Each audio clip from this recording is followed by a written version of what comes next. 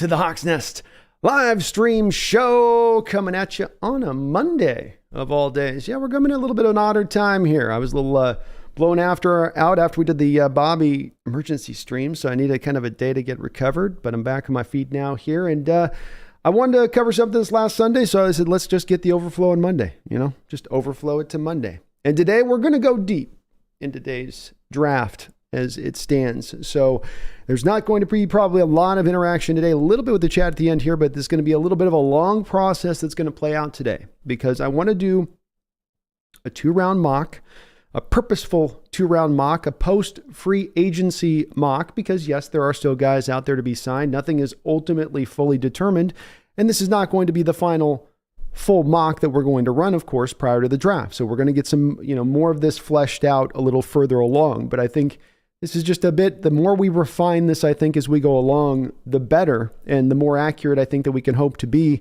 in regards to who Seattle really does truly look to draft at that point.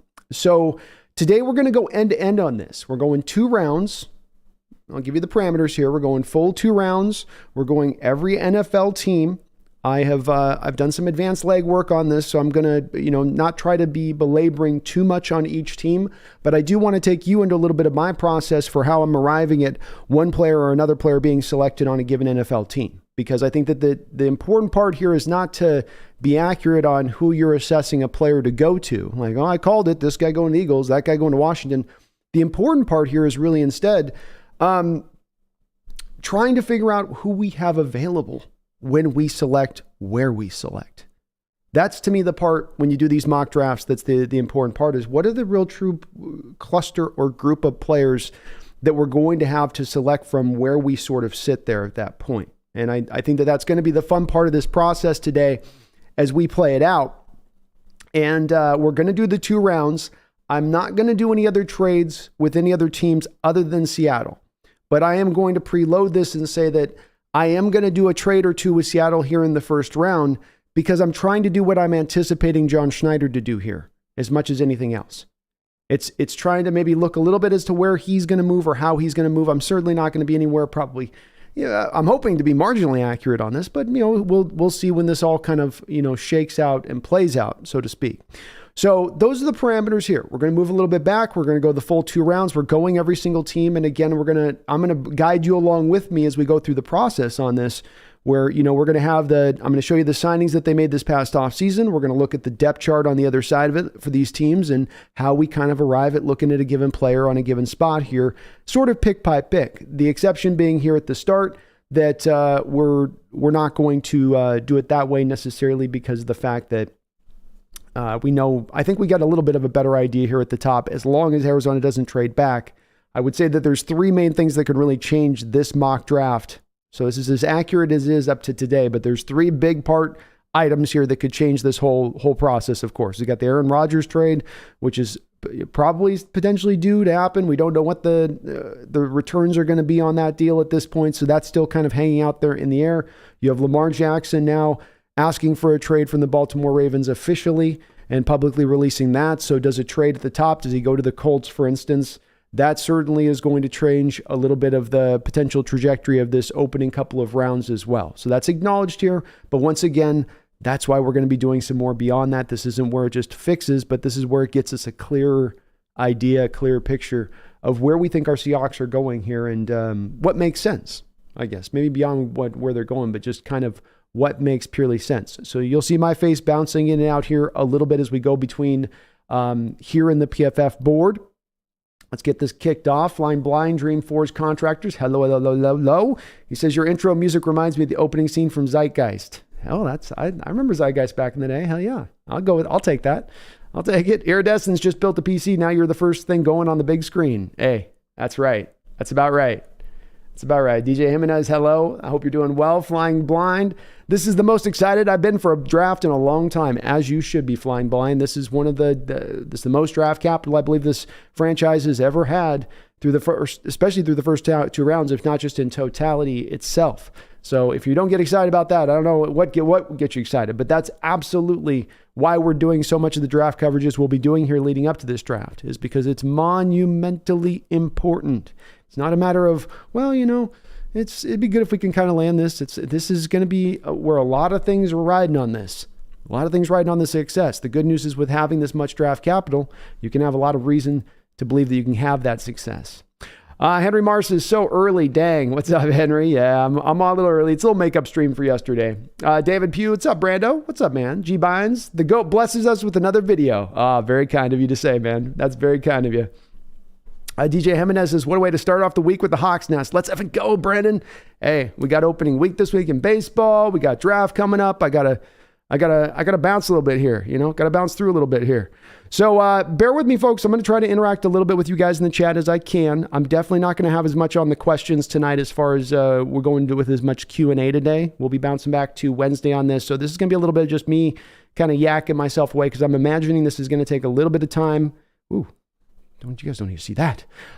This is going to take a little bit of time to get this taken care of. So let's bounce over to here.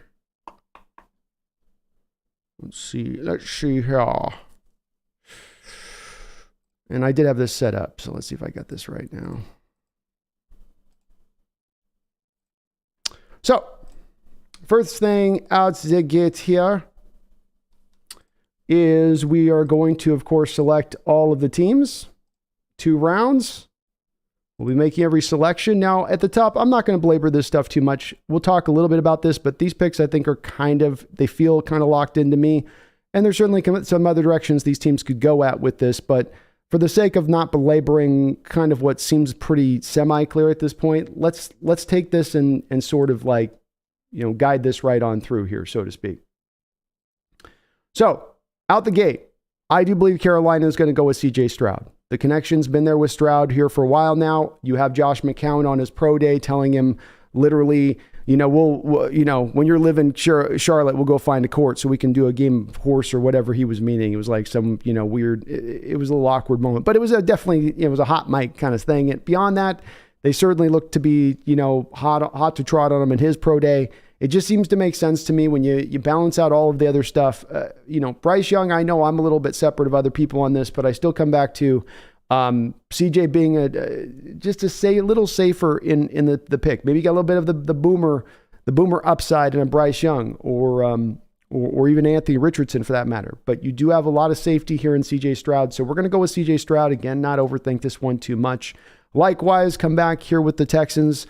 I don't think you overthink this one too much if you're the Texans. I think you look at it and you go, okay, they've been connected for Bryce Young for a while. Let's not upset this connection at this point in time. Let's go ahead and draft Bryce Young. Next up, as I said, I'm not going to anticipate the Cardinals trading back in this draft. I do think that they will do so eventually, but I just don't yet have a feeling enough that they're really as in on absolutely being 100% on board with doing it. They've got a defensive-minded head coach they just brought in, and they do need a lot of help on the defensive side of the ball there. Recent years, you've had Watt, you've had Chandler Jones going out the door. They've lost Hassan Reddick, who's gone on to be a really good player there for the Eagles. So I'm going to give them Will Anderson here because I think that that's the one that stands out if they're going to stand pat, who they probably take. So Will Anderson goes to the Cardinals at 3. This then brings up the Colts at 4. Now, the Colts may be in on Richardson. They may be on Levis here. I think for our purposes, as far as the Seahawks go, it doesn't really matter one way or the other because all we wanted to look to do is to have a quarterback land to us at 5 of one of the top 4, sacred 4, and then be able to move that guy then appropriately in the right position, be able to then move that to a quarterback-hungry team, right? Get that to a quarterback-hungry team, pick up those extra picks. So we've got Indianapolis on the clock at this point. I'm going to go ahead and have them take Will Levis. Just, again, could be Anthony Richardson here, but let's just go Levis for the sake of it. Actually, you know what? We'll go the opposite way here. We'll go Richardson just for the hell of it. That puts the Seahawks on the clock. Oh, now it gets interesting, doesn't it? Starts getting a little bit interesting here. What's he going to do? What you going to do, brother? Oh, wow. Ooh. All right.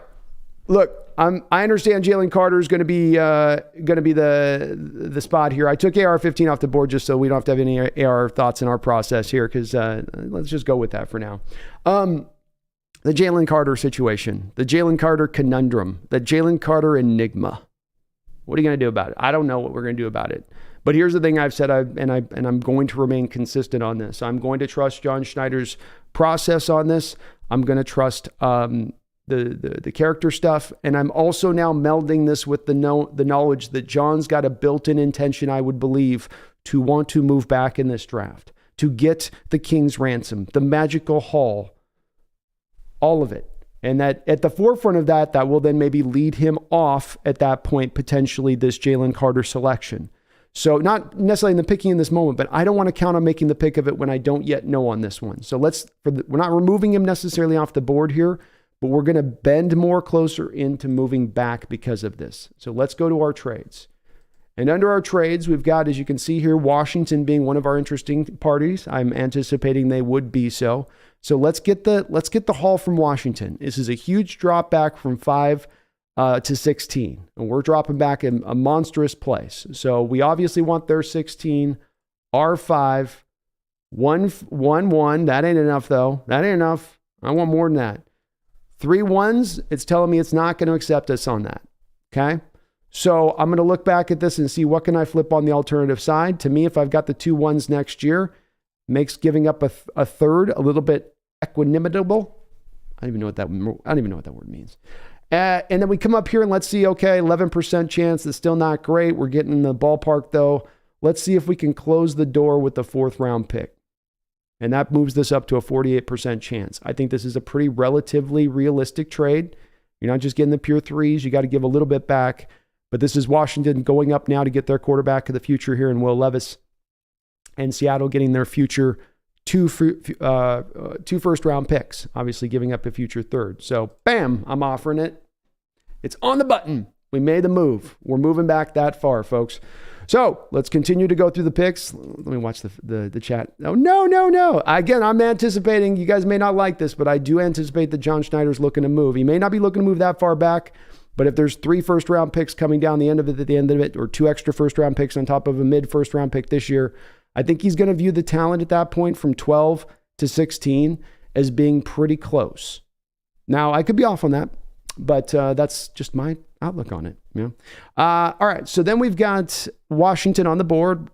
Easy peasy here. They go with Will Levis. This takes us to the Detroit Lions. Okay.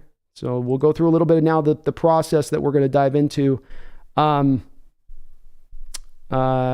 get the question, the plan. Just stay with me, folks, before we totally hate and get angry completely with the moves.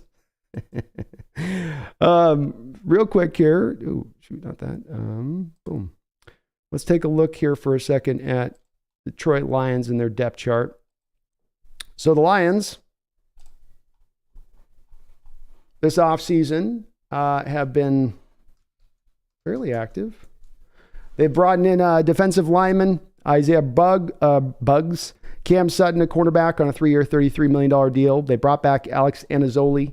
David Montgomery, a running back's been brought back into the room for them. Emmanuel Mosley, looks like they're going to find their other starting cornerback here.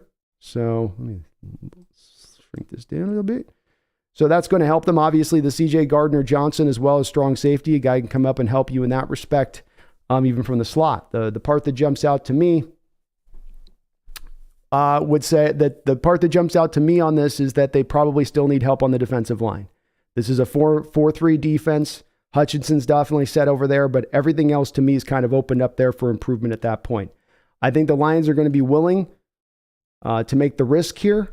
So I'm going to make the call on this one that the Lions are going to go with Jalen Carter and take that risk. Again, bear with me here, guys. There's a lot of moving parts today. I don't have a producer. So let's go with Jalen Carter. Boom. Now we get to the Raiders.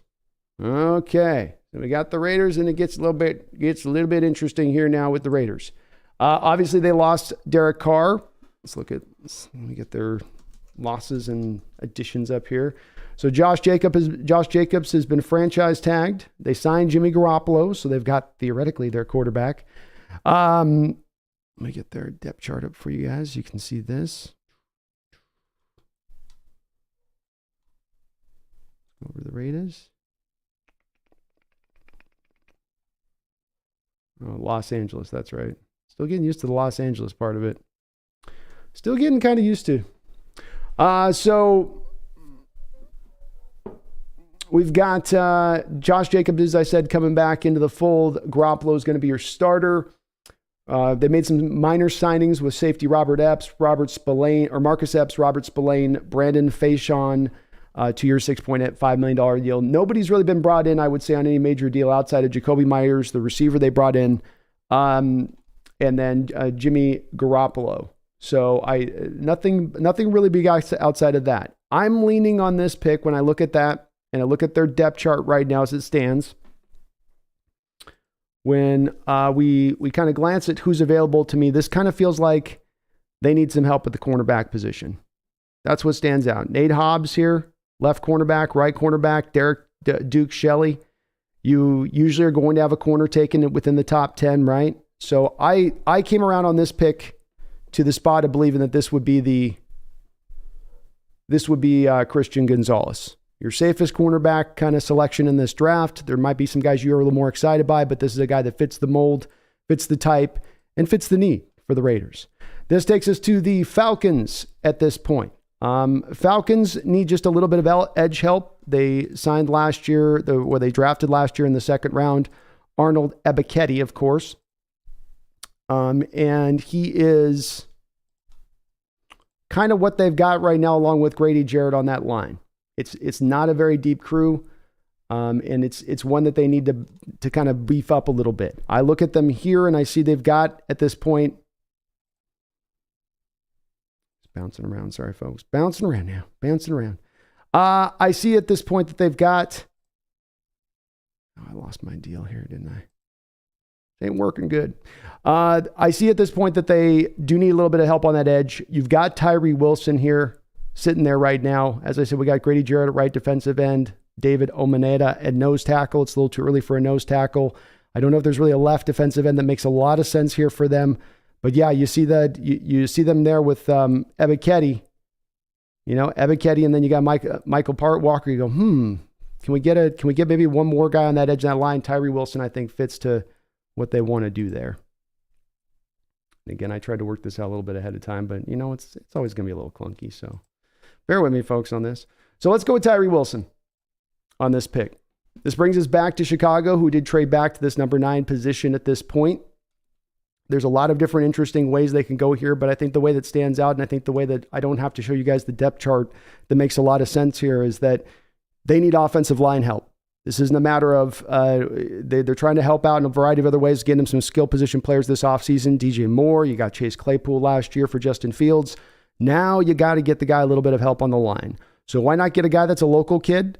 Why not get a guy that can play just all over that offensive line? So wherever you're going to basically need to have a need, he can fill in for. I feel like they've addressed the receiver position this offseason with the DJ Moore situation. So that doesn't really take as much. That takes off the board for me. Certainly cornerback here could be potentially a pick, but I think the Bears would look at that and say, we can get a cornerback later. We don't know if we can get this offensive lineman of this quality later that we can right now. So we're going to go with Peter Skoronski on this one. Again, a few of these picks I don't think take as much thinking through as far as how would you get to that spot. Now this one might be a little bit more of a difficult one. You've got the Eagles at this point in a position. Get me over to my Philadelphia Eagles. Thank you.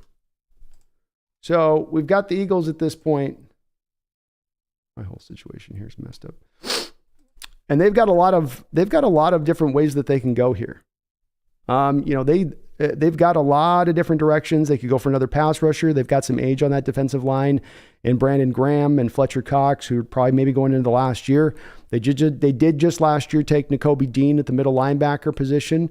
So they probably feel a little bit okay about that for the most part. I don't think that looks like that's a place they're at. This is definitely a pick that you could have looked at, I think, if we're talking a month ago even, and said, well, running back, they might just take Bijan Robinson here. That's the selection. Let's go with that.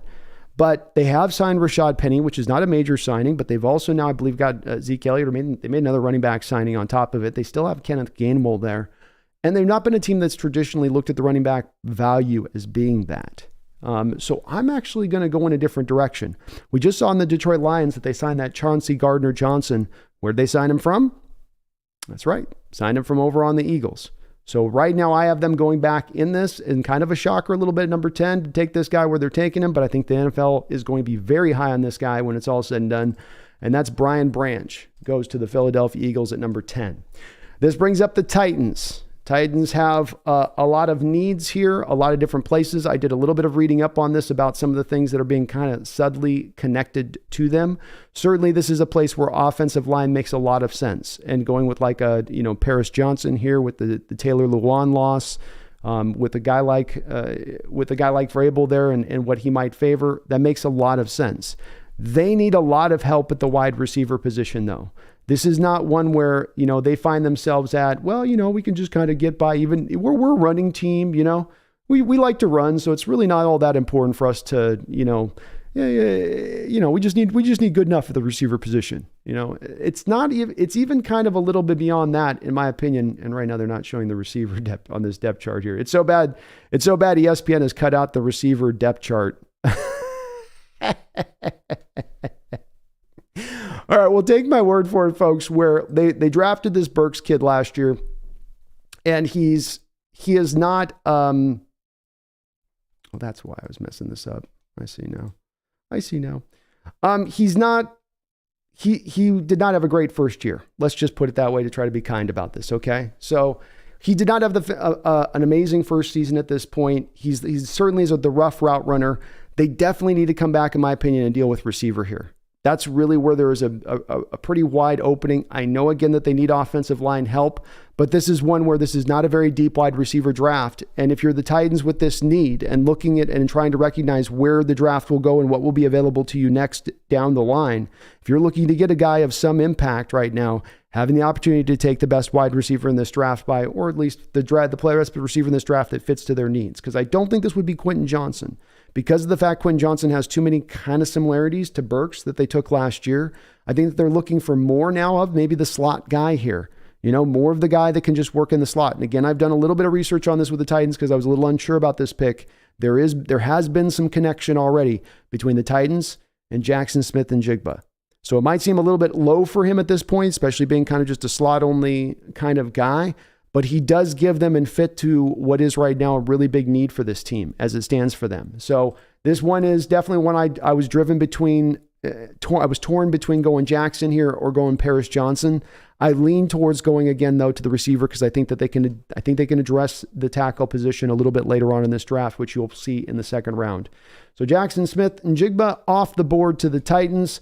This brings us up to the Texans. And the Texans here are actually going to go back-to-back with a wide receiver here, in my opinion.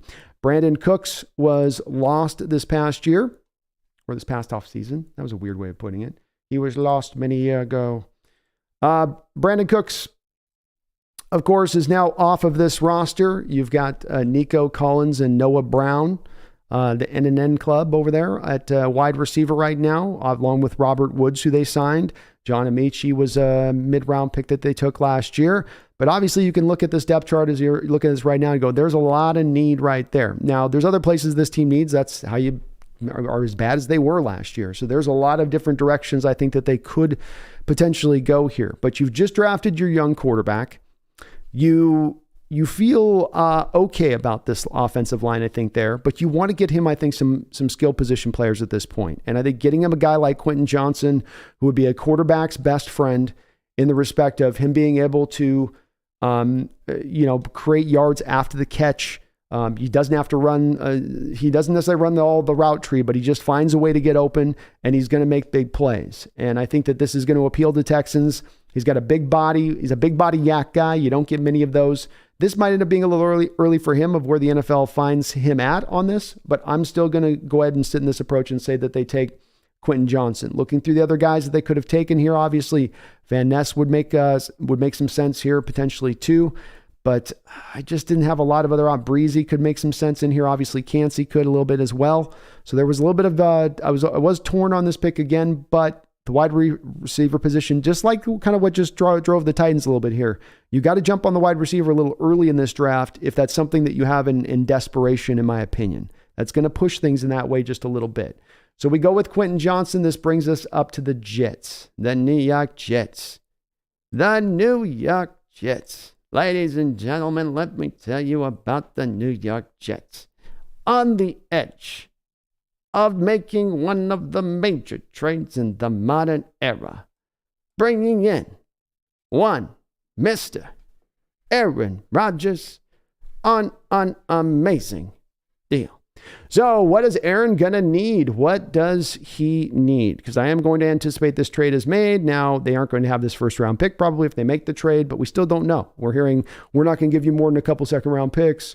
We're not going to. So again, I'm not going to anticipate quite yet on the Aaron thing, though we are believing that this is going to happen at some point. Now, ESPN still has Corey Davis here on their roster, but Corey Davis is due to be released. They just made the trade with Elijah Moore as well. So they are a little bit lighter now with the receiver core than they were before. It's kind of Denzel Mims and Garrett Wilson at this point. But this is a very solid Jets roster when you actually look up and down through and where they're covered at and what they have taken care of. There's not a lot of open needs here as you look at it. It makes a lot of sense, quite frankly, of why they're looking at Rodgers here, where they just need, not Rodgers playing MVP level, but just playing at a decent quarterback place. What really makes this as well really tough, in my opinion, here is let's see if I can get this right here. Yeah, there we go.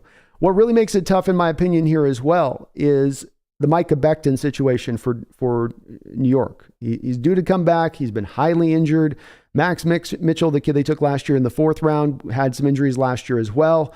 So this is very much one where I looked at this situation and I said, okay, you've got Aaron Rodgers coming in. You're going to want to keep this guy protected. You're going to want to make sure you keep him upright. You don't want him under a ton of duress here. He's not going to move like he once did. He's not going to be able to take hits like he once did. So we've got to soup this offensive line up a bit. And while Max Mitchell was a 4th round pick that showed some promise last year, that's not enough to prevent me at that point from looking instead to going back and addressing the tackle position, especially when it's for the insurance purposes of dealing with what is the, I'm sorry, you guys can't see that part. My bad. I don't know why it's not showing up in the way I want it to show up here.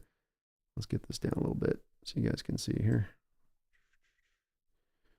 So I'm going to lean in on this one. And again, I told you guys, it's going to take a long time today. So if you guys are looking on questions or anything, I'm probably not going to bounce over much to the questions today. It's just going to be just on this draft and trying to kind of break this down as well as I can. I could be off on this as well. I'm trying to get to the depths I can with it. So I'm going to go with Anton Harrison here. He is the best tackle on the board. If you go through these options right now, DeJuan Jones, I think, doesn't quite make any sense this early. Not really there with it. Steve Avilia's, no, they don't need help at guard. So you can see right now kind of far and away with the value you have on the board. I mean, we can go to the second plane here, but you get down to like Matt Bergeron type here or Darnell Wright at this point. And Darnell Wright might be a guy they look out here as well. Like that wouldn't be out of contention either, right? Because that's certainly a guy that could be high on a lot of people's boards. But I think because Paris is a guy that can play both in that inside of the line and he gives him the left tackle. He gives him, it's a lot like Skoronski going to the Bears where he gives you some flexibility, which is nice to get in that, especially for an offensive line there with the New York Jets that lately has been quite beaten up lately, quite beaten up.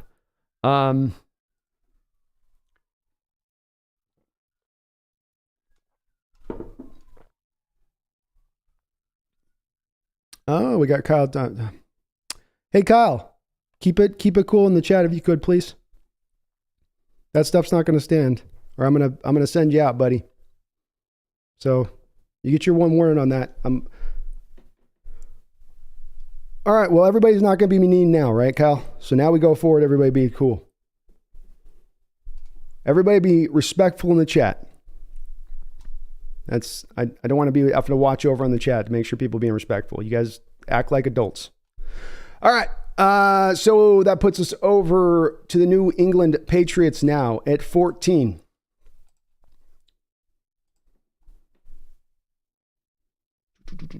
Boom.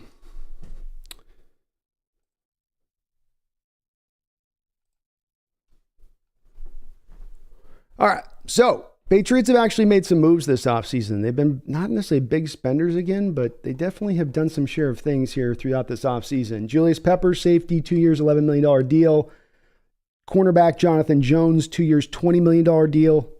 Riley Reif, 1 year, $5 million deal, a tackle. It's all good, Kyle. I just wanted to make sure I could see things starting to slip off the tracks there. So I just want to let's keep it on the tracks. You know what I mean, brother? Let's keep it on that track. That's all I'm asking for. We've got James Robinson, a 2-year, $8 million deal, running back, which, again, I don't think that necessarily solidifies them fully at running back, but it just kind of reinforces some things. Brought back Matt Slater. No real big signings. Juju Smith-Schuster. I thought the hilarious signing of the offseason for me is the Patriots letting go of Jacoby Myers and then signing Juju Smith-Schuster to the exact same contract that Jacoby Myers signed with the Raiders. Very, very Bill Belichick-like move right there on that one, I'll tell you that. So they've got some still holes and openings. They've addressed some things. But where do they stand right now? Well, the offensive line, Reef is certainly, I don't think, cemented himself there at right tackle on a 1-year, $5 million deal. They would, I think, be fine if he starts this upcoming year, but that doesn't necessarily lock them in. There is a little bit of a need, you would think, for receiver help, even signing Juju Smith-Schuster with Devontae Parker and Kendrick Bourne. But there is a lot of different directions that they can go. So, let's look at what they've got here available on the list with their needs. And I think certainly right now, corner makes a lot of sense here. Edge doesn't make as much sense with Van Ness because I think he's more of a pure 4-3 defensive end. I don't know if Kalijah Cansey fits to the model of 3-4 guys that Belichick has tended to favor in the past. They did just sign the cornerbacks again, so corner's a possibility here, but they did sign the corner. That was one of the few big money deals that they actually did make. And then you do have Brian Breesy, who would maybe fit a little bit more closer to what they would look at. But here's the guy I'm going to go with. And that is that I think that they need some edge help. When we looked at that, you've got Judon coming off the edge on one side. It would be great to have another guy off the other side that's Judon-like in his abilities a little bit. So I'm going to go with Nolan Smith here to the Patriots. I think that makes a lot of sense. The Packers coming up, and the Packers are going to be one of my teams now that's going to be a shocker here in the draft pick in what I'm going to do with them. And so this is going to be maybe a bit of a controversial pick on this one. But something stood out when I looked at Green Bay as far as what they had on the roster and what they were dealing with that just kind of was interesting to me. And that was that the tight end position's really not great. There's not even Tunyon there now, right? Joshua DeGuara, Tyler Davis. Certainly they could use some help here with the receiver core, but you've already had a couple of the receivers taken off the board. Do they want to go with Jordan Addison here? Do they want to go with Zay Flowers here? I don't think so. And again, anticipating that this is probably post potentially a Rodgers trade. Now, defensively, they're pretty well set up. They need a nose tackle. TJ Slayton's not necessarily, I think, embedded himself there, but they feel pretty good with last year's Devontae White out of Georgia at right defensive end, and Kenny Clark is definitely a stalwart there. Linebacker as well, fairly okay for the most part. Quay Walker, you drafted last year, so you're feeling good there. They're fairly solidly put. A strong safety could make some sense here, but there's really not a strong safety that's worthwhile of value on the board if I'm the Packers where I'm picking here. So this took me to the place where there was going to be a little bit of a shocker here. Now, I don't have any connection on this one to hear that they've connected to him or not, but I have heard this guy is rising up the boards very, very quickly. I'm going to go to page 2 on this one, and it's to a lot of your fan favorite player. I think he's going to maybe potentially even go this high in the draft, and that is one Darnell Washington going to the Green Bay Packers. Packers want balance. They want to run the ball, and they want to throw. They're not just looking for the pass-catching tight end. They want the do-it-all kind of guy, and that is, to me, Darnell Washington at that point, if you're looking at it. I think that's as good as any pick they had here on the board, as you saw. There's some other spots here that fit kind of things that they need, but most of what's here on the top of the board as far as players are concerned are for positions they already have filled. And I still at this point firmly believe Darnell is going to be the first tight end off the board, so I took Michael Mayer off. I guess Maze Smith could make some sense, but this feels far, far too early for him. He doesn't provide the upside of Darnell Washington to me. So I went through this list, and I just kind of, as I was looking at it, I kept coming back to the fact that, boy, the tight end with Darnell makes a lot of sense here to me. They certainly can maybe go linebacker to pair up with Devondre, right? Devondre Campbell. But they've done that with Quay Walker kind of. So they're sort of set there. So I came back. I took Darnell Washington. This brings our Seattle Seahawks onto the board with a lot of guys to pick from and some very interesting selections to go through here. Now, this is, again, a place where you guys are going to go a little bit angry, I'm sure, with me a little bit, but this is going to potentially be another minor trade back for me in a second, as I want to pick up another second-round pick. But I think we're going to just draft our player here, and we'll do that in a second on the next pick. So I went through this is the important part to me of a little bit of this potential play out of how this could go. And not all these guys are going to maybe go ahead, but I think a lot of these guys go, I'd say at least 80% once come draft day of these players are going to go off the board. If we do trade back to 16, this would be a little bit of what is available to you at that point.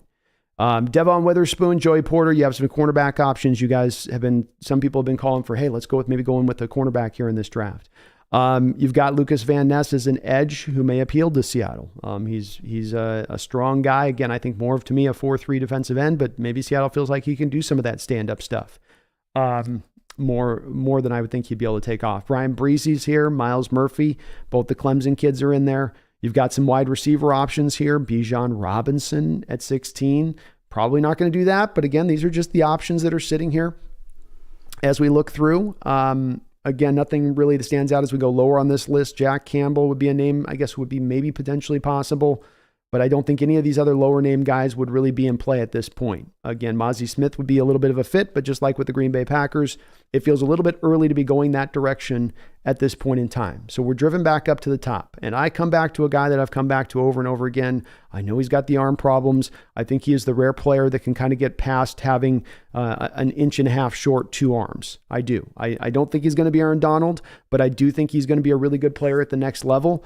And I think he could help this defensive line out. And I love him especially as a penetrating defensive lineman. That's the really thing that jumps out to me is he's a guy that's going to knife into that backfield. He's going to wreck the play before it even starts. And I know, again, the arm length is going to push some people off here on this, but at 16, I think there's good value in on this for this. And I really trust that he's going to be a good player in this league, and that's going to be Kalijah Cansey. So I'm going to go with Cansey here. Again, I know some of you aren't going to like these picks, but that's my pick. That's who I'm going with. This brings us up to the Steelers. And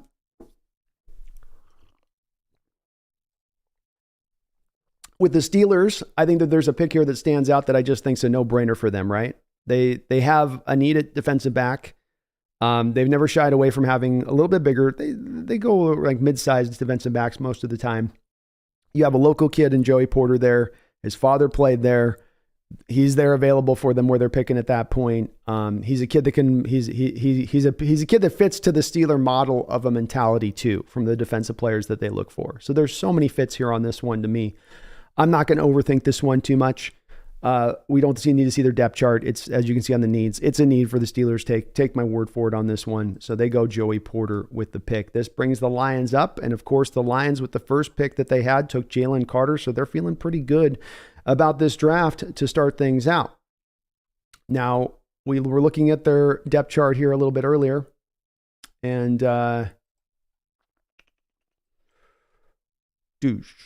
we were looking at their depth chart here. And so now they've got basically their 3 tech in their defense and Jalen Carter. They could use a little bit more edge help to me. They did sign a cornerback here recently, but they didn't sign in like crazy money, right? But I do come back to the edge. And the part that I'm driven to in my mind and wondering on this one is if it would make sense, is that they don't have a lot of depth at edge right now. Both the Akawara brothers are, they're kind of mid. So you're really not. Charles Harris isn't insanely established there. You need to get your defense rolling to me. You feel good about your offensive line. This is another place where maybe wide receiver could make some sense, but do you want to take Jordan Addison this early? Do you want to take Zay Flowers this early? I keep thinking if I'm a general manager in this spot, no, I don't. That just feels too early for those guys, the size that they have, and all of that. They're really good players, but it just feels just a tiny bit hair early at this point in time. Tight end Brock Wright. I guess there could be a potential. You look at Michael Mayer here as well, right? That's certainly a spot here that could fit up here as a pick. But I came back again to the edge in the defense and getting this defense kind of fixed all the way through. And if you were to go again now with defensive end, if you were to go here, take a look at these picks with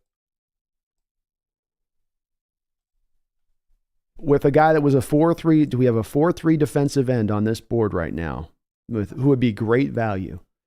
Looks like we do, don't we? And I'm not talking about Miles Murphy. We've got Lucas Van Ness. So now I match up Lucas Van Ness with Aiden Hutchinson, and I got Jalen Carter on the inside. Look out for Detroit. This brings us to the Tampa Bay Buccaneers. Tampa Bay Buccaneers. Let me get my next thing up here.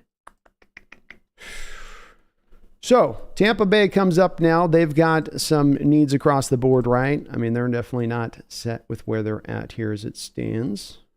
Doosh. Let me get over here to this. And let's take that out. Okay. So, they're sitting pretty good, I think, as far as their 3-4. Logan Hall, Vita Vea, Greg Gaines, they're good there. Joe Tryon on one side. Shaquille Barrett still coming from the other edge. Their linebackers. Defense is in still pretty solid state here, isn't it? Cornerbacks, Carlton Davis, Jamil Dean. Everything still looks pretty good right there. You're missing the free safety here. I don't know, ESPN must be having some glitches. But they are needing a little bit, I think, of a free safety type to match up there with Winfield. I think Winfield can do a both, a little bit of free safety and strong a bit. But then when we come to the offensive side of the ball, I think this is the place that makes the most sense here at this point, which is they obviously need to address the offensive line. And I think in particular, you can see here they need the tackle. Justin Skoll, Tristan Wirfs fine. You'd love to keep, I think, ideally Justin Wirfs over on the right side. And, I guess if you have to, you can move him, or if you think he's capable. I think he was always a right guy, though, going even all the way back to Iowa, if I'm not mistaken. So I'm going to go and, again, not overthink this too much on this pick. Let's go with Anton Harrison of Oklahoma. I think he's kind of the best guy on the board here for this. You could look DeJuan Jones, but he's a pure right guy. I think Anton gives you a little bit of ability to maybe be playing left side, and so you can keep Tristan Wirfs over on the right side at that point. There's really not another tackle here who makes sense. And when I look at these other positions, I just don't think that they fit to necessarily their needs right now as significantly. Kind of just feels like to me of like, no, you're pretty good all the way down the line here. But there's definitely, this is one that stands out as a place you have a real dire need right now at tackle. So let's go Anton Harrison. This brings Seattle back up on the board. And so Seattle is on the board at 20. And I'm going to go back to, I'll try to make this realistic. Let's go Cowboys pick. Can I get a third? No. I don't want to go back that far. All right. So let's see, the Giants will flip from us 20 to 25 with the Giants. Again, I'm thinking Snyder is going to be active in this first round. I know that many of you are going to bring out the knives on me on this one. Just don't stab too deep. So I'm gonna anticipate a little bit of a move back here. 5 spots back. Seahawks pick an extra second round pick up in this draft. I think they would like to do that in general here. Small chance of the trade being offered. Oh, at 32% chance gets it through. So this will move the Giants up into our spot now, into their selection. And again, I know that you guys aren't liking this, but I think Schneider's going to be moving a little bit here in this draft with this. Just a little bit. Just a wee bit. Sorry, let me get my notes up here on this. Okay, so we've got the Giants now up, wide receiver, center, linebacker. Definitely some needs here. I think that this is the place that they trade up for to go for a receiver, actually. And it's probably one of Zay Flowers or Jordan Addison. I'm going to go right now for Jordan Addison as the guy that they select. But I do think that right now you look at where they stand wide receiver core, that's been one of the real dire elements. They had, of course, Kadarius Toney that flamed out for them a couple years ago in the second round that they had to trade to Kansas City. This has remained a place that's been just a weakness for them that I feel like they're going to get into this draft to address first and foremost. They've been dealing with the offensive line in recent years, so now it's time to go after and get a little bit of the wide receiver core handled as well here. So they're going to go with Jordan Addison on this pick. The Dolphins, of course, forfeited their pick for being very naughty, very, very naughty. This would bring us to the Chargers at this pick, and the Chargers, to me, with Austin Eckler, stands out here as they definitely need some wide receiver help here too. Nick Mooman, yep, Devin's still on the board at this point. Devin Witherspoon's top guy on the board. And I have him go, but I just can't quite find the fit yet. So when we look at, where were we at with this? Chargers, right? Right, Chargers, yeah. So when we look at the Chargers, they've got an interesting roster. They were, I believe, able to restructure and keep Khalil Mack. So Bosa and Mack are in play. They've got their defensive line in relatively okay order. Certainly would love to get a nose tackle like a lot of these teams, but as I said before, this is still a little too early for that. J.C. Jackson was their big signing last year as the cornerback who didn't do great for them, but I think they're just kind of married to him on that point. Asante Samuel's solid over on the other side. They could certainly get a little bit maybe more free safety help with Alohi Gilman, but there's not a safe free safety really worthy here, in my opinion, to pick at this spot. Wide receiver could be a bit of a need here. Keenan Allen's getting older. Mike Williams has been injured quite a bit. Josh Palmer's been kind of somewhat solid for them, I suppose. So I was kind of torn a bunch of different directions with this one. Joshua Kelly's been an okay backup for Austin Eckler, but I don't think that he's necessarily tore it up either. And Austin Eckler's already talking about wanting a new contract and that there might be some potential issues there. So I actually go in this direction with Bijan Robinson. I'm going to pair Justin Herbert up with Bijan. I think that that's them, potentially making even a move with Eckler at that point in conjunction with it.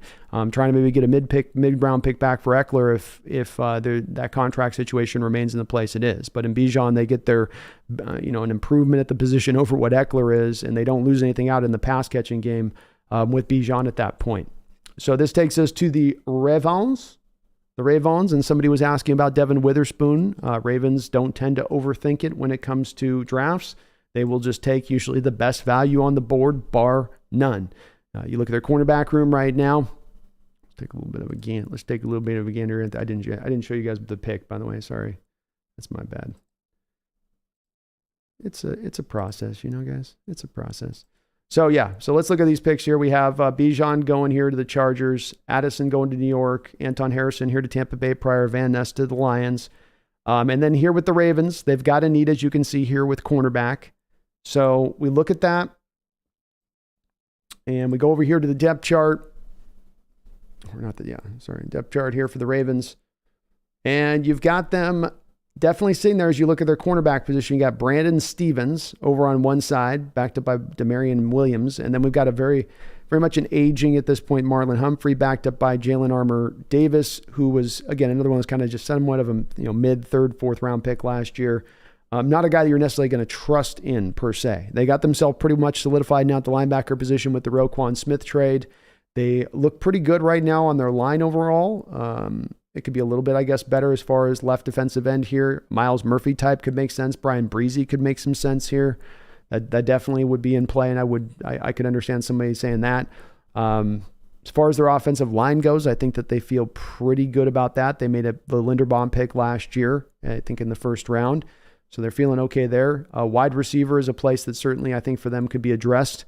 Some of this is going to be informed by what they do with Lamar Jackson, right? And that's the part that definitely could change a lot of this. I come back to, though, they do have a need at corner. The value is there with Witherspoon sitting here on the board at 22. Just can't pass that by at that point. They've got to do it, in my opinion. So let's go to the PFF selection. So we're going to go with Devin Witherspoon. Will be this pick here. This goes now to the Vikings. Now, we all know the Minnesota Vikings need themselves a lot of defensive help at this point, don't they? They had themselves a pretty rough season last year.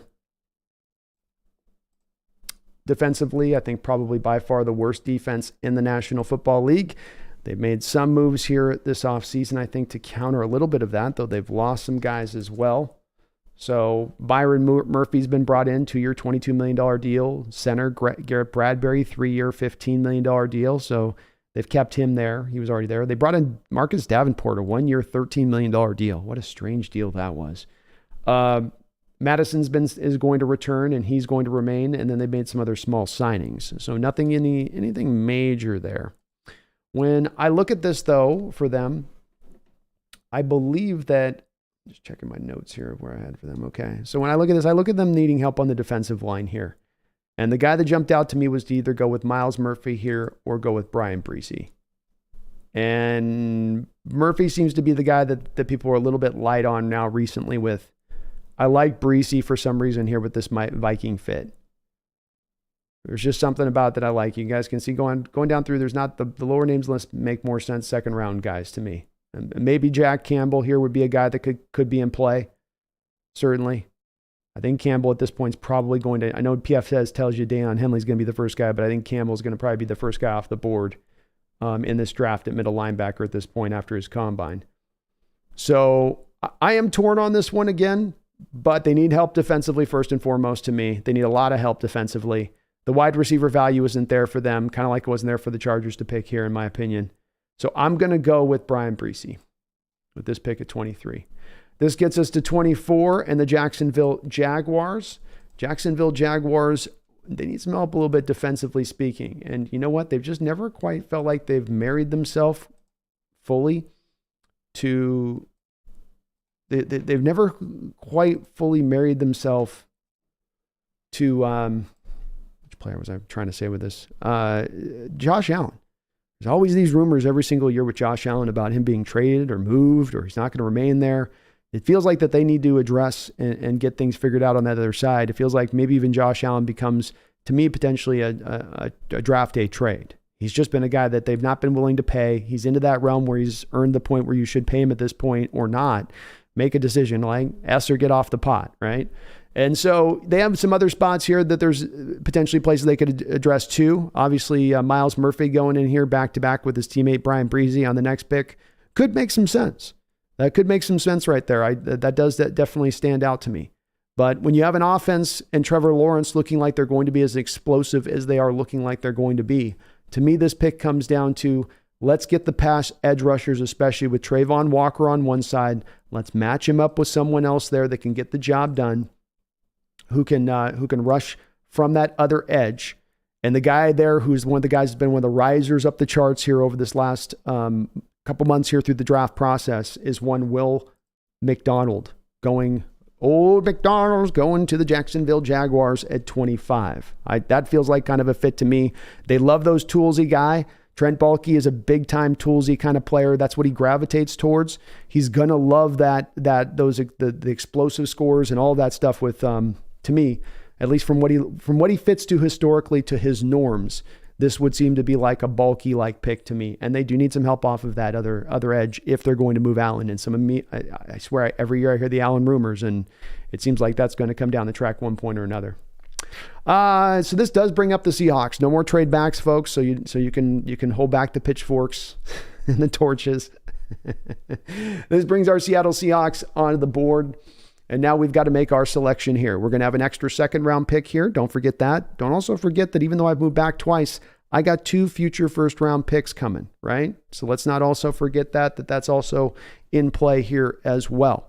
So I was going through a lot of different items last night when I was sitting here at this spot thinking this through. I was turning over a lot of different items. Obviously, Zay Flowers is there. You could go maybe receiver. You got DeJuan Jones, right tackle. That's not going to work. Maze Smith again is here, but that again does feel a little early for the first round. A little early. Dan Henley, love him just like Maze Smith, but does feel a little bit early for the first round. It just kind of does. And I went through these names and I went Luke Wilper, okay. And certainly here you could make the John Michael Schmitz pick as well. But I'm going to go outside the box. There's a player that the Seattle Seahawks have met with. There's a player the Seattle Seahawks have met with. And many people, I think, have been inversing this rather than reversing it. And what they've done with this player that the Seahawks have met with is that they've thought that he's to come in and push another player out of their position. And I've long wondered why is it not able to work in an inverse fashion? Why is it not that he would be brought in for the player who's already started to cement himself as a really solid starter in this league? Why not this guy be moved inside? And so I know that there's a draw here to maybe go with John Michael Schmitz, but I think that there's a more of a favoring, especially with the Evan Brown signing, to look at a guy here.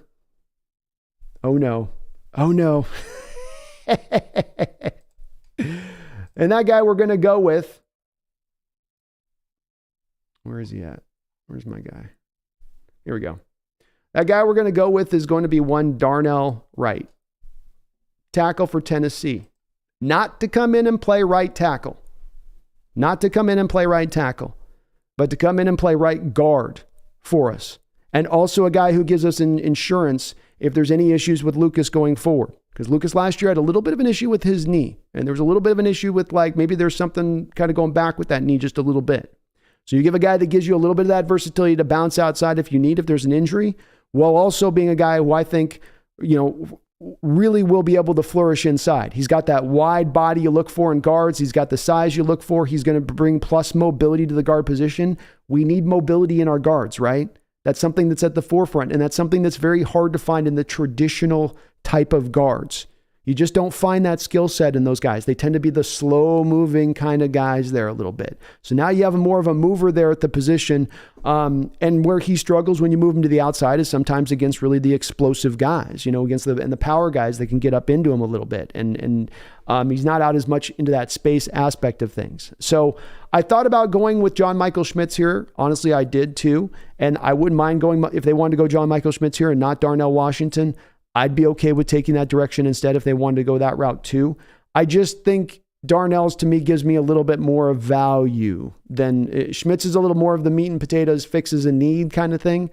Wright gives me a little bit more value, which drew me into that. And I've long suspected where people think they're going to move Lucas inside, to me, you're moving Wright inside. I think that's what you're doing instead, because Lucas to me has kind of put himself out there as that, de facto starter a little bit in that realm. So we've got both of our two lines dealt with at the rip here, right? At the start. Being that we went with our first pick when I selected at number 16 with Kalijah Cansey. We've come back with Darnell Wright. So we got a right guard. We got one of our defensive ends in this new defense dealt with. And I do think there's value there with it. There's some other guys I could have gone with. Middle linebacker. I'm seeing some questions in the chat about that. Why not middle linebacker? Because I think I can get a middle linebacker later. I don't think I got to take Trenton Simpson or Jack Campbell here, because I think with the 3 second-round picks I have, I can come back in the second round, I think, and I can go get a middle linebacker, and a good one that's very close to the guy I'm selecting here. I don't think there's going to be a guard that I'm going to be able to go find in that second round. Even just having Steve Avila there and available, he doesn't sell me that much. Osiris Torrance does sell me, because those guys, they might be good football players, folks, but those guys don't fit to the scheme that we have, which is we need to have the linemen, those guards have got to be able to move. They got to be able to get out in space. And if they can't do that, you're having to rip out whole sections of your playbook, kind of like we have, haven't we? You haven't watched us run very much of a traditional screen in recent years. Go look at the amount of carries our guys had and the amount of bubble screens our guys had last year. And we did a little bit better last year in bumping it up than recent years.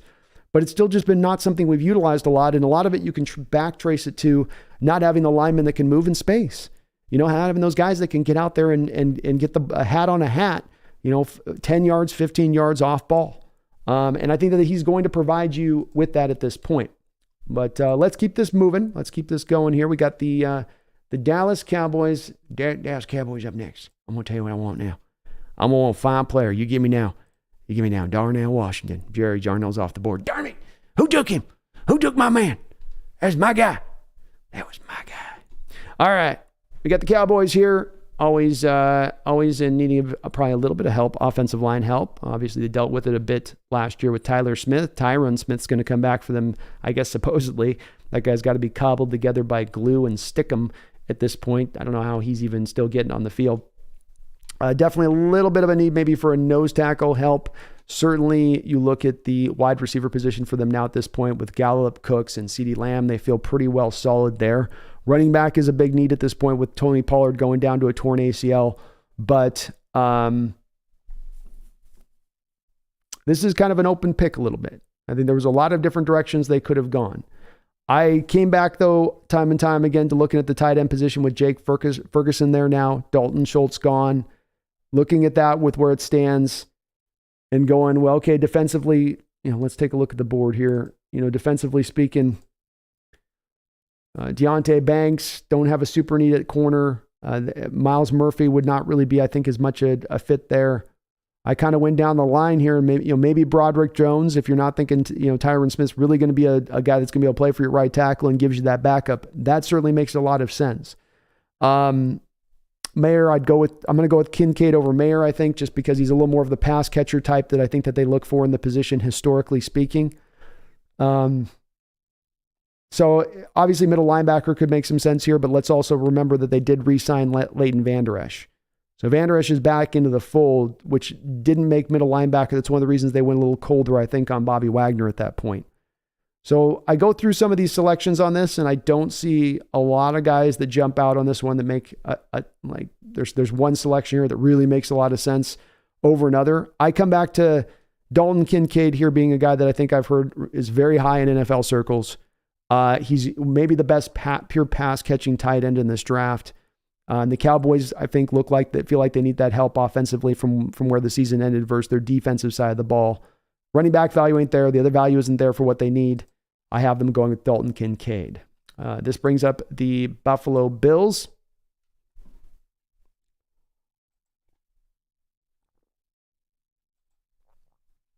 Let's get the Bills on here. And the Bills have a very solid roster they're bringing back into the fray, of course. Stephon Diggs, Gabe Davis, good wide receivers on the edge.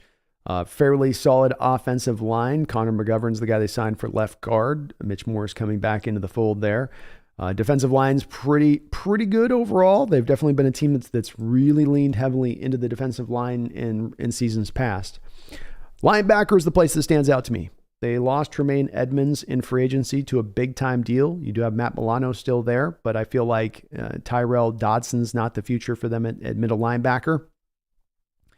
And when I went through and looked at this draft, or we look at where we're at right now in this draft here and where their needs are, cornerback could make some sense here. As you're seeing there, that is a spot that they're pointing to a little bit. Though,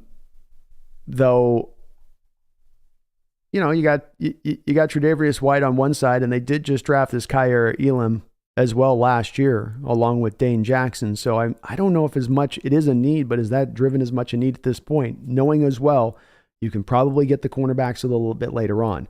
Is there a position that you might not be able to get later on if you're Buffalo here now, knowing you're going to be picking in the back of the second round versus where you're picking right now? And my answer to that is I think yes. And so where I think they're driven out to go to, the guy that I think that they would pick to is, let's just take the model of player who comps out to kind of Tremaine Edmonds. These guys are very similar size type of players. Some different skill set to him. Tremaine Edmonds could really run. Jack Campbell can't really run, but he's got some at least overall similarities in the player that he would bring to them. I'm going to go with Jack Campbell here. First linebacker off the board to the Buffalo Bills. Oh, shoot. Yeah, first linebacker off the board to the Buffalo Bills. Now, some may be saying Trent Simpson. There's a reason that you're seeing, for instance, on this draft board, Trent Simpson dropping down just a little bit. And that is that the team, to me, that drafts Trent Simpson is going to be more of the team that's looking to maybe feature him at times on that outside as an edge rusher. And when you want to look at what I think the Bills want from that linebacker is kind of more the big rugged guy in there, kind of can handle business. I'm making a guess. I'm making an educated guess on all of these things. I'm not saying I'm the grand poobah. I certainly can be wrong. I'm trying to do as much research in the background on this stuff that I'm delivering to you guys, where I'm not just pulling this out of my butt here a little bit, where I'm giving you guys stuff of what I've been reading on, what I've been just as far as putting my ear to the ground on. I do think Simpson's going to go soon. You'll see here in the next few picks, I have him probably going off the board. But I do think at this point, Campbell overtakes him a little bit more because his tape's better from the inside. Go backwards on Trent Simpson a little bit. You go back to the prior year in 2021 where he really popped. He was popping off of the edge, as this sort of this float around kind of player. Now last year you put him into more of the traditional inside middle linebacker role, and he doesn't look quite as dominant in that respect of things, or dominant period in that respect of things. So you're going to the guy that I think you have a little more of a solid ground with if you're the Bills. They need to get a little bit more of, we know what we're getting if we're in this pick, in my opinion, but we'll see if I'm right or wrong on this one.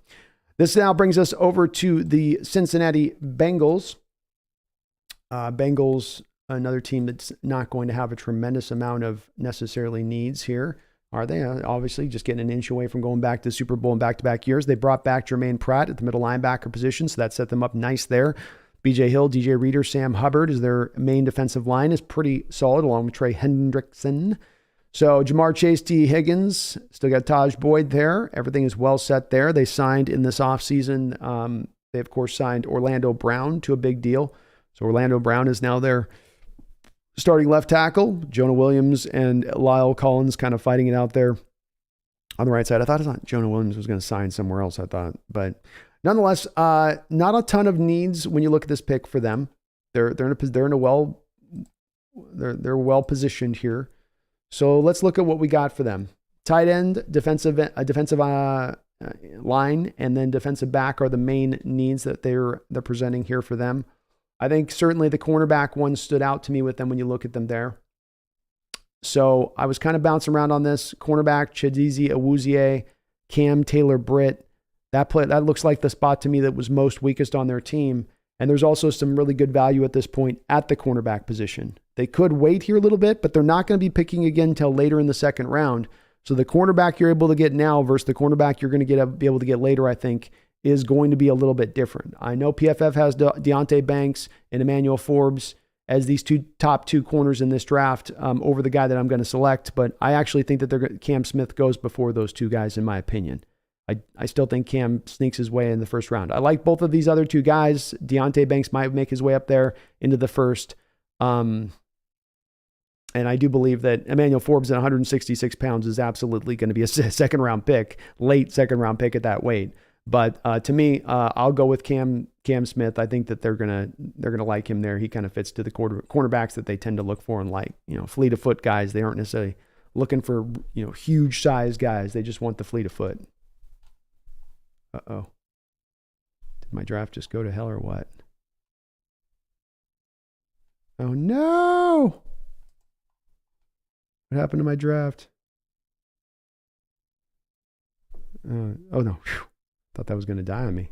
That was close.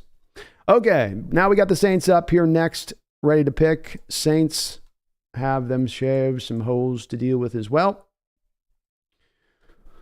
Let's bring up their board and take a little bit of a peek at them, shall we? So, Saints this offseason are going to get back Trevor Penning as their starting left tackle, who essentially get to go through his rookie year this next year. Olave, Thomas, all back into the fold there for them. They've got a pretty solid ball club. Of course, they did lose, as I said, Marcus Davenport in free agency to the Vikings on a one-year deal. Cameron Jordan's getting older there for them. There's obviously some need here if you look at this from a standpoint of their edge. They're definitely a little bit weaker from that standpoint of things. Paulson Adebo at the corner position is, I don't think, perfectly set. Lattimore's fine, but there's a couple of places for them to maybe address here with this pick. I do go back to, though, the loss of defensive end. The age of Cameron Jordan will maybe end up driving this pick a little bit more in the place of them looking at and again, the value on the board being Miles Murphy sitting there.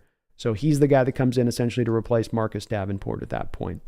The Philadelphia Eagles come up now, and they're going to be selecting, and the Eagles with the very first selection took Brian Branch in the first round. So this is their second first-round pick. Again, not with a lot of needs on this team. A lot of different directions they can go. They have been a team that has tended to favor interior offensive line play. And so, or just not offensive, even both lines. They like to go to both and keep both of them pretty beefed up. Last year, they went out, they took Jordan Davis from Georgia to kind of continue to beef that up. They're able to bring back some of the old dogs, Brandon Graham, Fletcher Cox. So I was looking at this pick, and as you look at their offensive line, another place that you know that they want to keep up to snuff. And the thing that jumps out to me with this offensive line here is that you have a guy in Kelsey that's likely to be playing his last year. Josh Stills is not embedded himself a right guard, right? Since Brandon Brooks has retired there, they've definitely had a little bit of a hole at right guard.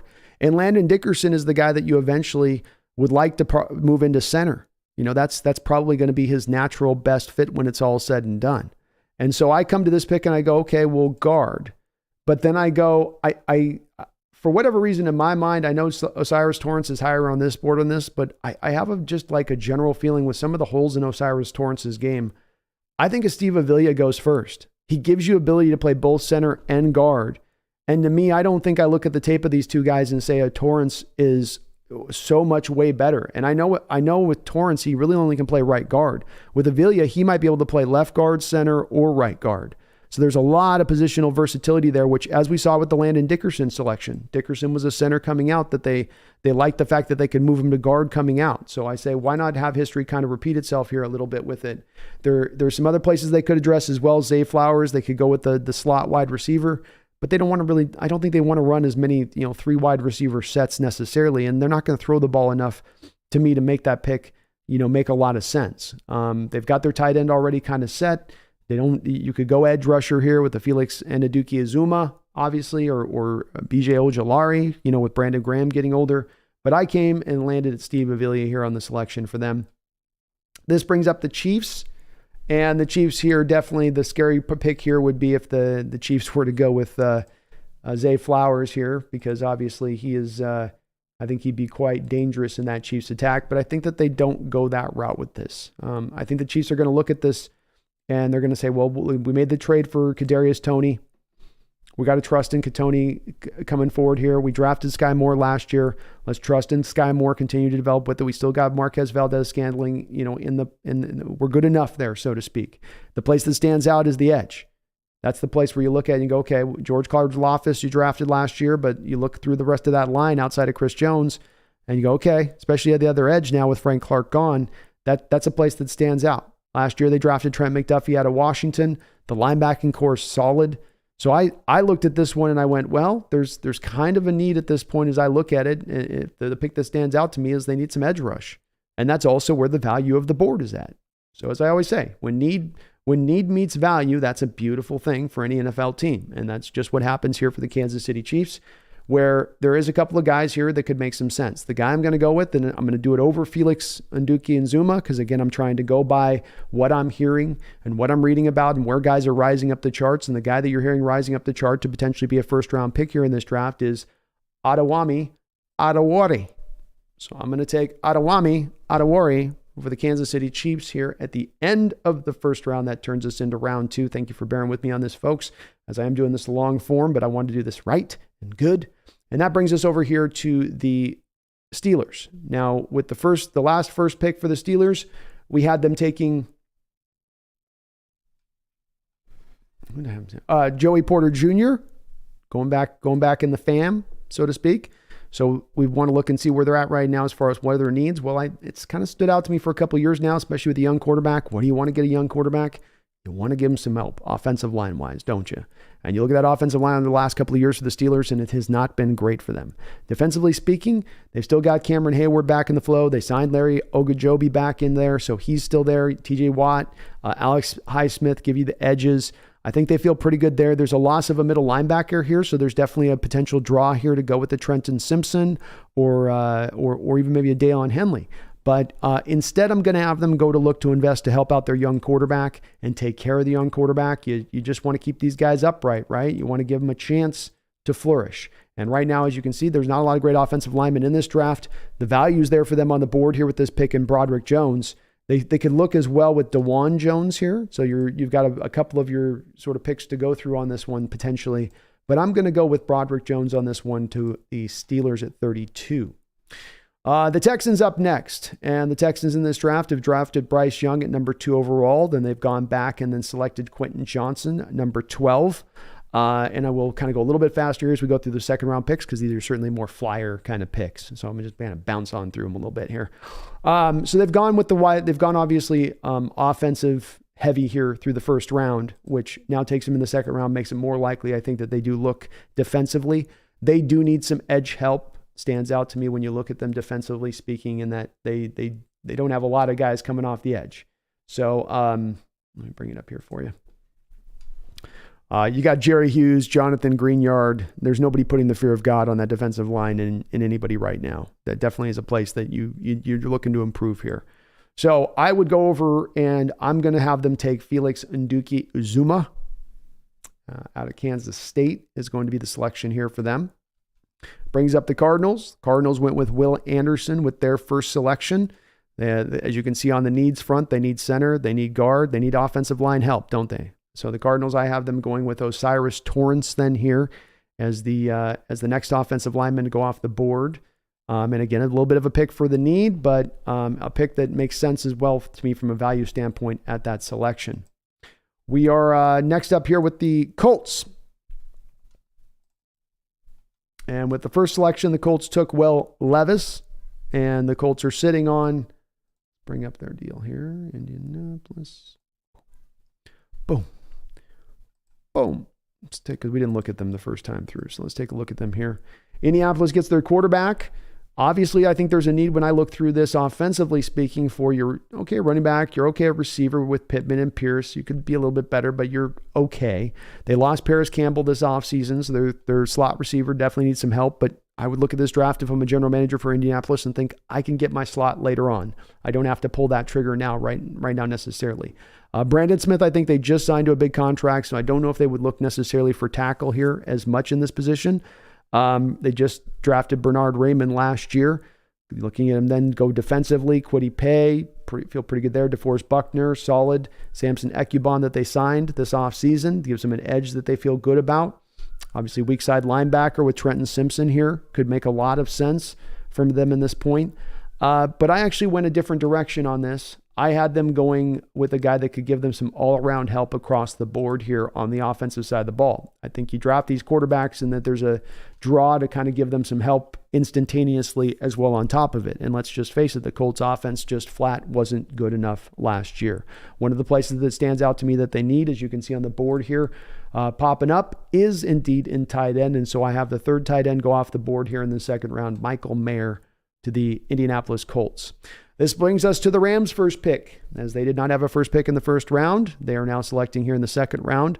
They have had a ton of losses this offseason as far as their defensive line is concerned. They need to get that thing beefed up. That stands out as a big-time need. Now, they've got a couple of other needs as well here, so it's not the only need. Obviously, they could potentially address even receiver here, right? Cam Akers, you could use a backup to him. Offensive line is not in the greatest of shape here. I mean, in many ways, this team is a team that stands out to you as, kind of semi-tanking a little bit next year. But you need a nose tackle. You need a left defensive end. Aaron Donald's still set at right defensive end. You definitely need linebackers. You don't have anything sitting there right now. So there's so many different, a multitude of ways that the Rams could go here in this direction of things. But another place that they need to go at and stands out to me here, and I don't know why this one feels just right to me, but you did lose as well on top of this, Jalen Ramsey. And that's a place to me that they've put value in the past and having great corners. This is a little bit about getting this starting to get set as you move forward a little bit. You're gonna be thrown on quite a bit next year. You're gonna need the guys on the back end. So again, there's a draw here a little bit to go linebacker, but I ended up when I looked at the value here, Maze Smith is the guy that I'm drawn to doing it. I have a hard time taking Maze Smith, even though he's a nose tackle and he's a need for them at this moment, just because it feels a little early. It feels a little early for a guy that's not going to give you any real pass rush. He'll be a great run-stuffing defensive lineman, and you need that in a division with teams like the Niners and the Seahawks. But I do go back to, again, a little bit of the need, and why not just being able to, kind of pick for the best player on the board at this point if I'm the Rams. It's not a matter of us adding one or two or three players at this point. We're turning this whole thing over. So now as we go into a rebuild state, it's just about grabbing the best, basically, value that was there on the board. And for me at this point, that's Deontay Banks. He's the number one guy here on this board. I don't have him as quite a high cornerback as much as PFF does, but I would also admit at this point that if you're getting him early in the second round at this point as a cornerback, that's pretty good. Some of these other guys below that are here, just not quite as much of the fit to what they need, I think. Just not quite as much of a fit, in my opinion of things. So we'll go with Deontay Banks going to the Rams there at 36. This brings our Seahawks onto the board. The Seahawks with a lot of interesting players to take a look at here now. A lot of interesting guys here to take a look at. Now, I'm in a bit of the same situation as the Rams were a second ago, aren't I? Where I like Maze Smith from a value standpoint here. I like Dan Henley from a standpoint here. But let's calculate this through a little bit now, okay? I've got 3 second-round picks with the trades that I've made. We've picked up 2 future first-round picks, right? Up until this point, we've drafted Kalijah Cansey and Darnell Wright. So now we're up on the board. We've dressed both lines. We can pick kind of whichever we want for the value at play here. And where's the value at play? And I'm driven, when I look at this pick, I'm kind of torn between 2 selection points. Maze Smith and Deion Henley. I'm really torn on these two. I go through these other list of players. Jahmyr Gibbs would be great, but it's almost, that's kind of like a luxury pick a little bit to be able to make that there. Edge just doesn't feel right for me with some of the edges that have already gone off the board at this point. Feels a little bit light from a value standpoint to attack it there. Obviously, like I said, running back with Charbonnet or Gibbs could make some sense, but again, you feel like there's just a bit of a bigger need, don't you? There's not there. Now, again, John Michael Schmitz, again, I was driven here with John Michael Schmitz to go at this spot. But I came back to thinking on this, and I was pulled on this one in the way. And again, I know I'm going to get some heat and some flack for it at this point, but boy, I'm just driven back over to going at, I'm more pulled, and I'm starting to get pulled back a different way on this one a little bit, but I think I'm going to, so I'm both of these sides pull me on this. This was the pick that I most struggled with, but I thought, you know what? Let's not overthink it at the end of the day. Let's go ahead and take John Michael Schmitz, center, with the next pick, and trust the process. Trust it. So we get John Michael Schmitz a center at that point. This takes us then to the Raiders. Raiders need offensive line help. So I have them then going for DeJuan Jones, big tackle. They've never shied away from big tackles in the past there, have the Raiders, in my opinion. So I don't think they do here. They need help. Remember Leatherwood, Alex Leatherwood, of course, failed tackle pick for them in recent years. You bring this guy to help things out a little bit and start to beef up that line just a little bit. Then we've got the Panthers. Panthers do need a little bit of wide receiver help, of course, having moved on from DJ Moore. We had the Panthers with the first pick.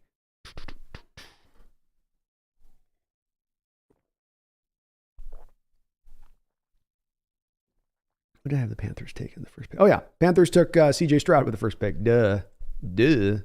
So we've got them taking the first round pick.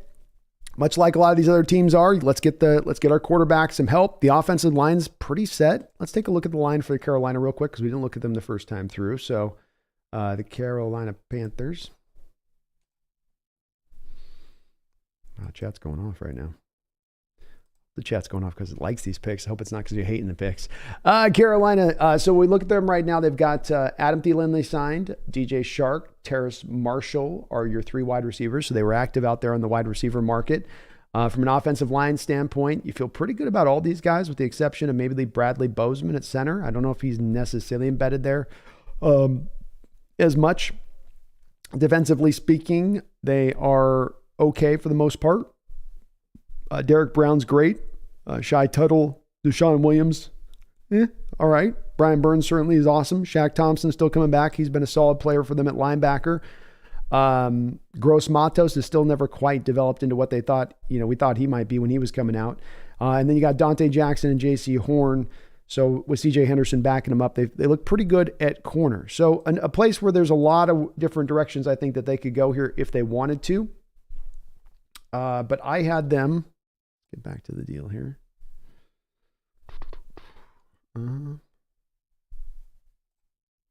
Sorry, guys. I know this isn't always the most fluid thing here today.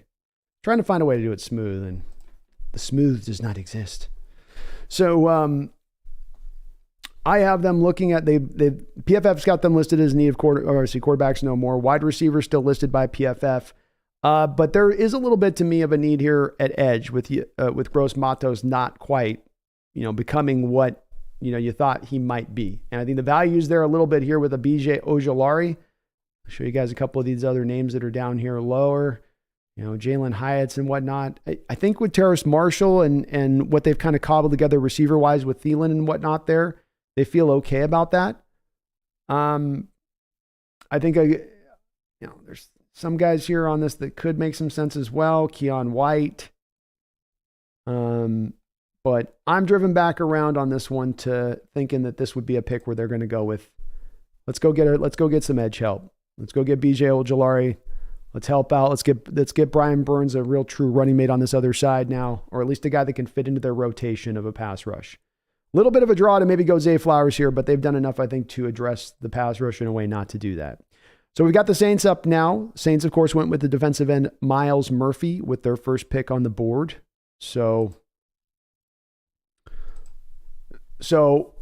they definitely still have some other needs. It's weird they put guard and center there because they actually are fairly well set at both guard and center. I didn't quite understand why they put that in here. They've been a four-man front. I think Mozzie Smith more goes to the four-man front than anything else at this point. So I don't think that they go that direction of it. Make sure I got it on this. The Saints taken. So there is a need here, though, for cornerback. And I think Paulson Adebo has not set himself up there with the Saints on the other side of Lattimore. And this is the spot where I think a guy who goes out there in Sealy Ringo to the New Orleans Saints. I know there is a guy they've got higher up here on the board at the cornerback position in Emmanuel Forbes. I just struggled to understand how he would go ahead of Sealy Ringo at 166 pounds. You know, yeah, he takes the ball away more and all that stuff, but he's so slight. I think he'll be picked more into the depths of the second round than I think he's going to be picked at the top of the second round. I thought Keely Ringo has been a fringe first round player at Reese, so this is a little bit more of a better value spot, in my opinion, for him at this place. This brings us back up to the Titans. The Titans, with their very first pick out the gate, took Jackson Smith and Jigba, slot wide receiver. So they've definitely got some other places they need some help at, especially when you look at the offensive line here for this team. So I'm going to have them go with Luke Wilper. They released their center, I believe, Ben Jones, this offseason. They need help at the center position. They want to run the ball. You need the offensive lineman to do that. So let's go with Luke. This brings back up the Jets. Again, this is a pick that's going to probably change quite a bit once we got the Aaron Rodgers trade coming down the track. But for now, this is their pick. Early on, I took Paris Johnson with the 13th overall selection for them. So they went with an offensive tackle to begin things here. Still have a need at tackle and at linebacker. So we will go at linebacker here or tackle.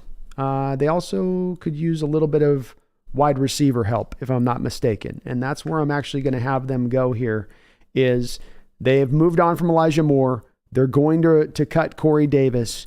That's going to leave them down a little weaker. There's an opening here for a slot guy at this point. I can think of no more beautiful pairing if you're having, Rodgers come in. You only got one of these second round picks even. Let's go with the first one. Let's go with Zay Flowers on the first. Value on the board. Kind of fits to a need that they have. Now we come back to tackle and linebacker. They do have CJ Mosley there, so I don't know if that fits more to that, but we are going to go finally. The man's fall finally stops. The man's predicted fall finally comes to an end. Finally comes to an end. Boy, PFF is not a Trent Simpson fan right now. So we're going to finally go with the Jets on the clock here. The Jets are going to go with Trenton Simpson. He gets to be kind of the weak side linebacker to CJ Mosley there. As I said, that's going to now remove some of the worries you have about him playing pure middle. And I think that's going to appeal there to the Jets. So Trenton Simpson then going at 43. This takes us over to the Falcons. Falcons with their very first selection up. I had them taking Tyree Wilson at the number 8 overall selection. So they've kind of forged up and taken care of a little bit more of their defense. They do have a need here for wide receiver. So they're definitely cussing and swearing at seeing Flowers go off the board. Here. So they're looking again now still at wide receiver here. This is a little bit of a need pick. I don't think Josh Downs is going to go ahead of this guy that I'm going to have them going with. And that's going to be Nathaniel Dell out of Houston. So I don't think Josh Downs is going to go here, but you look through this pick and kind of what their needs are here. I just didn't see anything as far as again, we get in the second round. These are all kind of guessing picks as it is anyway, but they've gone with in the first pick a little bit of defense. You come back now to offense. This is a guy that fits a little bit more. And if you just need to have him in the slot, you want to run more of those 3 wide receiver looks at this point, you can do so. So I think he opens that stuff up for you. And he can play on the outside, I think, a little bit even at his size. He's a really, really good route runner, and he's really explosive. So Nathaniel Dell goes to the Falcons there at 44. 45, the Packers with their first pick made Darnell Washington out of Georgia their selection. So they're coming back now in the second round, looking to continue to add on top of that. They have a need right now, as we looked at and saw before. They've got a need at nose tackle, right? So we were looking at that here. And you can see right here, they're rocking TJ Slayton and Jonathan Ford right now at nose tackle, right? Nose tackles are going fast in this draft. They're going, get them while they're getting good, so to speak, right? So they finally come back and take Maze Smith then at 45, 45. That's great value for them at that point. The Patriots come back looking for, after the Patriots up first took Nolan Smith in the first round. They're coming back now with quarterback tackle needs. Who did I have them taken here?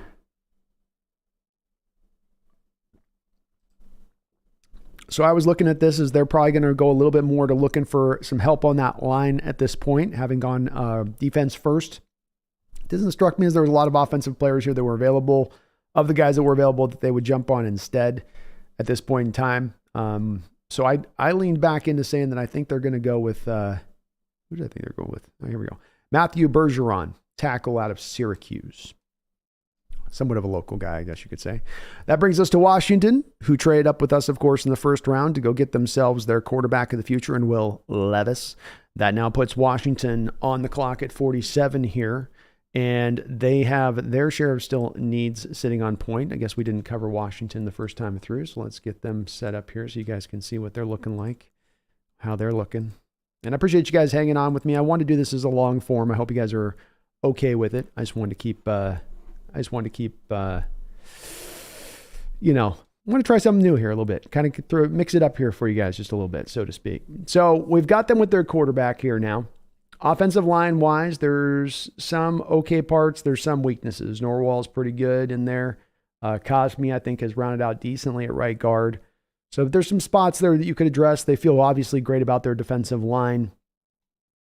Corner is probably a little bit of a need there with Benjamin St. Juste. I don't think that he's necessarily embedded himself. Strong safety, Kareem Curl. There's a couple different directions that they could go with this potential pick here. I would have the Washington football team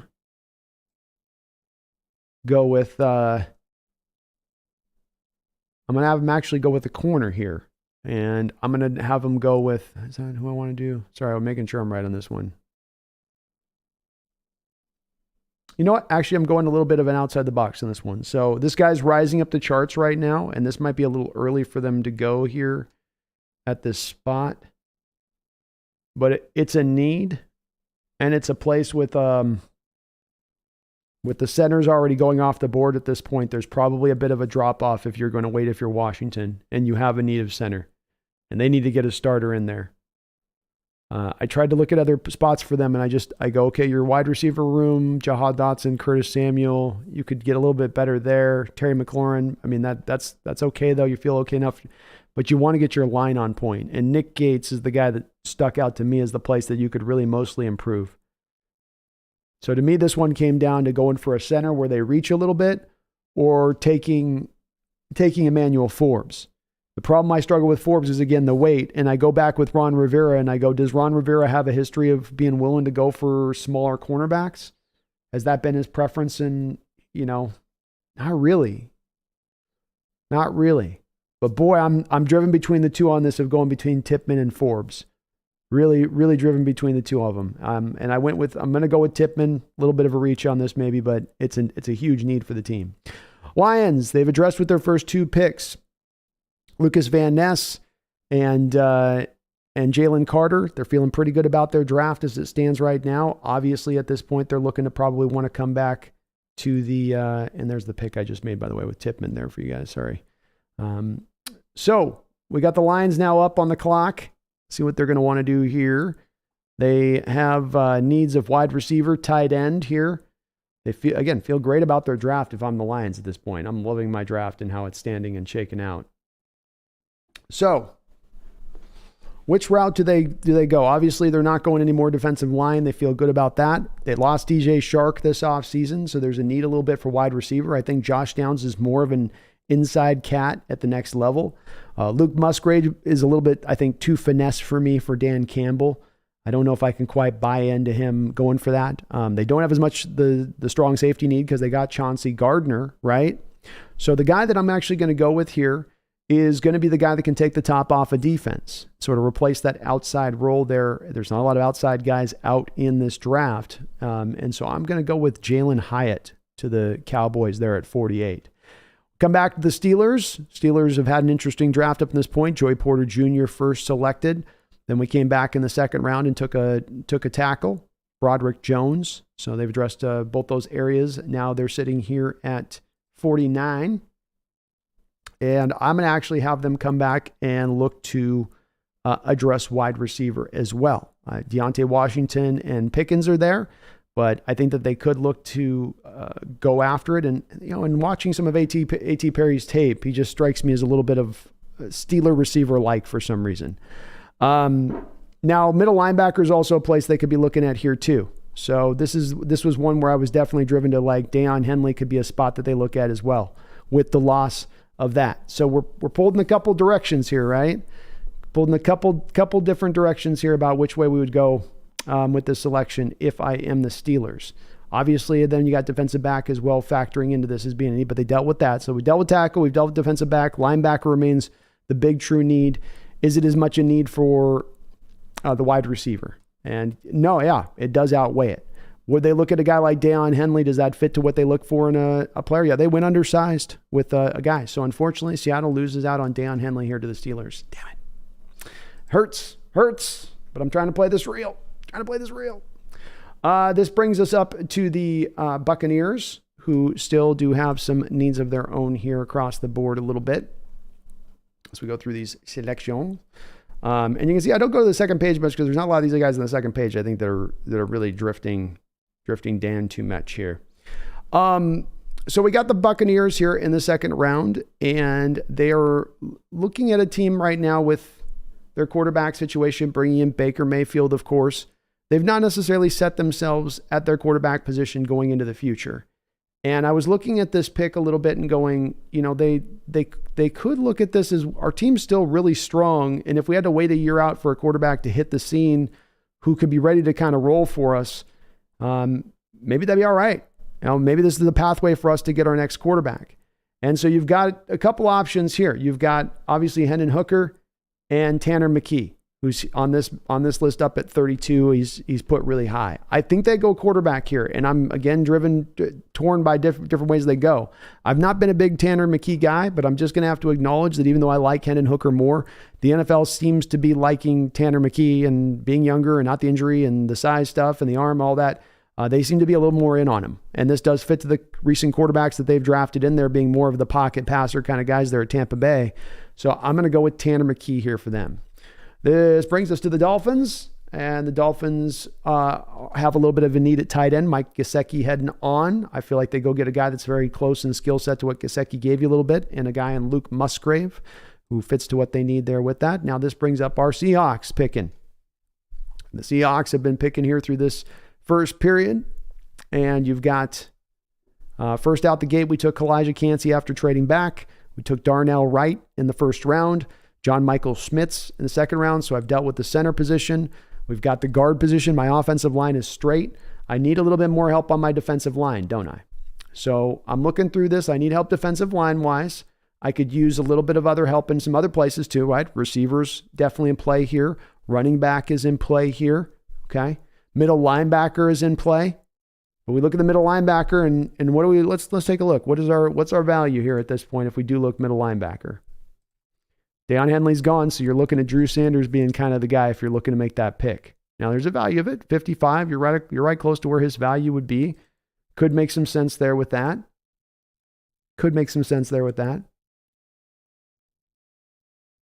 Interesting guys here.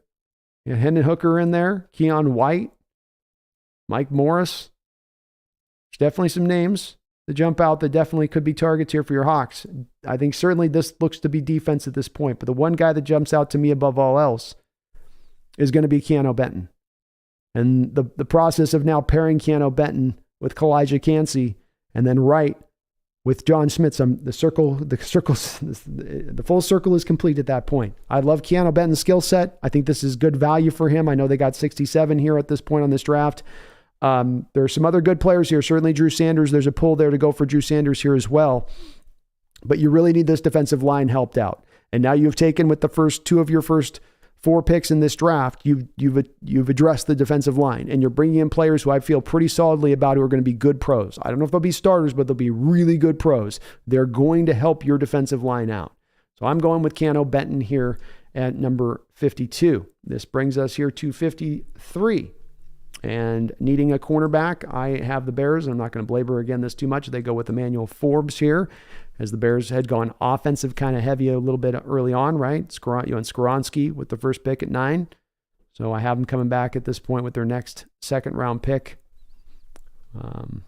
as Forbes. Chargers up next. They took Bijan Robinson in the first round.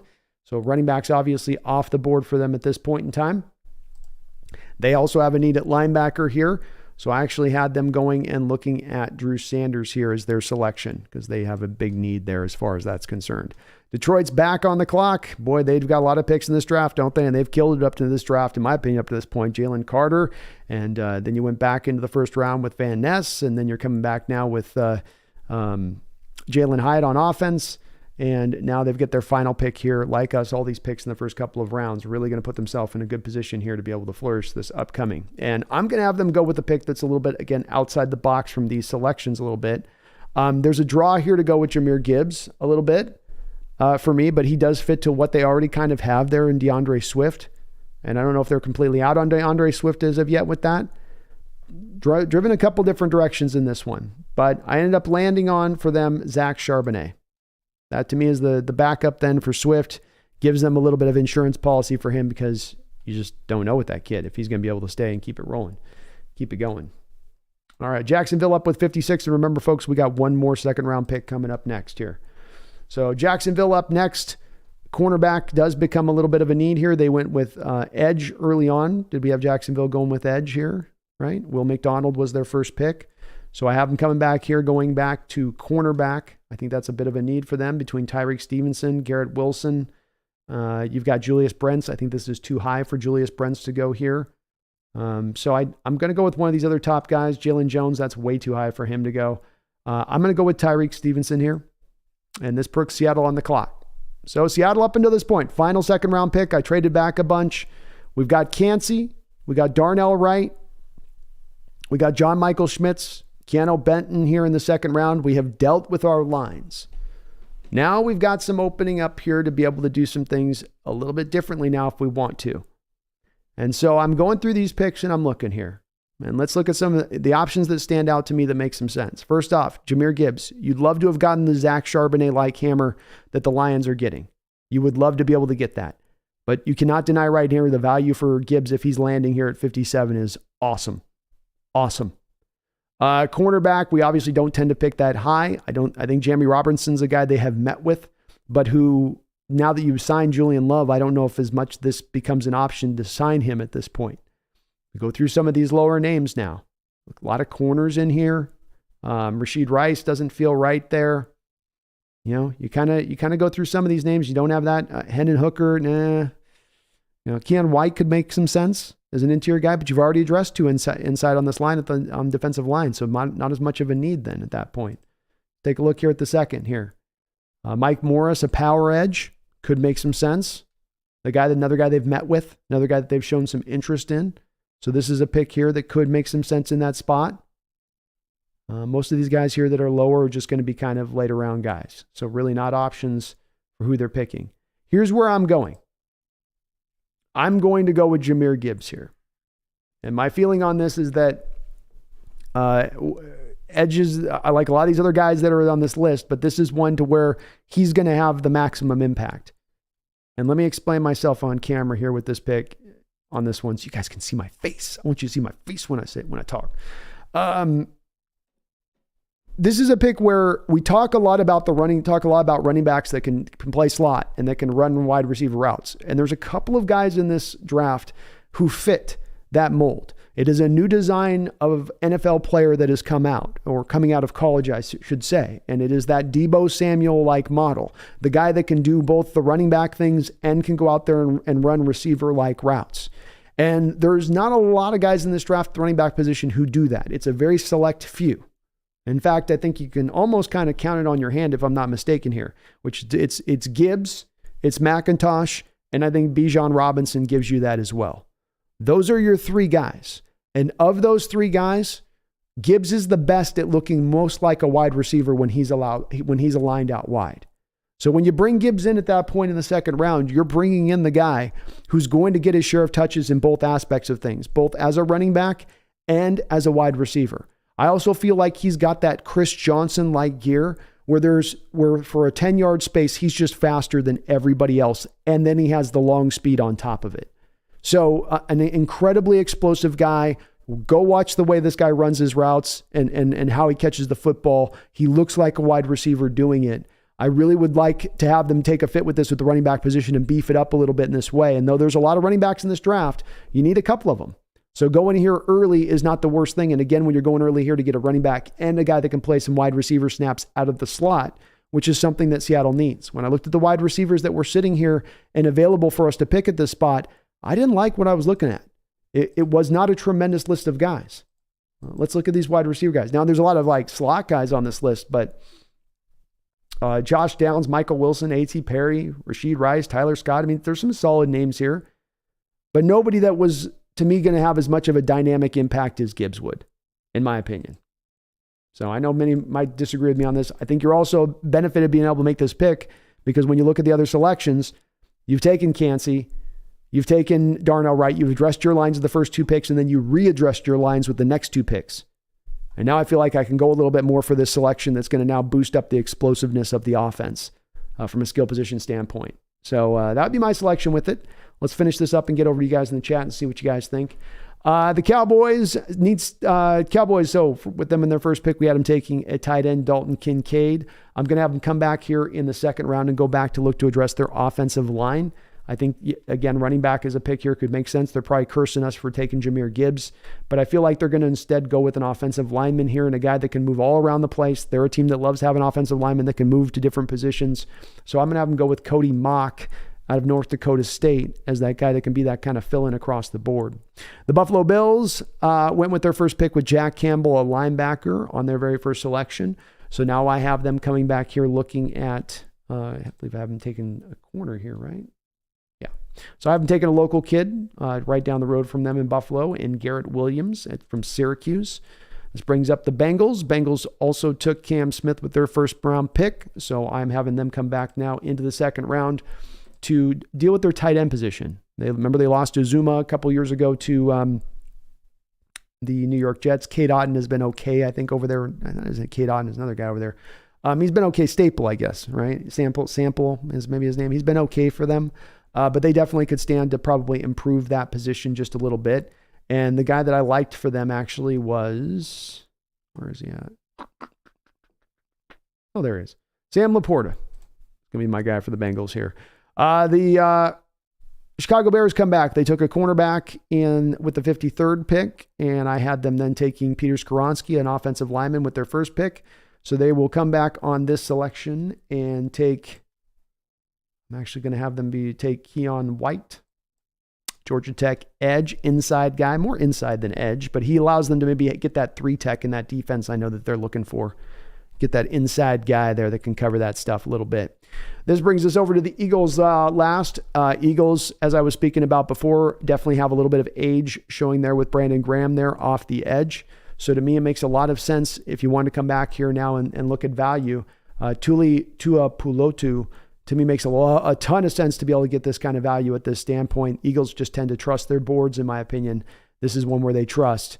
And then finally, for the last pick by the Kansas City Chiefs to finish us up, they just lost Orlando Brown this offseason. I have the Chiefs with their first selection getting an edge. They're a team that does love to reinvest back into their offensive line, don't they? And so I have them just taking kind of their best offensive line board, Jalen Duncan here, bringing him in there to kind of help round out that offensive line. And that will be the full conclusion of my mock draft 2.0. So, Seattle essentially comes away with this, and I have them trading down twice. So what's the bottom line on this? I have our Hawks trade down twice. We trade down twice. We pick up the extra second rounder. We have the big trade at the top where I get 2 future first round picks from the Washington Commanders. 2. So remember on this haul, I have all of this haul, and I have 2 first round picks into the future on this on top of it. So it's a good little pull, I would think, just from that standpoint on the surface of it. Now, we've addressed our defensive line. We've addressed our offensive line to the point now where I not only now have an offensive line that I turn into one of the strengths of this league, one of the better offensive lines in this league, in my opinion. I've got some versatility on it. I have an Evan Brown that can play guard snaps. I've got a Damon Lewis that can slide to right guard. I've got the parts and pieces in place to kind of move it around a little bit if I have to, or Darnell Wright. If there's an injury at right tackle, he can get out there to right tackle now. So now it's not only strong, it's also got the depth. It's also got the versatility to it to kind of move it around if I've got to fix things, as injuries do, of course, prop up. And then from the defensive line standpoint, we take Keanu Benton, who's just behind, in my opinion. Maze Smith is maybe the second best nose tackle in this entire draft. Kalijah Cansey is one of your defensive ends now to operate and be a game wrecker. Those guys pair with Draymond Jones and Jaron Reed at this point to round that out just a little bit stronger, in my opinion of things. And then we come back and take Jahmyr Gibbs, back in the second round here. Then we come back in the second round, of course, take John Michael Schmitz, best center in the draft that you walk away from now at this point in this draft, in him. And then Jahmyr Gibbs, who gives you just an all-around great playmaker from the position, the running back position, moves right into the third down back role, right out just off what he gives you instantaneous. Third down back role that Travis Homer has vacated.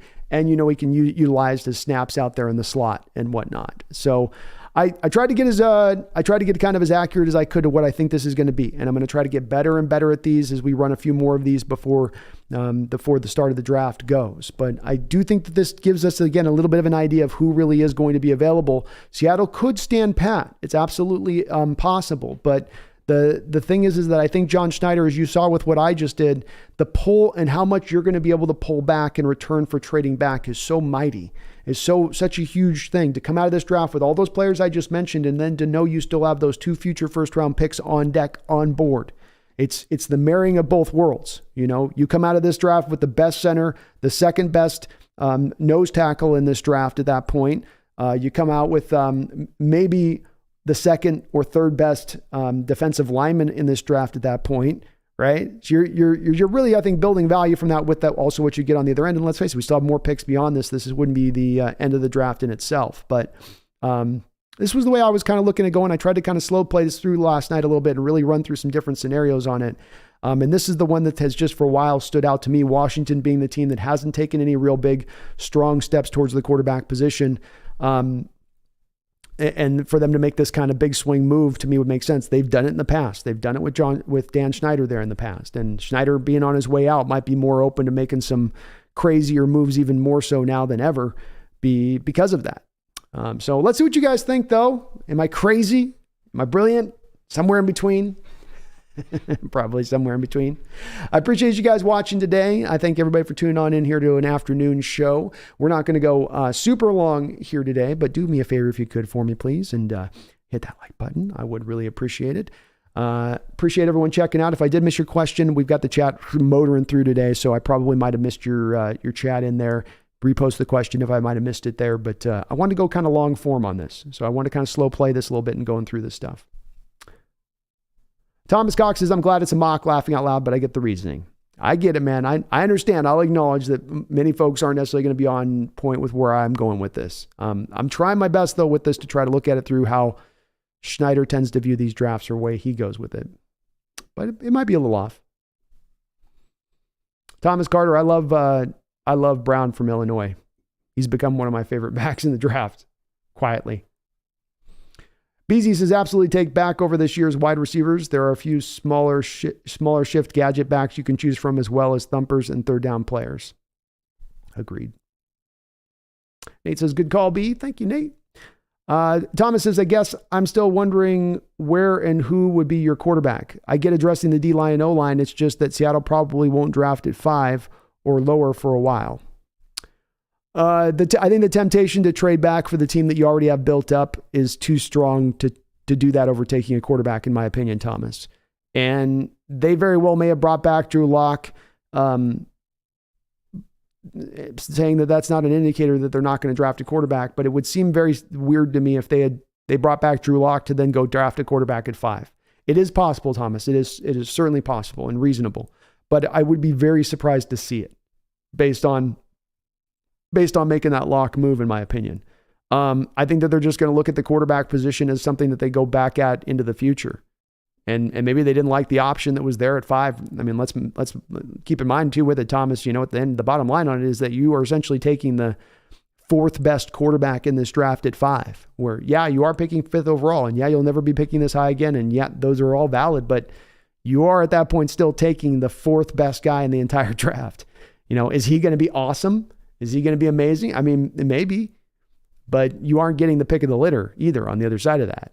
So do you want to be, is it worthwhile to wait out a year or not? I don't know. And here's the other thing is they come back in the third round. If Hendon Hooker's there in the third round and I go draft Hendon Hooker, that's not the worst route to go either on that other side of it. But I don't think that they can be chained to believing that they have to, that they absolutely have to take a quarterback there just because that they won't be there ever again. I think it's got to have a lot of different things that factor in on that.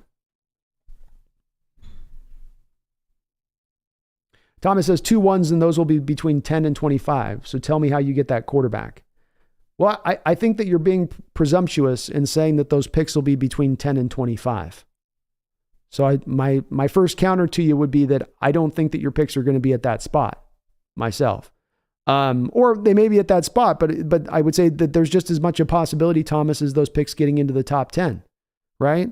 Did the Rams a couple of years ago when they made the Stafford trade and gave up those future first round picks, did they anticipate that Detroit was going to end up with a top 10 pick?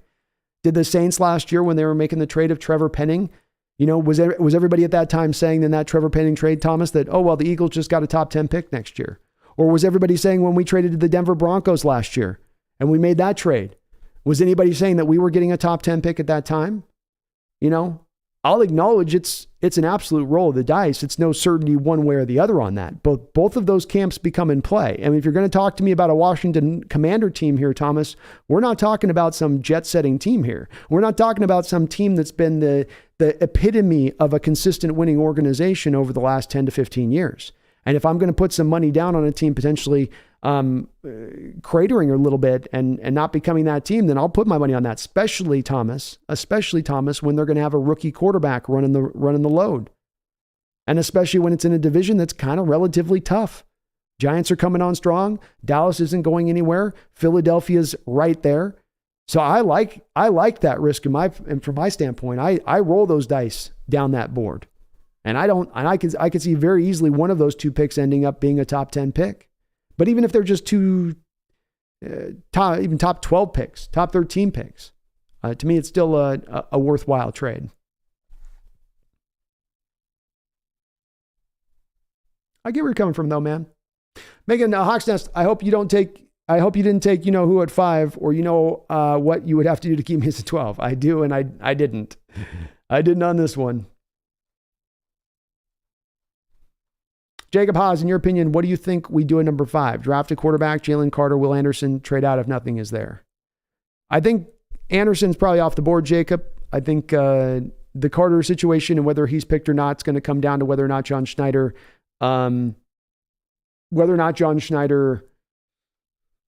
trusts the character background or not.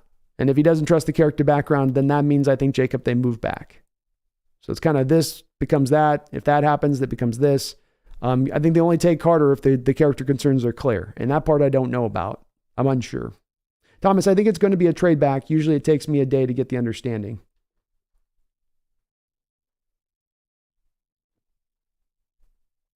Oh, so Thomas, no, I want the player to win a Super Bowl, and right now a quarterback is very important. Orthodox, pretty solid draft. People get too caught up in the names the TV experts tell you to like. I'd be happy with this selection. Thank you, Orthodox. I appreciate it, man. And I understand people will disagree. No worries if you do. I get it. All good. Herbie says, I don't want to.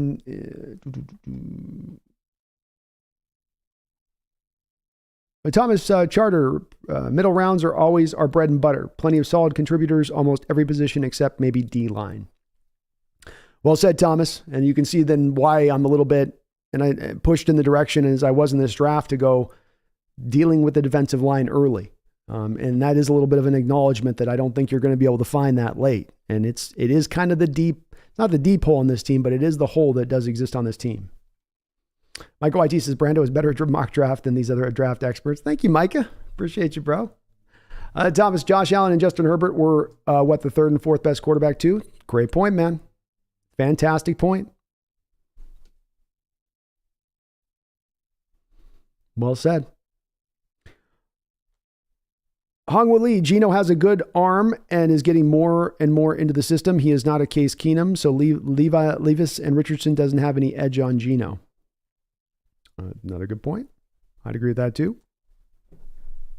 I get it with it, Thomas. I get with it. I swear I do. John Catalano, do you think Saiki Ika could be there taken instead of Keanu Benton? By the way, I love the Jahmyr Gibbs pick. Well, thank you, John. I appreciate you, man. I think Saiki drops out of the second round.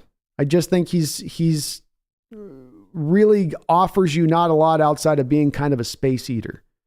And he's got a little bit of juice to him, but it's, like in my draft guide, it's like I call him, he ain't Vita Vea type player. He ain't gonna be a Haloti Nadia type of guy like what that, that body size and that body type. Like he ain't that.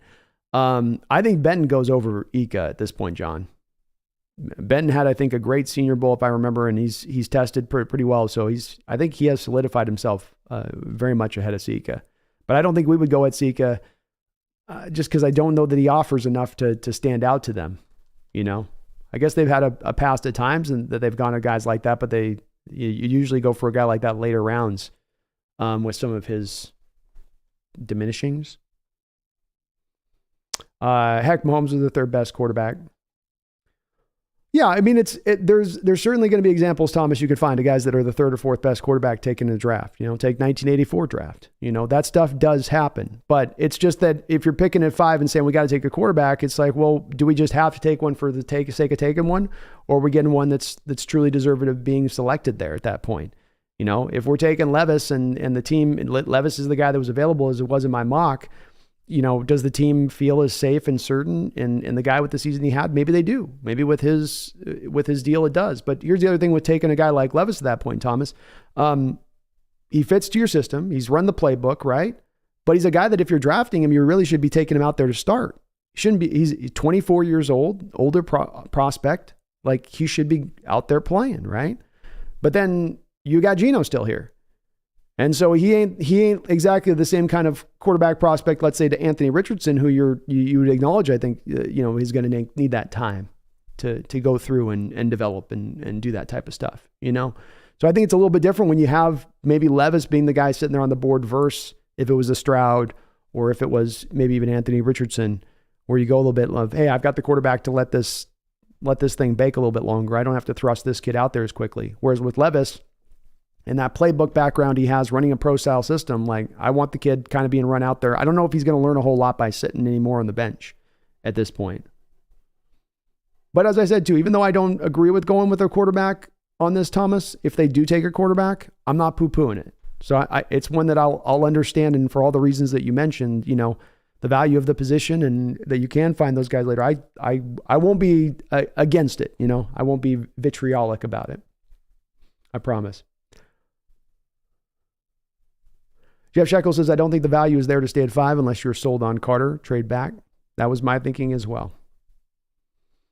Donnie Pearson, Hawksnest, hello, Brandon and all. Hope everyone's weekend was well, despite the breaking news from Nashville earlier this morning. What happened in Nashville?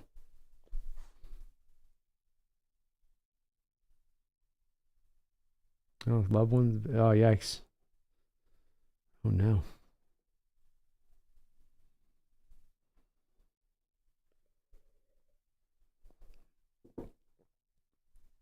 Thomas Cox says, you're right. I honestly feel like it's going to be a trade back unless Arizona trades back. That's kind of where I was going with this too. With it, I think that's where John wants to. It'll be so tantalizing with him to get those extra picks. I just think it's going to be a pull on him, Thomas. I do. But I mean, you mentioned another key point here that could be another part, kind of like I was presenting in this mock, where there is a little bit of still uncertainty. We don't know if Arizona's moving their pick. We don't know how the Lamar bomb is going to land. And we don't know what's going to go down with the Aaron Rodgers situation. And those things will definitely destabilize and throw the first couple of rounds into maybe a lot of different directions with that. But I promise, man, if they do go quarterback, I will be, me, I love Levis. I love Richardson. So the only guy I'm really not on board with is Young. And I think he's gone and off the board by that point. So it'll be moot, but everybody else I'll be happy to celebrate and look forward to the future of them at the position for sure. Nagasa says, I like Mayer more and more. He can block really well. Absolutely a complete tight end, Nagasa. He's and he is my number 2 as well. I don't have Kincaid ahead of him. I think teams are starting to, based on what I'm reading, favor Kincaid a little bit higher than him as for the pass catching ability, I guess. But I'm more of a Mayer guy over that. It's just that it's that slow 40 time probably dinging him as much as anything else. But he's another guy, Nagasa. You turn on the tape with him and he's a football player. He's a pure tight end, a pure inline guy. He can do everything that you want at the position. He's great at the stem of the route, and breaking out, breaking in, and not showing his hand with it. It's a lot to like with him. It's the one thing is the one speed thing there. Herbicide says, I'm liking Keanu more than Maze Smith. Understandable, man. Understandable, right? Because and you can correct me if I'm wrong a little bit in your theory on this one or your outlook on this one, but you have in Maze Smith this grand zero tech wall that stops the run, but then you have in Maze, right? But then in Keanu, you've got a guy who's very at 6'3", 310. He can still be wallish, like he doesn't get pushed back. But then he's got a little bit of skinny to him. Like he can get bendy, he can be a little bit explosive getting around the corner. He can use his hands a little more actively than Maze can. So it's like, well, you go a little back for Keanu at that point for the, for as far as being just the pure zero tech run stuffer. But then he gets the bump that Maze doesn't have as a pass rusher. Cause I just don't think Maze is going to give you anything more than like a sack a year, a sack and a half a year from the position. That's about all he offers, and the pressures that would come with that as well. The limited amount of pressures as well. He's in there to be just a run stuffer at that point. I loved his tape though. Ben's awesome. He's real good.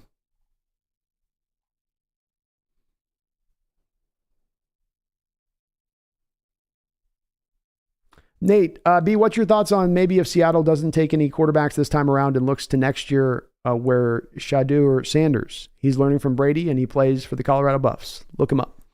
I know him. I haven't watched a lot of tape on him. And he's obviously not, the tape you got on him is at more of the smaller school. So it gets a little bit harder to make assessments with that. But he's one of the guys mentioned out there that could jump up. And, we see with the quarterback classes, Nate, that there's always a little bit of an outlook preseason or at this time of year where we stand right now to what actually ends up kind of shaking out when it's all said and done. But what does stand out to your point is that there's a lot of quarterbacks next year that could be those next guys that you end up with a good collection of them. Caleb Williams, Drake May, Spencer Rattler, Shadur Sanders, you mentioned, Bo Nix, we got Cameron Ward, the kid with Florida State who kind of reminds me of Doug Flutie a little bit. There's a lot of guys. There's a lot of guys that just you get 5 of them popping and you could have a ton of first round quarterbacks at that point. So it may make more sense to wait. And yeah, indeed, I think in John Schneider's strategy, if he does trade back as I did in my mock draft, it would be so that he's accumulating that capital to be able to go then move up into that draft. Because if you've got 4 picks now through the next 2 years, right? 4 picks in the first round through the next 2 years. You've got a mighty amount of draft capital to go get who almost anybody you want. I mean, you could even make at that point a pretty strong case to whoever's got number 1, especially if they have their quarterback already, like we saw with Chicago here this year. You come to them and you say, hey, we'll give you 4 first round picks through the next 2 years so we can get Caleb Williams. That'd be a tough turn down. If you're a team with a quarterback already, that'll be a tough turn down.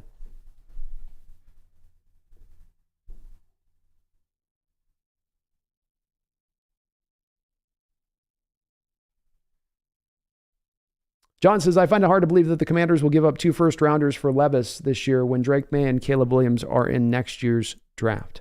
It's possible that they could wait. As I said, though, I think that it's now Caleb Williams, John, is certainly the guy that I think is going to be the number 1 overall pick, but it's very hard for any team at this point, John, to circle around Caleb Williams and say, well, we'll get that guy. We'll be bad enough to land on that guy. Is the Washington roster one of the worst rosters in the football? Is it going to be a team that's going to be as they'll probably be around the 10, 15-ish mark, in the first round is where they'll shake out with a rookie quarterback play next year. But that doesn't mean that, John, they have the ability to go get the quarterback. I mean, that's why these teams make these trades, is that they don't find themselves ever close enough to go draft the guy. They've been realizing it for years and years, right? It's not a situation where it's a decision that's made in that single season. It's a decision that's been led up to over years of frustration of not having that quarterback. And so it's a team that I look at a little bit with this, and it doesn't just have to be just them, John. It can be a couple other teams that might look to move up at this point. But I don't think any team is going to prevent themselves from moving up in this draft because they're so much in love with Drake May or Caleb Williams at this point. Especially a Commanders team, especially a Commanders team that has a coach that's probably under a little bit of heat here to get winning here pretty soon, that has an owner that's maybe going to have to sell the team soon and doesn't really care about future draft capital at that point, right? Win for me today. Get this done today. Get it done now. And by the way, they've had, John, a history in doing this kind of trade in the past. They did it with Robert Griffin and the Rams years ago. So they've done it before too, with the same ownership. Herbicide, loving the trade back idea with 20th pick with the Saints, 29th and 40th. That's what I'm liking too with the Herbicide, right? I mean, that's the basic mechanical function of it to me is you're at 20, you move back 4. Hell, you want to go back 9, we go back 9, move back 6, but then get the extra second rounder. And then the player that you get at 26, 27, 28, 29 is not that much different from 20, but then you're getting the extra second rounder at that point, which is really where as much of the money of part of this draft lies, is in the second round. That's really where the value is in this draft, in my opinion. Getting more picks in that position is ideal, in my opinion. Thomas says, I agree, but I'm looking at history, and if the D-line and O-line are addressed, I would understand. Yeah. And you can see, at least in mine, Thomas, I addressed both those pretty mightily.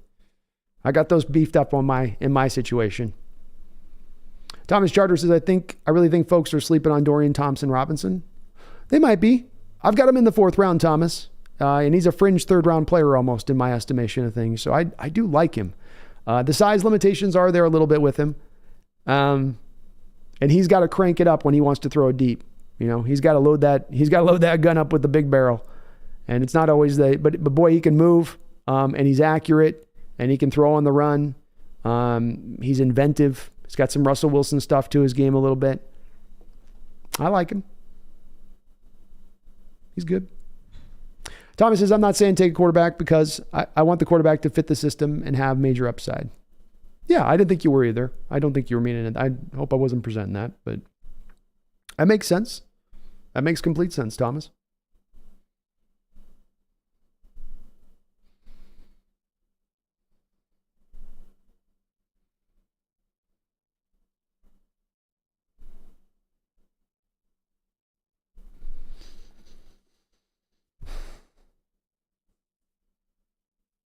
Thomas Charter, Zach Kuntz is a real intriguing guy at tight end. I like him too, Thomas. I couldn't find a lot of film on him. That was my hard thing with locating him.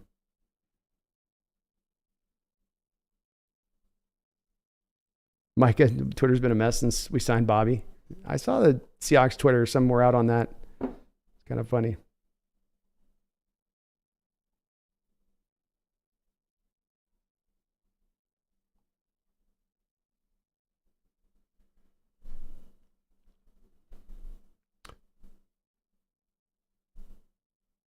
Thomas says, like I said, I believe they will trade back, but in this scenario, I'm asking when we do, we get that quarterback.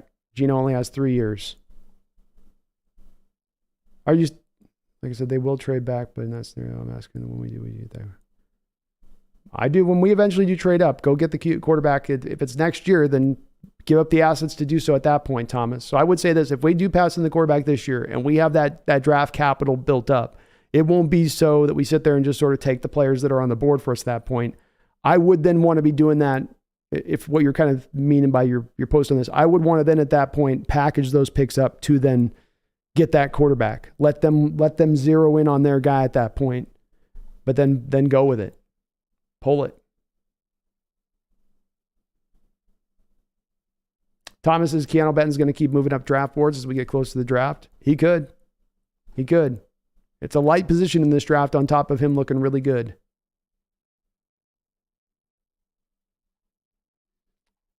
Good to see you in the chat, Deadly. Hope you're doing good tonight, man.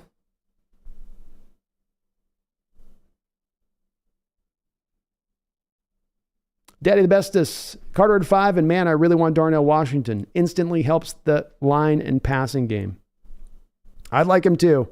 He's not a guy, though, that I think is getting taken up. He's getting plucked. Plucked high. Power code, honestly, I would take a flyer on Carter 5. Too much talent to pass up on. I'm going to trust in John on this one. But if he makes the pick, I'm going to be a very happy man draft day. I'll tell you that. Tommy's Charter, Clayton Tune, DTR, or Tyler Agent. I think you meant Badgent. Badgent is, I think, who you meant, Thomas. Would be interesting developmental quarterbacks. All those guys good, man. Good arms on all of them. Clayton Tune was one of the best rated PFF guys out there in college last year. Oh, that's right. Yeah, that's who you're leaning to, Thomas. Thomas, if Stroud or Richardson's at 5 and Seattle trades back, somebody will need to talk me off the ledge. Not really, but those are my favorite quarterbacks. I would be a little more with you on this. Like if one of those two guys is there and we're not talking about Levis, that might be a little bit of a different scenario for me. But boy, I'm just feeling like it's hard to tell. It's hard to know. Stroud's a no-doubter. Like Deadly says, like Stroud's there, run to the podium, take a dimensional portal to the podium to hand the card directly to Goodell. Richardson's maybe a little more of a questionable thing, but I'm still, I don't know. Moda says, please, no, on Richardson. He can't play. He has those amazing combine numbers playing in college and was horrible. I don't see him as being a good gamble. I think he's a 95% bust. The bust rate's there with the motive, no doubt about it. He's a really young guy. I don't think he's quite a finished product either. But he's the risk, man. He is the big risk, big reward player of this draft. Thomas Cox right now, next year's class. That's right, Thomas. We got KJ Jefferson on top of that. We got Penix, Williams. There's about 9-10 guys that we're going to be tracking on in next year's draft.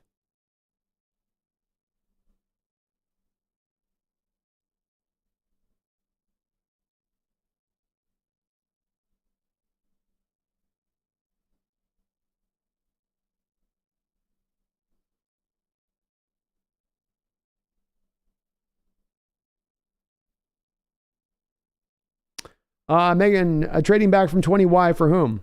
You trade back from 20, you stay in the first round, Megan, but you trade back a few picks. You can kind of see it at the top of the show in the way that I do it at the top of the show, but because I did it in my mock scenario here too. But you move back a couple picks and you pick up an extra second rounder.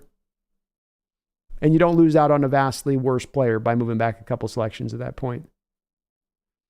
Herbicide says, of all the wide receivers, I think Marvin Mims makes the most sense because we can pick him up in the third or fourth. Smaller, faster dude. I love him. Yeah, he's a really...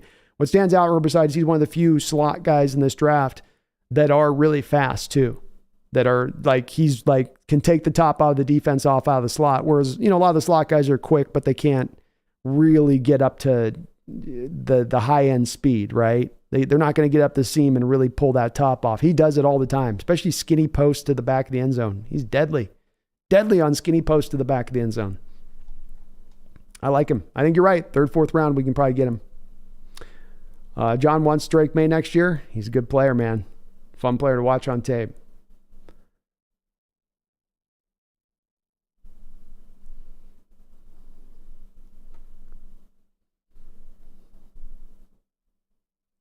Spencer Smith, what's up? It's his busy week, so I apologize about my absence from the last stream, but Bobby's back, y'all. And just like that, Seattle's ready to push their chips to the middle. It's fire. I love it, man. I love it. It's good to see you back in the chat, Spencer. And you're right, man. It is an indicator. It's an indicator we're moving this a little bit more solidly this year. We're going to try and make a go of it this year. Mark says the possibility 4 quarterbacks go is huge. It is. But it does remain there as a definitely within the realm of possibility. No doubt about it. You could easily see how that could end up breaking down that way. And then we probably end up with Will Anderson. And all this trade back talk is moot. Tell me if Stroud's at 5, some team is going to offer us a massive haul too, might make it even tougher to not move back. Because you imagine we just got blown away by some just insane offer. Like 3 first-round picks, 2 second-round picks. Here's another third. Would you want something else? Herb said, I think the Colts go AR. They got Minshew as a bridge. I think that makes a lot of sense for them. Yeah. I'm getting the feeling more and more that AR is going to go up ahead of Will. Thomas, is it a possibility that Nolan Smith becomes a Seahawk? Yeah, absolutely. He fits to the Seahawk type, He's all about ball.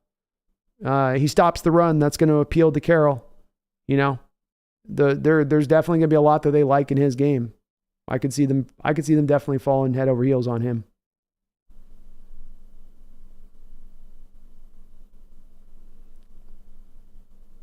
I don't know if Herbicide the Texans are still sold on Bryce or not. But they've been connected with them since this process from the beginning.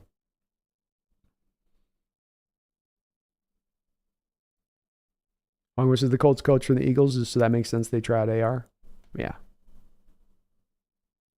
Nagasa says, I checked the trades from the last few years, and we can't get a second with trading down from 20, only a third. Even if you go to 29,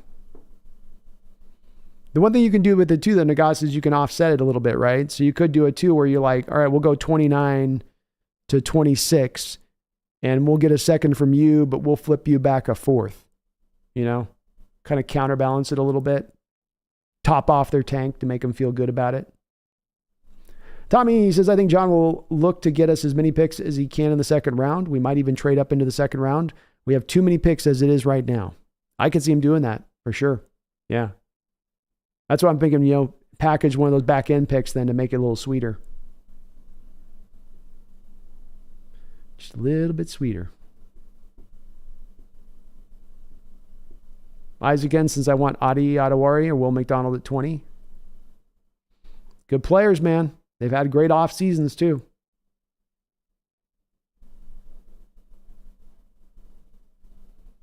Simple 1970 says, I'll be at the draft for the first 2 days and can't wait for the wizardry Pete and John pull off. Well, hell yeah, 1970. That's awesome, bro. It's going to be fun. God's will laugh if AR goes first. He might. What's my cat's name? This is Pumpkin. He's a good little cat. Just have a nice little nap here.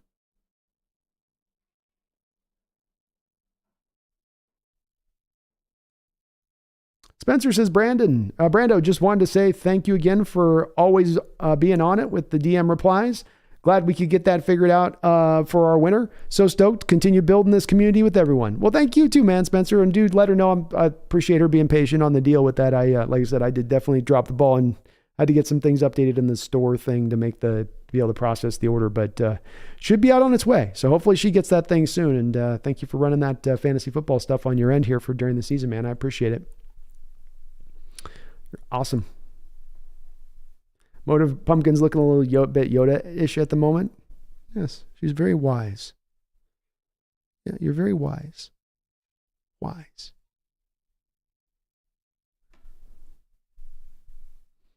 Like I said, I do not want any trading back down or any other way. Oh, Spencer says, man, I love this channel so GD much. It hurts when I miss out on the live, but man, you guys have no idea how much better it makes my work getting to tune in to what I missed. Hawks Nest for life. Thank you, brother. Love right back at you, man. I appreciate that. I really do appreciate that, Spencer. Motive Jacour Pearson. I haven't seen Jacour Pearson, Motive. I'll look him up. Henry Mars, I only want picks between 25 and 100. If we could just load up between that area of things, Henry, that would be nice. Because that is the money area. That's the money spot. Thomas says, Pumpkin looks like she wants us to take Tyree Wilson at 5 and John Michael Schmitz at 20. Let me ask her. What do you think about Tyree Smith at 5? Yes or no? Okay, well, what about John Michael Schmitz at 20? No? Yes? Those felt like two soft yeses to me, but sometimes she's hard to translate, Thomas. Sometimes she doesn't pronunciate like she needs to.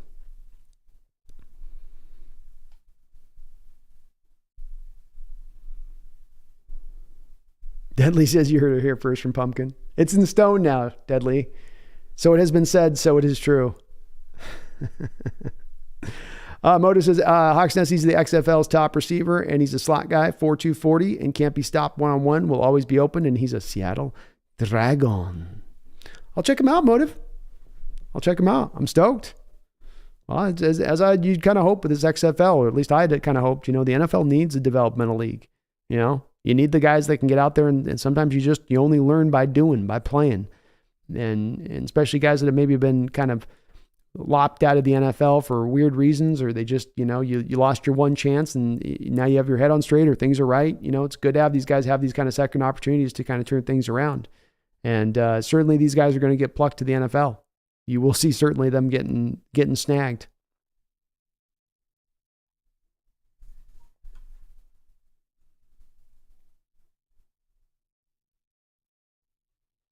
Mark Nicholson says, Jahmyr Gibbs looks like an Alvin Kamara. He'd be a nice addition to our running back room. It's the way I saw it as well, Mark. I just thought this kid would be able to fit in. And again, I have a lot of faith in watching his tape. When you watch his tape, he goes out into lines as a wide receiver.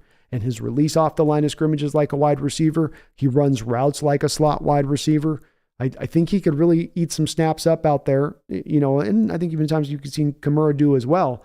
And he can cook a slot corner, so I love his skill set, and it's very unusual in this draft.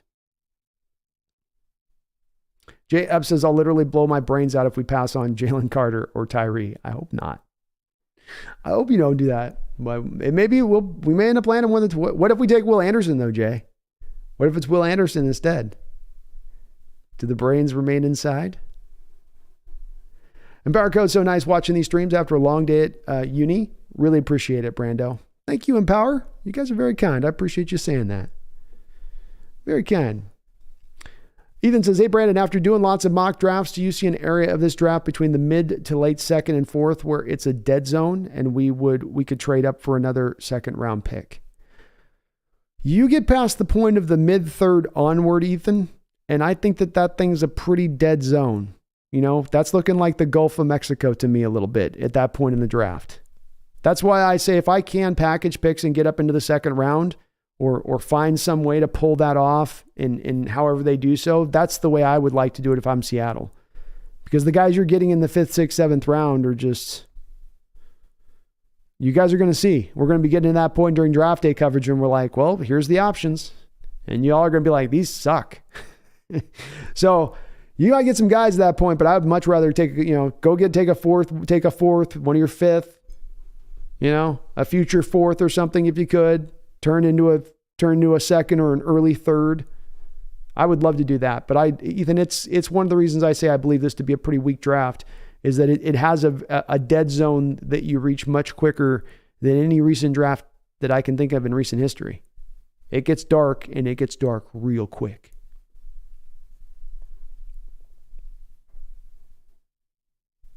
Motive says, I so agree. Like a JV league for developed some of these players. Worked for Kurt Warner. Absolutely. It's a sport where you can practice and all that, but especially with the way Motive these guys, as they're coming through the ranks, they don't, and this is affected down from the college ranks and high school ranks, and no more two-a-days and no more, padded practices and no more, and so the only hitting you're getting is in games at times. And it's hard to replicate that on a practice field or with other people. And so, you give these players now this ability to work on their game in a live action situation, and you're going to get improvement. And you're going to get guys that are already fringe players that just needed that refinement in their game and they just needed to get their skill set a little bit more rounded out. And then they're ready to roll. And then that's just going to make the product that much better in the NFL. Less of the this guy's out, now the position falls off a cliff type stuff. So it's so good for the league. So good for the league. And long overdue. Free Indeed says, I like Anderson or Carter, otherwise trade back. I think that's a solid approach. Herbicide's all about defense this draft. It's not bad to be all about the defense in this draft at all. We need help. We need help. Kind of you say there, Megan, on your aunt. I hope you're doing okay out there, Megan. I know that's rough.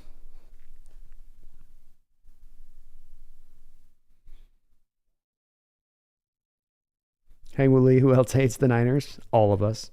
Herbicide, that area in the late 3rd, 4th, 5th, that's where guys like Mims, Roshan, and Trey Palmer, Papoi are.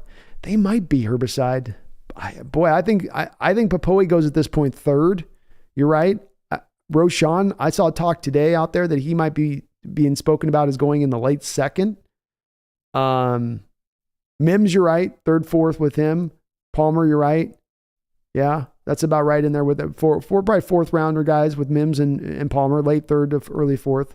But Papoi running a 4.39 40 and testing insanely explosive, along with having really good tape on top of that. It all kind of comes together a little bit for Papoi. He's not quite up in that upper crust of Campbell, Henley, and Sanders, but he's not far away either. It'll be interesting to see how it plays out with that a little bit. But you're about on the right spot with that. That feels right. Ethan, I asked that because sure, we would all love to find all the Tariq Woolens late in the draft, but it's very unrealistic. Also, it's not like we would be short on draft picks if we did that. No.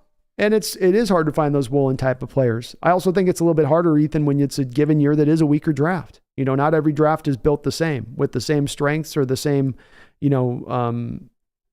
total of strength, I guess, whatever, the depth of strength.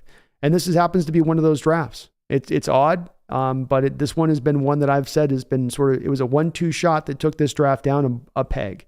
The first shot was there just wasn't as much natural talent flowing in this particular draft across the board. Then the second thing that just sort of really, really sort of kneecapped it is the NIL money, is the number of prospects that end up coming back to college instead of entering the draft. And I mean, there's been more guys that have gone back to the college ranks who could have turned pro than I've seen over the last 30 years of looking at or at least last, let's say 20 years in covering football. It's amazing how many guys went back. The NIL's working. It's working. Spencer Smith, I'd really like to get back in the second round one more time so that we can go luxury and grab a tantalizing talent like Darnell Washington or Jahmyr Gibbs if they happen to make it there. And that's just what I did in my mock draft today, Spencer. I mean, that's basically what I just did. I moved back in the second round move back in the first round with the first round pick in order to get that second round pick. And then I literally did what you're ascribing, in that I took Jahmyr Gibbs. So I took that exact very approach. We're thinking of like mind. John Catalano says, I love your cat. Thank you, man. She's a great kitty. She's always next to me on my telecast too. So I start talking, she wants to be right up here and she wants to be in on the action. You know what I mean? She's in on it. Mark, do you think Purdy comes out playing same caliber, providing he makes training camp? No. I don't think that he just comes off of this injury next year and he's just like ready to roll. He's not going to be able to throw all off season. He's going to be rehabbing.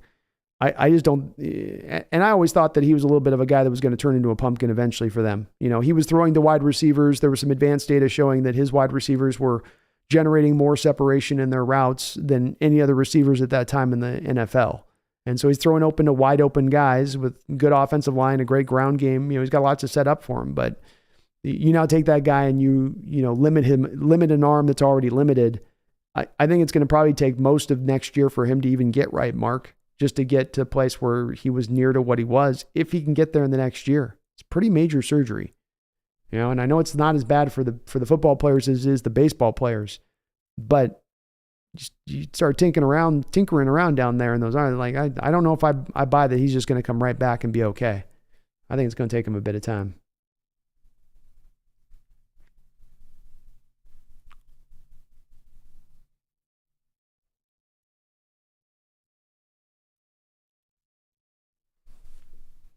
We have to set up in free agency to get some good D-line or edge players and rotate them. Yeah. Tommy, I would like to see the NFL expand the active roster so that these players can also get on real NFL teams and develop. Teams should get like 3 redshirt roster spots. It would be good for the NFL to do that, Tommy. The numbers game thing bites teams across the league in the butt on a yearly basis, and it sucks. And it doesn't have to be that way. I mean, even motive, like you say, 75 man, yeah. I mean, even that makes sense to me. The NFL owners are too stingy. They'll never do it, but it doesn't mean they shouldn't.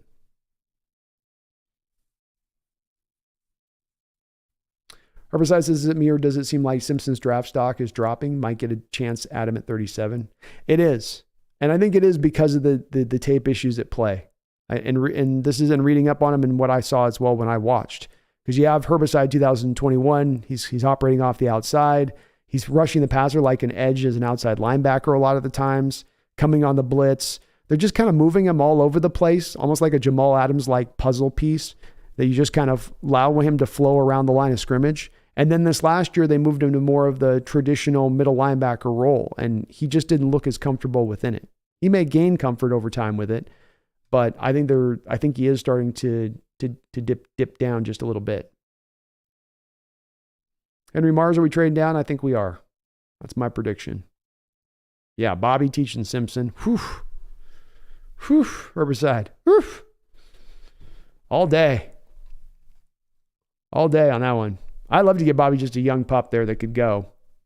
And somebody with a little bit more, like Jordan, I know they tried this with Jordan Brooks, but somebody with a little more,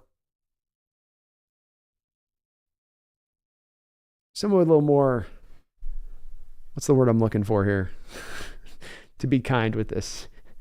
To be kind. Hold on, I get a little more coffee, folks. I'm going to be right back.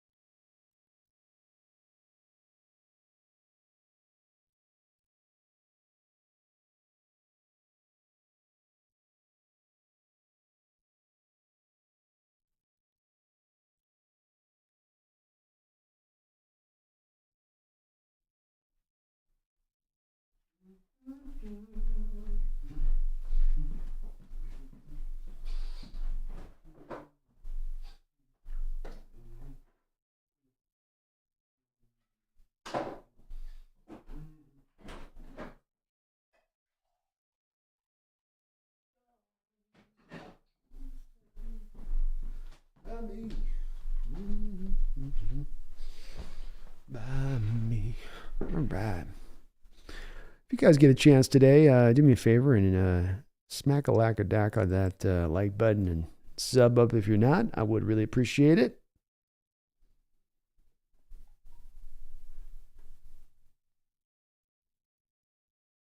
Riverside, I like the idea of switching Nolan Smith to an inside linebacker. He's incredibly fast. I mean, he'd bring a lot of ability and physical freakishness that you don't get at the position from anywhere else, or normally going to find from anywhere else, absent getting a guy like Micah Parsons. So, maybe there's something to do. And he didn't do any of it in college. So and as I've heard it broached as well a couple times in other places on that Herbicide. But you just have to trust that he can make that transition. He's a great run defender off the edge, best edge run defender in this draft, I think.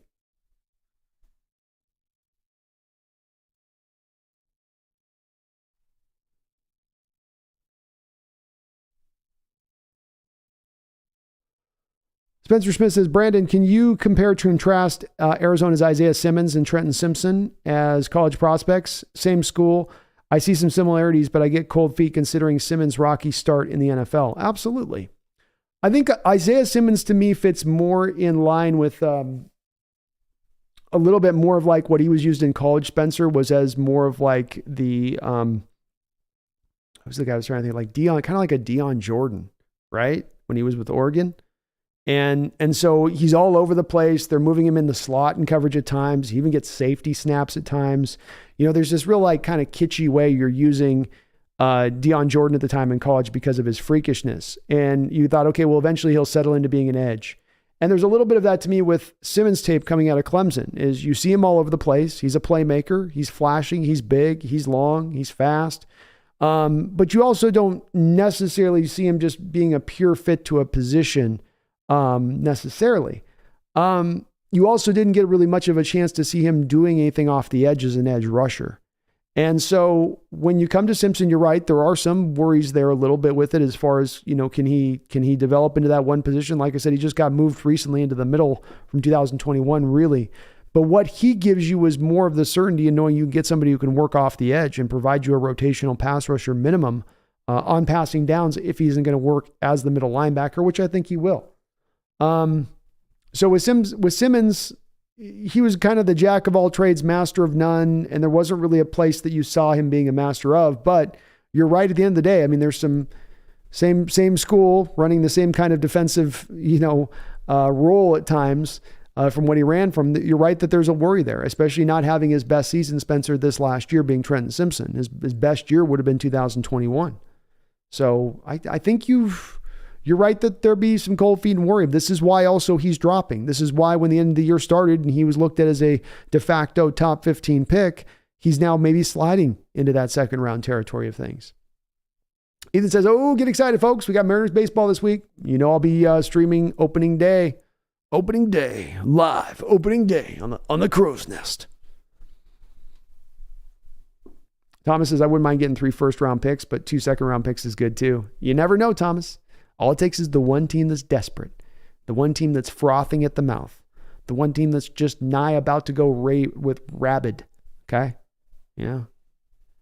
And you get that team right at that point, right before they can stop drinking the water, right? Right before the rabies really sets in. That's when you want to bounce. That's when you want to bite. No pun intended. Thomas, would we be very happy if we ended up with Deion Henley or Owen Popoe in the middle linebacker spot? I honestly think we could double dip on the position in the draft. I think, Thomas, that probably the signing of Devin Bush and Bobby Wagner removes the possibility of you double dipping.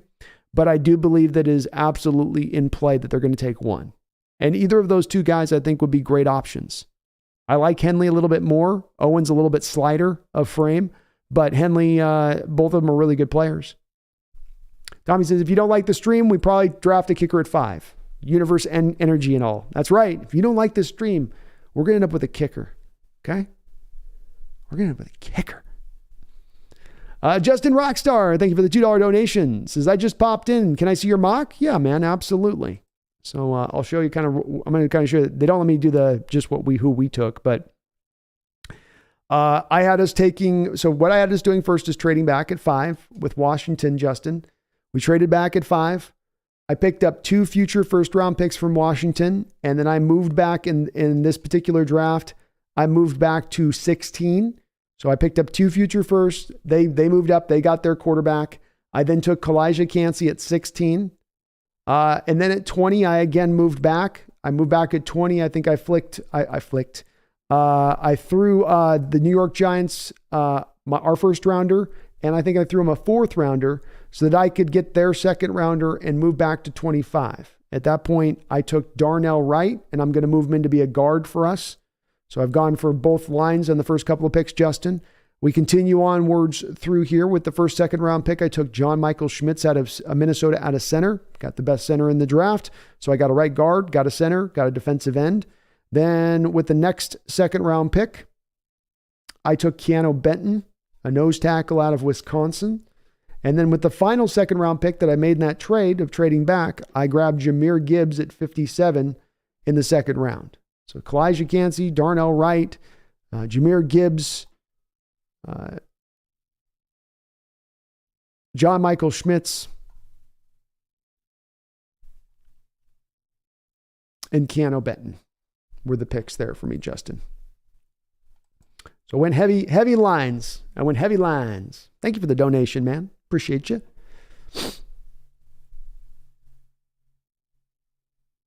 Tommy says if Hendon Hooker didn't get hurt, he was probably going to top 10 the way he was playing. He could be a steal. Could be. I don't know if he was ever going to get to top 10 at his age, but he might have. He's definitely going to be a 1st round pick if he probably win the Heisman. Herbicide says Bush scares me. He has had like 3 years to get healthy. Agreed. I'm not super thinking he's going to be awesome either. I think between what you have as far as Brooks coming back off the injury, and potentially some of the way the team is intending to use Adams as maybe a sub-package linebacker player, you'll have enough bodies on deck to kind of fill the snap holes there rather than going double dip in the draft at the linebacker position, I think. Aaron Donald says, damn, I was at work and missed the whole stream. Yeah, sorry, I did an afternoon stream here today, folks. I have something I got to do tonight, so I couldn't do the night stream tonight. So I had to just pop on the day. And every once in a while, I like to do a day stream so that some of our European folks can catch the stream as it comes on a little bit of a different time. Justin says, sounds good to me. Thank you, Justin. Feel pretty solid about it overall.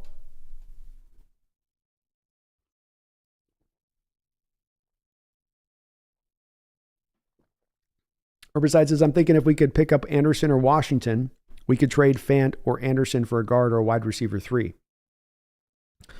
Yeah, absolutely, Herbicide. I think moving Fant too saves you that money, right? You save $6.85 million moving on from Fant. And definitely there's some tight ends in this draft that I feel okay coming out of on the other end if I can pick something up. Pick a draft pick up for Fant. Maybe package then that pick with a 4th rounder or 5th rounder to get up higher in the draft to go get one of those tight ends you talk about. but I'm completely in favor of it. I just feel like with Fant, you have a guy that is not necessarily established here as a long-term answer or solution here. He's kind of going to be a one-year guy next year going forward. And if that's the case, maybe it's smart to try to go get some value for him now as it stands rather than wait. Big Country says, I caught a bit of the stream, like the mock, but maybe too much trading back. I might have gone too far.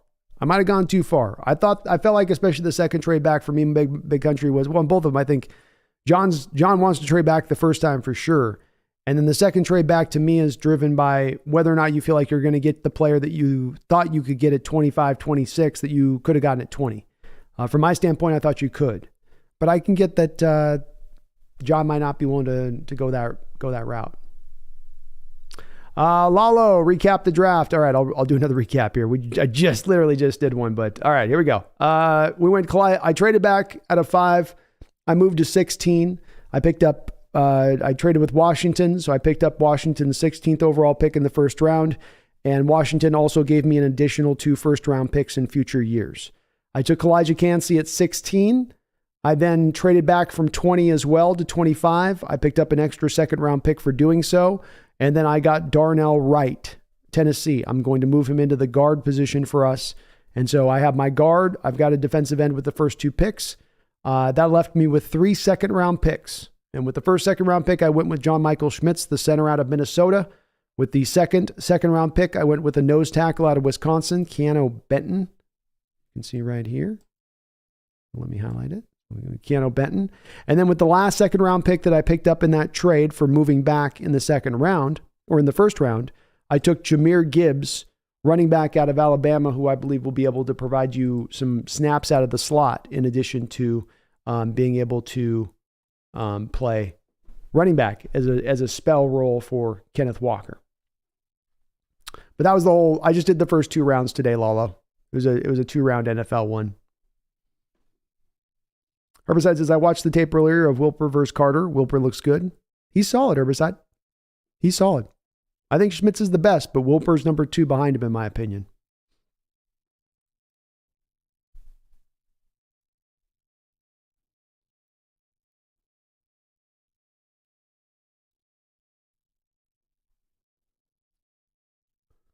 Oh, Herbicide, you meant, I was wondering, I was trying to figure out Anderson. I was like, trade Anderson. Herbicide throw me off on that one. Herbicide. I'm with it on both those guys. And with Taylor, if you do move him, you save $1 million. Just kind of collectively on a move if you did that in addition to that. But yeah, I mean, imagine if you could put a Noah Fant Taylor package together for a second rounder, or, Noah Taylor package together for a second, a third rounder, something, maybe it's a bit much, but I would certainly be open to it. Much like with Fant, for me, when I look at Taylor, I go, is this a guy that's here for the long term? Is this long-term answer for us? Or is this a guy maybe you're going to probably let walk in free agency?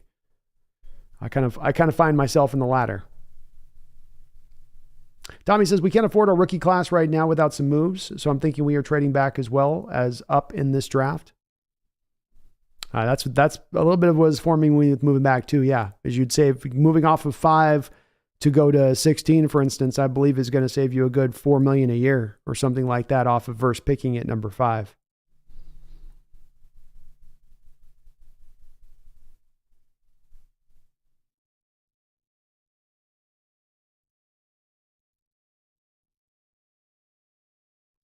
Lalo, thank you for the $5 donation, Lalo. Appreciate you on that. And welcome on the chat. Says, thank you for the recap. Hey, my pleasure, bro. My pleasure. So I went heavy on the lines. I mean, that's really was at the forefront of what I want to do, is I want to address our trenches. I want to would like to get dominant on an offensive line. And you've got 3 of your 5 pieces in place right now. We've got our left guard. We got our tackles. Now we just got to finish it off. And if we finish it off with a center right guard combo that are above league average, can you guys imagine? We get a center in Schmitz who maybe not a star, but above league average. You get Wright in there who plays above league average for you at right guard in addition to what you have for the rest of the line. Now you have a top 3, top 4 offensive line in the sport. Beyond anything else you've done on the team, beyond any other moves, secondary, all you're paying the safeties, what you have anywhere else, your DK Tyler's on the outside, you have the best or one of the best now offensive lines in the entire sport to build upon. And to me, that will be a road to success for us and potentially a road to dominance for us if we were to take it. So it was really a lot at the forefront of what I want to do. and at the forefront of what I've wanted to do this offseason. And the Seahawks have showed you that there's a little bit of a feeling from their standpoint of that as well, as they've met with Darnell Wright. They've, I believe, met with John Michael Schmitz. They're showing you, saying, yeah, we know we got to take care of this. We got to start addressing this. And Evan Brown's only on a 1-year deal, the kid we signed in free agency, and Phil Haynes is only on a 1-year deal. So I think it's something that they definitely look to draw into. Megan says, can you explain the logic behind the trading back in your mock B? I say keep the picks as they are, but open-minded regarding your reasoning. Yes, I think that the place, and I don't think I do always a very good job with where we try to explain on this one to kind of get to with it, because this draft, Megan, is so unusual. And so let's start from the same place on this, Megan, is that there's no one size fits all to any draft, right? And what I mean by that is every single year, every draft is different as far as the full talent level that's associated with the draft, for everything, right? Which positions are stronger, which positions are weaker. Just because you have, as I've said to you before, you have 32 first-round picks doesn't mean that there's 32 first-round worthy players, right? Just because I'm picking, maybe potentially in a situation where I'm picking from 14 to 22nd in the first round, doesn't necessarily mean exactly 100% that I'm suddenly now getting a vastly worse player at 22 than I got at 14. That is the part where I think within where you're thinking on this, that's the part that's not quite on the right mode with this. I understand where logically that adds up in your mind is to thinking, well, if I'm picking at 22, then that must mean that I'm getting the much worse player off 14. The part you're not building into your thinking on this is that the teams that pick in between you at that spot are picking for their positions of need. And their positions for need, the players that are going to be selected are oftentimes not even going to be players that you were going to be considering in those shell of picks in between, right? So to think of this in a real simplistic way, if I drop back from 14 to 20 and I want Kalijah Kancey, let me get specific with this, Megan, on really giving like a real specific example. If I'm at 14 and I love Kalijah Kancey and I'm at Kalijah Kancey at 14, I go, that's the guy I want here at this pick right now if we're picking. He's the best guy for us at the board. But then I look ahead at the board and I look over the next 5 to 6 selections and I go selection by selection, making an educated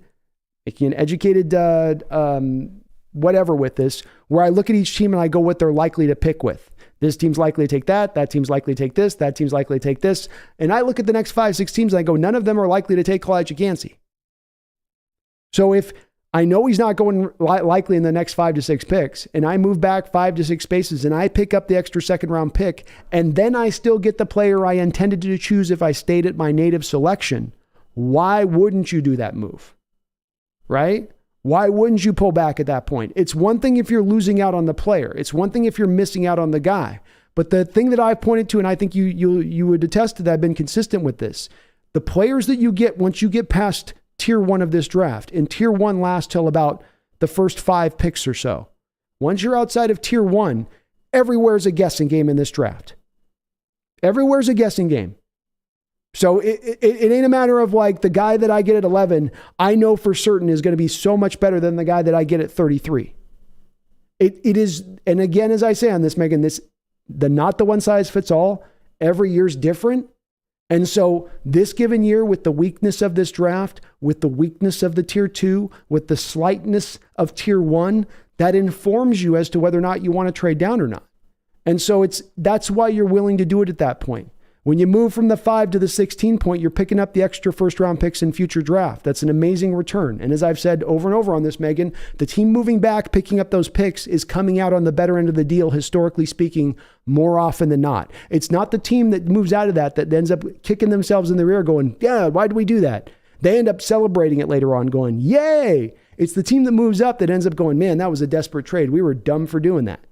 So that's why I'm leaning towards doing it in this situation. It has everything to do with this given year, this given draft, what you have available, where you're picking, and that it's a little bit of a weird draft in that respect. And you gotta adjust your strategy towards the draft at hand, not just apply a one size fits all to this is just how we always go at every draft. We just do this, and then we'll just do this, and then you never want to do that. You always want to read the room to what the realities are in the given draft you're dealing with. And this draft, Megan's got a lot of realities that aren't fun. They're not fun truths, but they are the truths of the matter, and not just ones I'm speaking about. You hear it across the board from pundits and talking heads talking about this draft being a much weaker draft.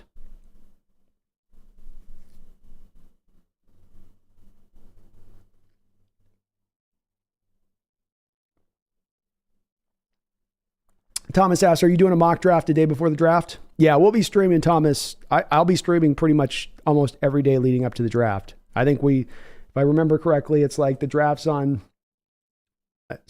believe starts on the 27th on Thursday night. I'll be streaming Wednesday on the 26th. We'll be streaming on the 23rd, and I'll probably be streaming another day, and we'll be running a couple different mocks. We'll be running full 7-round mocks for Seattle. I'll be running another 2-round mock for the NFL draft. So 100%. I'll definitely be amping up the live coverage as we get in through that last final week. And of course, I'll be streaming every day of the draft too, obviously. Thomas, if Seattle does draft a tight end, then yeah, you're right. He's likely gone. Megan says, likely to pick. You don't know how they'll pick. So what if you're wrong at the Hawks Nest? Why risk it? Again, boy, I don't know, Megan. I might not be explaining this really clearly, but you are taking a risk. Yes, there is a risk. It's a fairly educated risk because you've got the connections through the NFL. If you're general managers, right? These guys talk. They do get a pretty good idea about what guys are going to do and what guys aren't. But let's just say that occurs, okay? Let's say the guy gets selected that you would have intended to pick at that spot. The whole point of what I'm saying with this is that whoever your number 2 guy is, whoever your number 3 guy is, whoever your number 4 guy is going to be at about the same kind of talent level and upside as to the guy that you were just picking there. You know, the thing that I think you're getting caught up in is there's this magical guy there at 12 or 13 that's so much different in talent and ability level to the guy that you get moving back. And in some drafts, Megan, that would be the case. In some drafts, and maybe even the multitude of drafts, maybe even in a common frame of reference, that's the way it would go as a general rule of thumb. But in this year's draft, this year, right now in this year's draft, the player that you get at 14 to 20, the player you get at 14 to 34 is not that much different as far as the talent level goes. It's not a talent disparity thing. It's all guys that are all about around the same kind of level, the same kind of water line. So when you recognize that, is the recognition within that then to be, well, they're all around the same water line, so I need to value this water line of these guys? Or is it to, let's get more picks within the same water line? I'm informed to say get more picks within the same water line rather than trying to value one point of the water line over another when it's all about at the equal level of it. So you can't get caught up on the one player, the one guy. What about this one guy at this one spot? Not in this year's draft. Not if you're looking at moving back. Not if you're at 12 verse 20, 12 verse 33. It's all in a very much the same. It's like why I say, Megan, about the tier 1 and the tier 2. I make that reference, Megan, as far as not to just chop up the draft, but to kind of hammer home this very point I'm trying to make to you. Tier 2. It means all the guys in tier 2. I mean, this guy's way better in this tier 2 than this guy. They're all tier 2. Think of them as they're all in the same kind of bag at that point. Don't put one up over, they're all kind of in the same area. That's the way to think of it. It all works in general tones that way. But again, I may not be getting clear with this on it. Tommy, what about going all in on the offensive line and offense? JMS, Gibbs, Washington, worth losing out on the defensive line studs? Well, I mean, Tommy, I did exactly basically what you just said on my mock draft. So 2 of those 3 players I picked up, and I went all offensive line as far as Darnell Wright in my mock. So definitely go check out my mock because I think you're going to be pretty happy, Tommy, with how in the direction that I went with it. But Washington, I don't know if Washington's really a possibility at this point for folks. Like I know that he's a guy, Tommy, and look, I probably started the bandwagon on this as much as ever. I hear more about Darnell Washington as much as any player right now about leading into this draft. And people are really, really getting hot to trot on him. But Seattle has not moved Fant, and they're not carrying 4 tight ends. And it's hard to make that prediction that they're going to make that move until we kind of see it. Could it happen? Yeah, it could happen.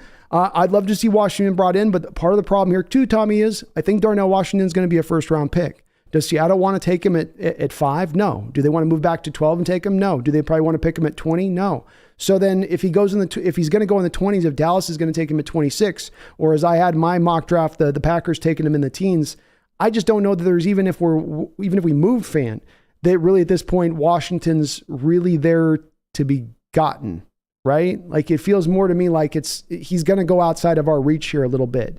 So yeah, what you prescribed is exactly what I wanted to do everywhere else on my mock that I ran, Tommy, but just didn't quite do the tight end because I just don't know that that's established yet. JN says, I always use the educated, whatever you call it. Educated guesses. Yeah, exactly. Megan says, sorry, B, it makes no sense to me, but I'll stop with the questions now. It's okay, Megan. Again, I'm not sure why it doesn't make sense to you, because I think, and I'm trying to kind of unpack where it is your mind is at as far as why you're so locked in on this a little bit with it. And the only thing I can come back to in my mind, Megan, is just you're looking at what historically drafts are like. And so you're trying to apply it into this draft. And that's understandable because it makes it easier to understand a draft if you're not trying to get into as much of the details of how is this draft really structured? How is the talent really structured? What is the depth and the details of that structure? Where is it really strongest and weakest and all of that? And again, I think that the place that to make it simplified in your mind is to think of it like this. The player that I could get at this spot versus moving back is not that much different. So I still get my same player. I still get the equivalent of a level of a talented player at that spot by moving back. But then I also get another pick. I also get the extra second round pick. So I've gotten exactly the same player, but I've added on top to it. And if that's not clear as to why that's a better solution, I could have A, or I could have A plus B. What's better, Megan? Do you want just A, or do you want A plus B? I mean, I can't go any more simpler on that. And that is how I think, in my opinion, you should look at this with this.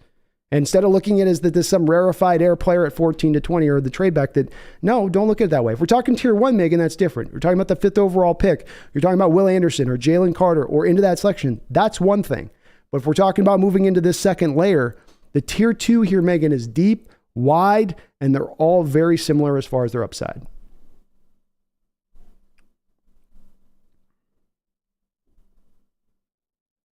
Randall McDaniel's in the house. What's up, Randall?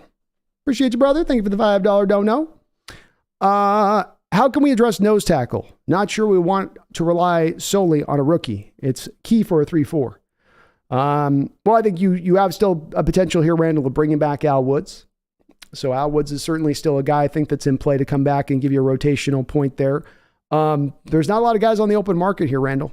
And so, you are a little bit stuck here, I think, in potentially relying solely a little bit more on the rookie. And I went in the mock draft I ran. You would go with Keanu Benton, but you could also go and get another zero tech later in the draft as well. Go get a Keandre Coburn type guy maybe a little bit later on. But it is one that you'd like to ideally have more of a veteran presence in there, or maybe a younger guy that could come in, Randall. But there's just not really that guy out there to grab. I mean, if not Al Woods, it's a Linval Joseph type that's really in the same place as Al Woods, just kind of at the end of their road, and there's not really a lot left there to, add to the process. They also still do have, for whatever it's worth, Brian Monet on the roster. So if they are planning on keeping him and him coming back at some point, he could function, he could slide into some role within that too, Randall, a little bit, So it's not ideal, but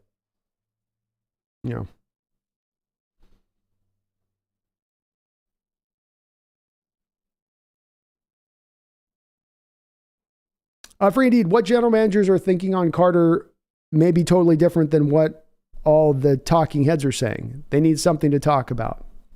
Agreed, free indeed. Very much agree with you on that one. I've long this is why I've long maintained with it that I'm going to trust in our general manager's decision on this. I don't trust in every decision our general manager makes that he has some carte blanche of, blank check of he can do no wrong. But when it comes to this situation, because he's going to be armed with so much more information than we have, free, I'll trust where he goes. And if he does decide to pick Carter, then I think I'm going to trust in that. I'm going to celebrate the selection. I will. Agreed.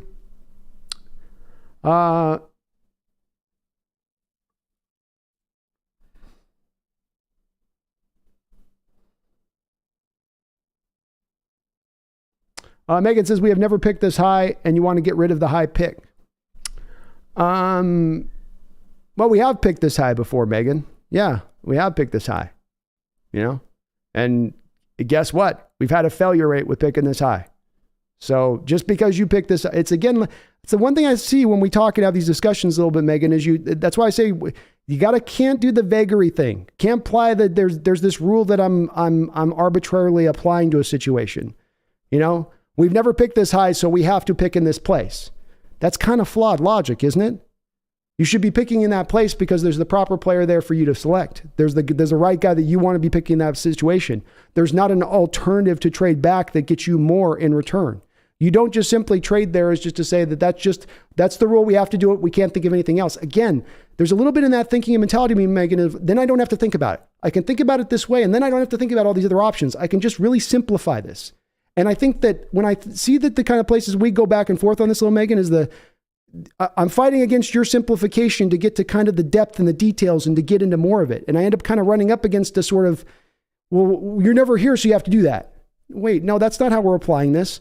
There should never be a one sentence line to apply to why we do whatever we're doing, right? There should be a multitude of reasons why you make moves to why you make them. So, no, I don't think that you pick at 5 just because you haven't been there recently. Megan, we had the 4th overall selection in the early 2000s and we took Aaron Curry. He completely washed out. You had the number 2 overall selection in 1991. You drafted Rick Meyer. He completely flamed out. Simply having a top 5 pick does not generate instantaneous success for that selection, especially, Megan, in a draft like this one, like I've been saying, which is a weaker draft. Still, the part that I don't see you quite acknowledging in your comments on this is the weakness of this draft. Can you understand? This is not as strong as last year's draft. This may be the weakest draft we've seen in 15 or 20 years of football. That's got to then, how does that, Megan, then impact your strategy on this draft then? How would that change your look on this draft then?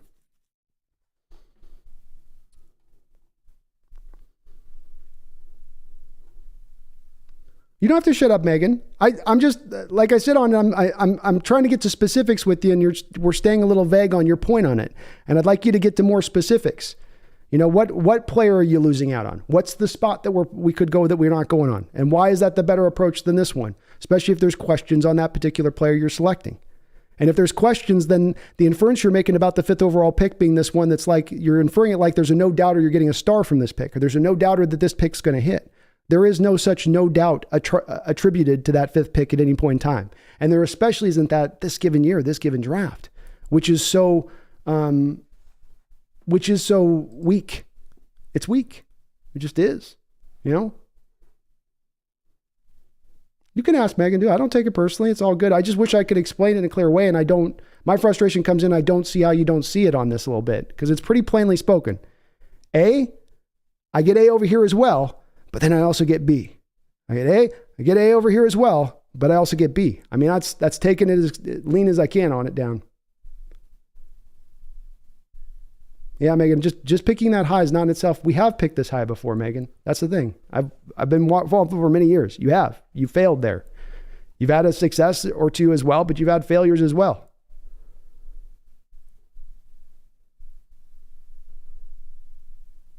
No, Megan, Megan, you don't have to bristle and get short with me on it. I'm trying to ask you on it like I said with it. What I'm trying to pull from you is not to go to the simplified range on it. Because, what a human nature we want to do is we want to take something and how can I categorize this, simplify this, put it up in the shelf, box it up, then I don't have to think about it anymore. And it's up here. That's not what I'm out of crazy. We got to take it out of the box and keep it unwound and keep unpack and understand it. And to simply apply to something that we've never picked this high, so then we have to pick there. That's real simplistic thinking towards a very complex problem, a complex deal that you have to turn over. So it's not about me being smarter or not. It's just me trying to understand why we would apply such that simple logic to this rather than looking at it with more depth and more details and more,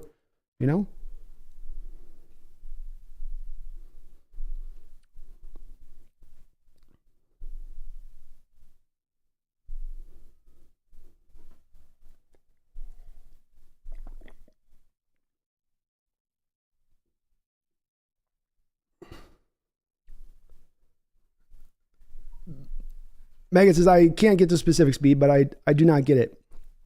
I get it. Okay, so respond to this, Megan. I have A. Okay? This player's upside. This player, his potential. Don't get caught up. You have the 5th round pick. Don't get caught up in that. Let's throw all that out the door, Megan. On this simplified basis, I have player A who's a certain talent level, a certain upside. His upside is an 89. And if he gets to the top end of who he is as a player, he's going to be an 89 in Madden, Megan. Okay? Now I could trade back to 7 to 8 picks, get this guy here who's going to also have about an 88, 89 in what his upside is. And then I get something else in addition. Why would that not be better? If you could answer that for me, I'd love to know.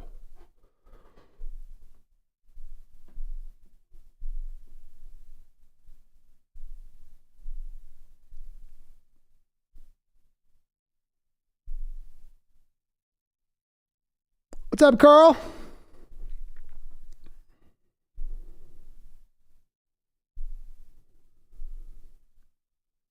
I understand, but then I'm trying to get how to get to the specific one. I just don't get it. That's why I wanted to go to give you the A and B thing. To think of it like that. You've played Madden, so you're drafting a player in Madden in your 5 spot. He's got an 89 upside projection. You can get an 89 upside projection trading back, but then you get an additional pick on top of that. A second round player who will give you an 85, an 86 upside in the second round selection that you pick him in. So you have an 89 and 86 upside, or you can simply have the one player who gave you an 89 upside. There's no way that doesn't clear to you that the other one's better on this. If the way I'm, and again, maybe I just can't explain it on.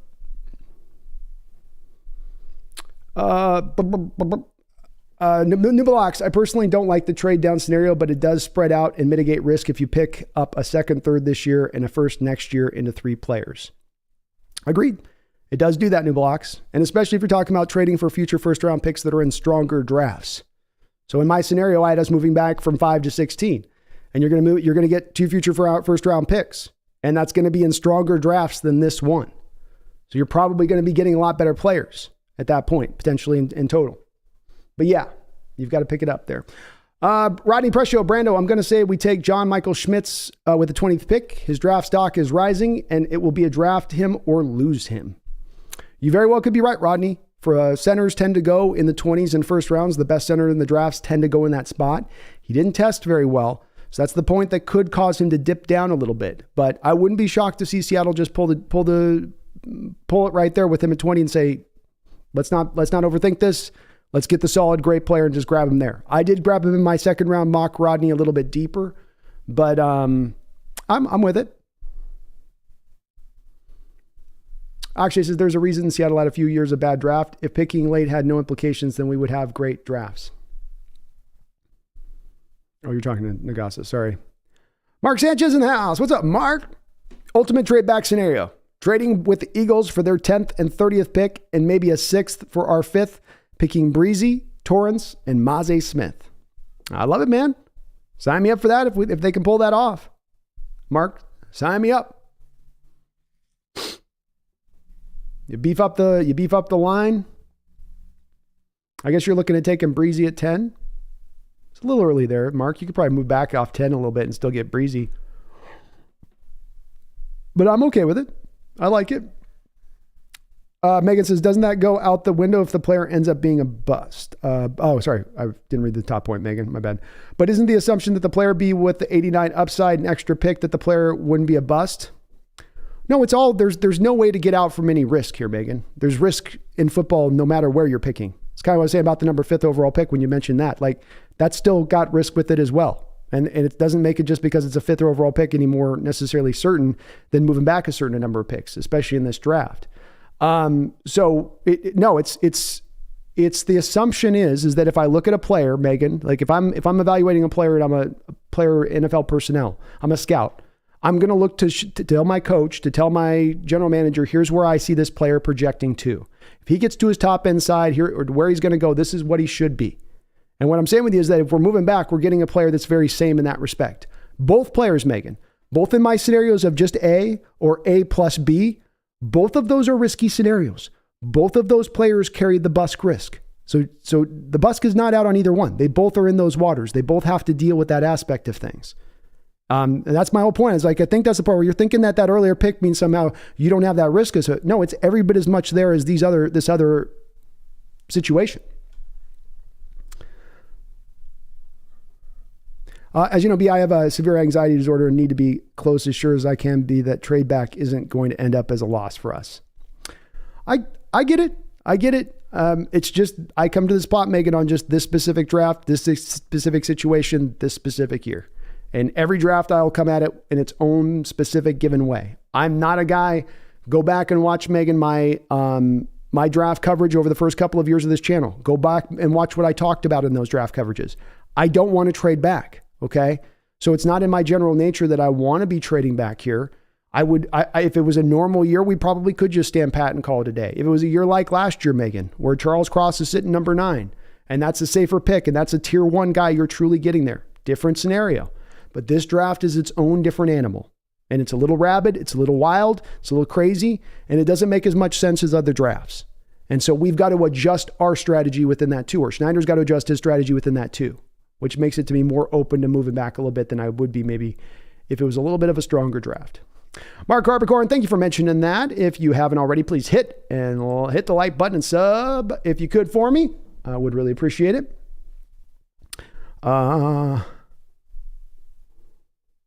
Brandon McDaniel, thank you for the $5 donation. I do appreciate it. He says, maybe the explanation is instead of getting 1 B+, we get 2 solid Bs. Yeah, I don't want to go that route though necessarily with it, Randall, because I don't think you're getting, it's where I do land on this, where I feel like the tier 2 of this draft is very similarly talented all the way down the line. Maybe as you get to the back end of tier 2, if we're talking about picks 54, 55, 56, those guys are a little bit lessened. But if we're talking about it only being a 5 or 6 pick jump in the first round in that same tier 2 group, I don't see even that difference of a B+ to B for me, Randall.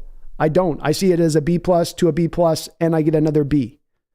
That's really, truly how I see it. And I wouldn't see this normally on most drafts. If it was last year's draft, I wouldn't be seeing it this way. But this particular draft, where the level of the talent is at, this is where I see it as being at with that. It's just a bit of an oddity in this. It's super unique to this year's draft. It's just because of this one. But I really do believe that, Randall. The guy that you're getting at 14 versus 26, it's not that different.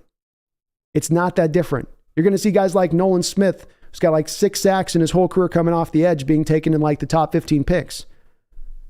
Partly because teams are looking for refuge of safety, looking for a lack of risk, because there is so much uncertainty on all these guys across the line at that selection when there wouldn't normally be.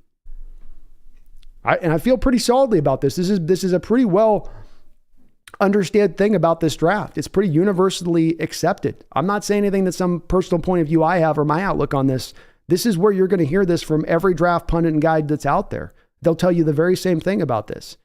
So it's not a limb I'm going out on here. It's not Brandon's just personal little opinion. This is like, water's wet. Gravity pushes you down, right? Like it's kind of just been, it's the sobering reality of this draft. It kind of sucks. It sucks that we have all these picks in the draft. Couldn't be a strong year's draft. Couldn't be a year's draft where it's like, this draft's amazing. You get talent everywhere. It's going to be, it's just a little, And I'm sorry, May, if I'm not able to explain it, I'm sorry. I'm definitely looking for the explanation. I feel like I can crack through at some point on this one. Somehow, some way. Real Matrix, that's why later rounds can be more important.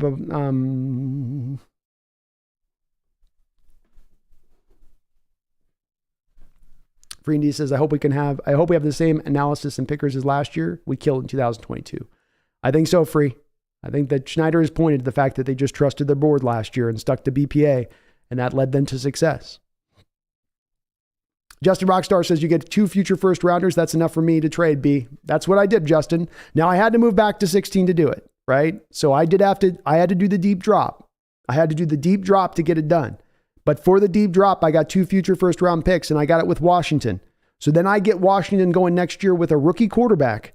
I get Washington with a rookie quarterback on that team in that division, which is a tough division. And I'm going to roll the dice that that's going to come out next year to be a very juicy pick for us with that situation at play as it is. But yeah, I got my two ones. Herbicide says, I'm all D in my first 2 rounds. Maybe just grab Washington in the first 2 rounds. But yeah, I'd wait until the 3rd round to go for the O players. If they went that route, I'd be okay with the Herbicide. I certainly would love if they can to address center or guard in the first couple rounds too, and get both of the lines built up. But you need a lot of bodies right now, and you need a middle linebacker. Probably could use an edge. Deadly says, I think of picks differently by probability. E.g., number 5 pick has a 95% chance of being an 89 rating versus number 17, which has an 80% chance of being number 40, which has a 75% chance to be an 89 rating. Both is a gamble. I think that's a pretty intelligent approach to look at in the way they're measuring it. I think that would also, Deadly, if I may say, would fit a little bit more to historical norms for the way that drafts tend to met out, and that this draft is a little bit different from my standpoint on it, where that probability of chance drops at such a higher rate past pick 5, 6 than it would in other seasons, where that might last a little bit longer on in, to a percentage point of the 20s, where now you're more firmly arriving into that tier 2. But it's all a gamble. Mr. Allo, this draft is the COVID S finally hitting the fan. Exactly. This draft is so deep. Rounds 2 and 5 is where general manager is going to make his money, not the first round. Yeah, I don't know. I thought you were going a different way with that, Mr. Allo, on the front of your deal with it. So I don't see this as a deep draft. This is one of the weakest drafts this is the weakest draft that I've covered since starting the channel and looking at these guys as deeply as I have. This is the weakest one. And it was weak. And in my opinion, Mr. Allo, it's the NIL. It was a weak draft, and then the NIL came in and kicked it out even further. Guys like Jared Verse or Cooper Bebe, a couple of the quarterbacks. There's a good 50, 60 names of guys that would have been pretty highly selected guys in this draft who went back to school. That's going to weaken down your draft. And last year, I think you had a lot of the guys, you had like an extra number amount of the players in last year's draft than this year, as far as the number of guys I believe who actually entered the draft or applied to be draftable. Cameron Bird, what are your thoughts on Lamar Jackson's situation? Sorry if it's been asked already. It hasn't actually, Cameron. So you're bringing up something that's new. I love it, man.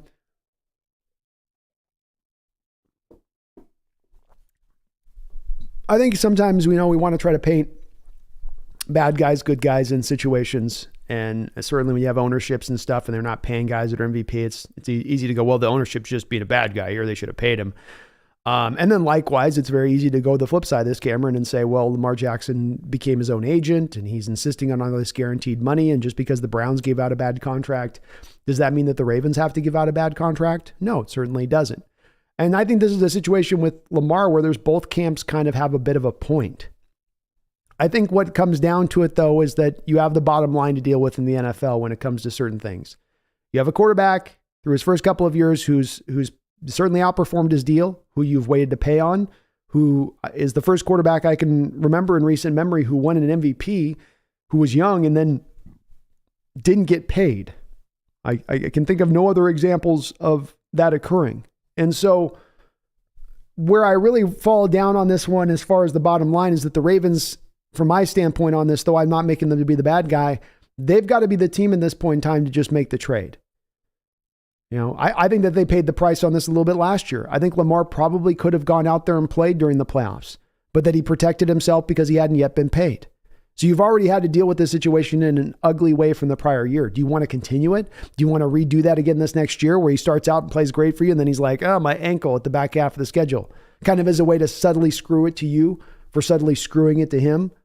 It's not a good look. They need to take some steps to fix it and move beyond it at this point. Get the value you can get. I feel the same way about the Packers, where just get what you can get. Stop with this, we want the maximum returns crap. You're not getting maximum returns. The time to do that was another day. You've been lollygagging on this thing, pushing the can down the road, and now the bill comes due. So quit squawking and pull the trigger and get what you can get for them. And it doesn't sound like they're quite yet ready there to get there, Cameron, but they should be. I think it's silly that they haven't. Wu-Tang Financial, thank you for the $5 donation. I appreciate you, Wu-Tang. It says, Dr. Hawksnest, or How I Learned to Stop Worrying and Love the Draft.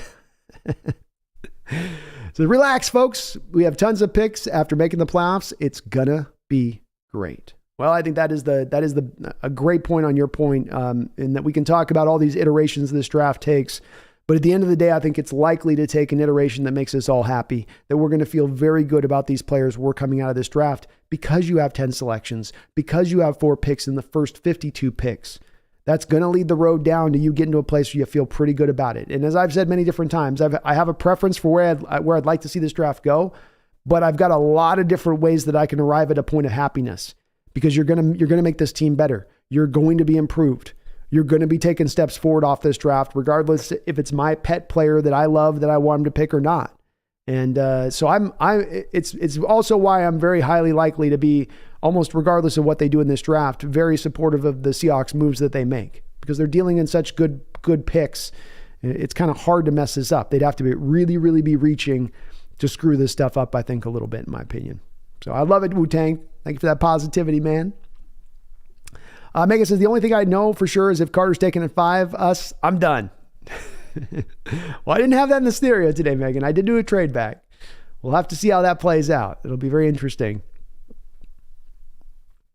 Paul Susia says, run the ball helps defiance and wide receivers. Low bust rate is guard and center, protects the quarterbacks. True. A little bit more solid ground at center and guard. Well said, Paul. Run the ball helps defense. That's what you meant, Paul. I was like, run the ball helps defiance. It's like, that's very poetic.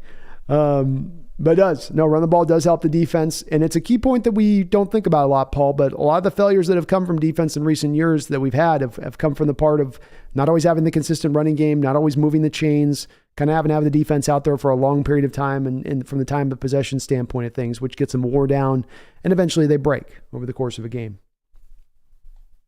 Jacob Haas says, looks like the Cardinals are looking to maybe shop D-Hop. Would you go for it? I don't think I would at this point with D-Hop. No.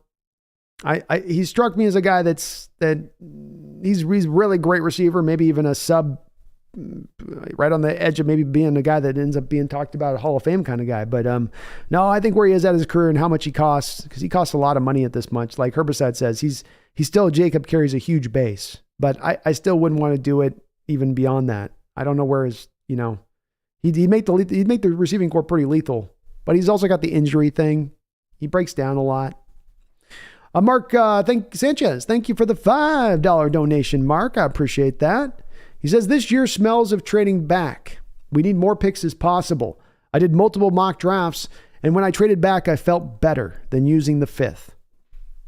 Beautifully put, Mark. And as you can see with my mock today, I moved us back from 5 to 16. I moved us back from 20 to 26. So you and I are in exact alignment on this one, in that I felt the same way. So no, trade back, and the part that I've maybe become a little bit obsessed with thinking about most here is getting into that second round and getting as many second round picks as we can, or in second round and early third, getting into that area that's for me kind of the magic area of this draft. You want to find guys that can bring some impact with still some top end, may not be that star level of silver bulletproof kind of player that you can get usually in top 6, top 7 type selection, but you're still going to be able to accommodate this team in a way to where you're really rounding the team out in the way it needs. Like you say, this is what the team needs. We got to round it out in a couple of different areas. And if we do so, look out. Strength by numbers, though, here more than a strength by an individual player, to your point on that, Mark. And I felt the same way, man. I'm glad to hear it. That's what's driven me in my mock draft today, too. Thank you for the dono.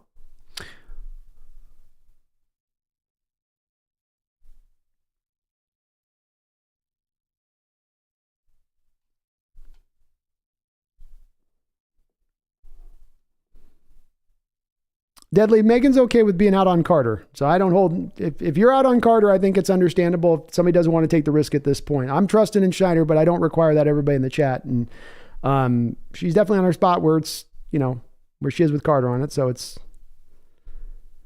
all good. She's not closed-minded. It's understandable. People would come to a reasoning point on Jalen Carter where they say I've, racing and conditioning, and I'm not there, but I completely get somebody who has arrived there. And I don't think that they're being out of whack for doing so or thinking so.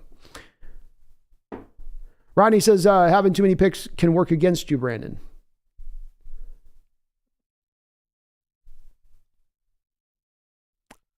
I suppose it can. There's no place. It's kind of like this is the risk thing. There's risk everywhere. There's no place that's absolutely a strategy you take that's 100% going to work without failure. There's absolutely risk everywhere involved. There is. I don't see how in this scenario, though, that it doesn't make sense. Because like I said, it's not simply being informed from a process for me, Rodney, of saying, I just need more picks. I just want more picks. What I'm wanting is more picks in a very specific area of this draft, and recognizing that the depths of this draft is really weak. And so it's sort of like get while the getting's good as much as anything else. You can have the totality of these 10 picks. You can pick twice in the 5th round, and here's a 6th, and here's a 7th round pick. But there's a really good chance all 4 of those players don't even maybe potentially make the roster. Very, very real possibility of that being the case. And if that's the case, if that's the reality of it, then I want to work all that much more to getting into that magic point of this draft. But you're right. It's no guaranteed. And yeah, I don't think anybody's being closed-minded if they're out on Jalen Carter. He's done enough in this draft process. And when you talk about making a guy the number 5th overall pick, if John takes the pick, I'm going to celebrate the pick. But there's plenty of people out there that have arrived at that stance of saying, I ain't feeling this. I ain't feeling the signs of this. And while I'm going to wait myself for all the information, I get that there's enough stuff here. There's enough I've seen. There's enough smoke coming out, billowing out of these windows. It's not crazy to say that you're out. He's had one of the worst pre-draft evaluation processes times that we've ever seen. There's a huge amount of risk at this point with the Carter, as far as we understand it, at least on the face of it. So there's not being closed-minded. It's just, Megan, you've got to know though too, right now, if you bring up the Carter thing, you're going to send plenty of folks in the chat into a tizzy. So I got your back on this, but you do have to understand as this gets brought up, it's going to send people onto it because it's such a hot topic. It's why I stay away from Megan as much as I possibly can and don't bring it up as much as I possibly can. Because when you bring it up, it's like you've got gasoline on the ground and you take a match and you throw the match on the ground and you're like, wait, it started a fire? There's a fire got started here? It's going to do that at this point. That's why I just kind of stay up out of it over there on that. Tony Wright, what's poppin', Brandon? What's up, Tony? Man, I hope your squad isn't even thinking about drafting quarterback Anthony Richardson at pick 5. Don't do it. He's all hype. There are some red flags that I've seen on Richardson. I mean, it's possible that we could take him, Tony. I don't know that we've got a good feed or a feel for this right now where it stands with it. It's possible. It's also possible he gets taken in the first 4 picks, Tony. I think Carolina's flirting with thinking about him at the number 1 overall selection, as weird as that sounds. So I think there's a lot of places this one could go at with this. So, yeah, I don't think we're going to do that though. I don't think we're not with bringing Drew Lock back, Tony, like we did. My mock, Tony, I had your Falcons taken. Who'd I have your Falcons taken? I had them taken Tyree Wilson and Nathaniel Dell were your guys' 2 picks. Hope you like those, Tony. Cameron Bird, with the recent issues with Russ Jackson, do you think quarterbacks asking for too much money is becoming a league-wide problem for teams trying to become Super Bowl contenders? Yeah, I do think that it's become an inhibiting factor in teams trying to put a Super Bowl roster together, Cameron. Absolutely. I don't know that the league's reached a point where they're pushing back in a way to say, okay, enough, we need to stop this. I think if anything, teams just continue to pay guys. Cameron, look at the deal given out to Daniel Jones this offseason. They're not learning their lessons. And I often say with this, Cameron, that it's a decision to sign the quarterbacks to these contracts is rarely driven by intelligence and much more often driven by desperation and laziness, because you don't want to have to go find another quarterback. You got yours already in the building, so let's just pay him. And I think those two things are applied kind of equally along the line. But I've also wondered if, Cameron, this doesn't reach a breaking point where eventually NFL teams go, we're done doing this. We're done paying 15, 16, 70% of our cap to one single player. No, not doing it. And there'll be a time, I think, especially if we get enough talent in the league at the quarterback position, we get enough functional guys at the position to where it's not just everybody thinking they've got their superstar in the midst, but everybody going, hey, I got a good enough point guard distributor here to make the rest of the team work if I build up the rest of the team. A little bit like Cameron, the Eagles are doing. I think it's eventually going to transition there a little bit, but it's not there yet.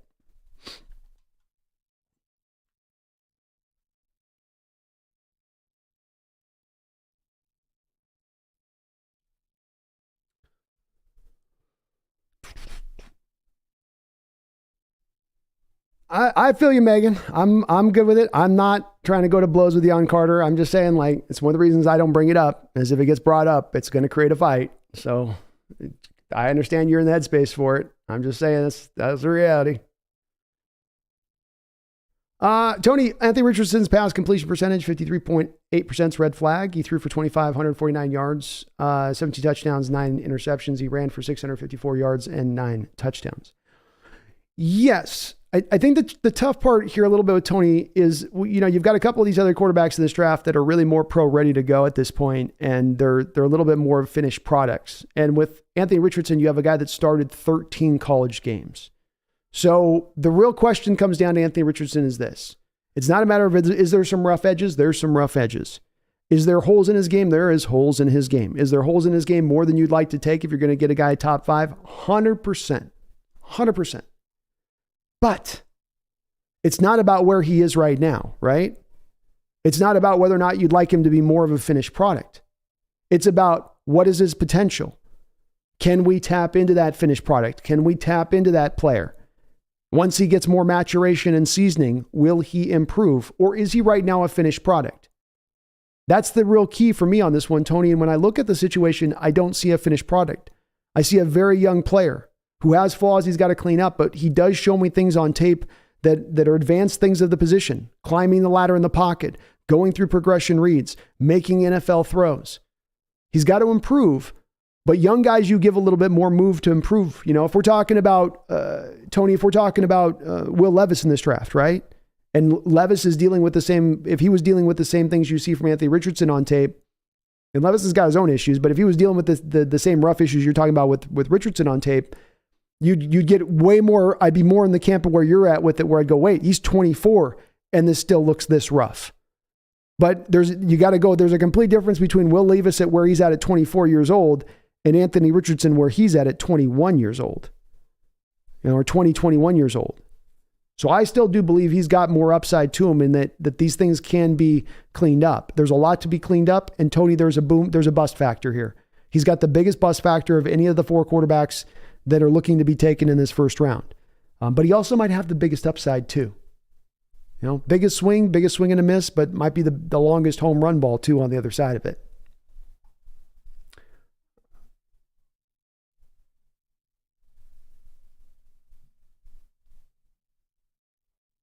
New Lax is in terms of this quarterback discussion, I am so happy the Vikings did not budge on Kirk Cousins' extension. From what I heard, his contract demands were actually fairly reasonable considering most recent deals. I'm glad they are too. That's another team that got caught in the desperation laziness mode. Oh, we don't like this, the guy that took us to the NFC Championship, not quite good enough. We need to get a little bit better. Just a little bit better position, we'll be fine. Just a little bit better at the position and we'll be fine. And then they're driven by that to get the desperate, trade to Kirk and pay him all the money. Not good enough. Not when he's then taking up that much of the cap for you, then build the rest of the team. And yeah, they seem to be figuring this out in Minnesota finally no. Jack says, why the early start today? I missed yesterday, Jack. The Bobby Wagner live stream we did, I had me a little bit tired on Sunday. I was trying to stream yesterday and get the show prepped for that, but I just couldn't get my head out of a fog. So I wanted to get the bonus show in today, and I had some plans for tonight. So I couldn't go for tonight, unfortunately.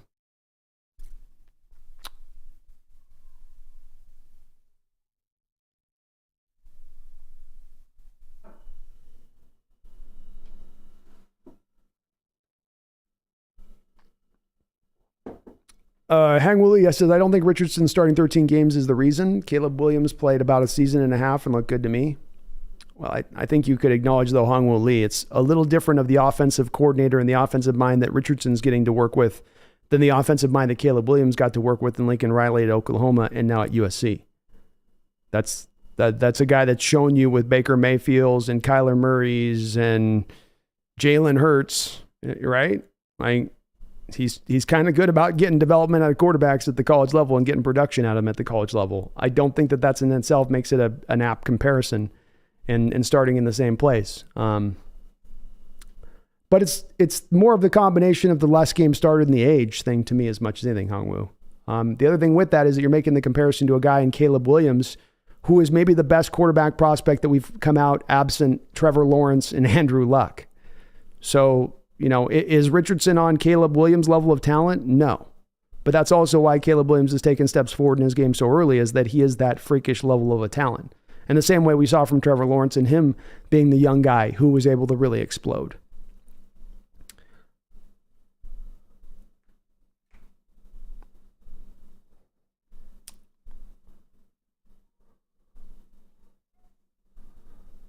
Hongwo says, people who sit 1 year know how to play and throw, just need to adjust to the NFL style of game.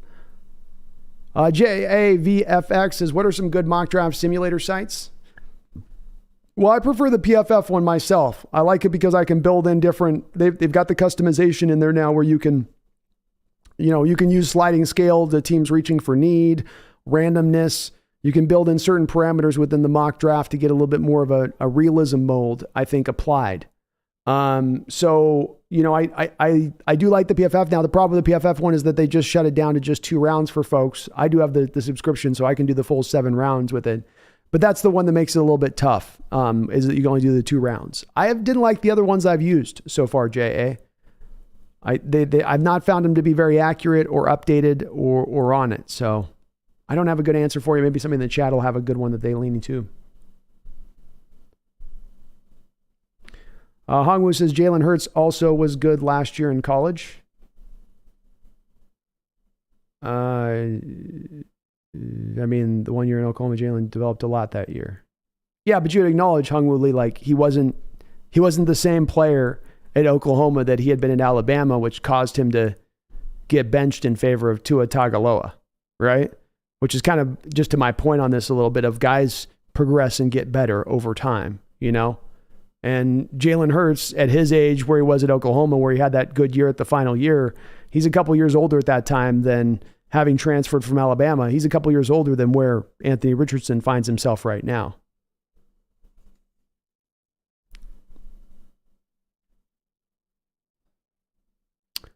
Mock draft databases, herbicide. There we go. Thanks for the suggestion on that herbicide.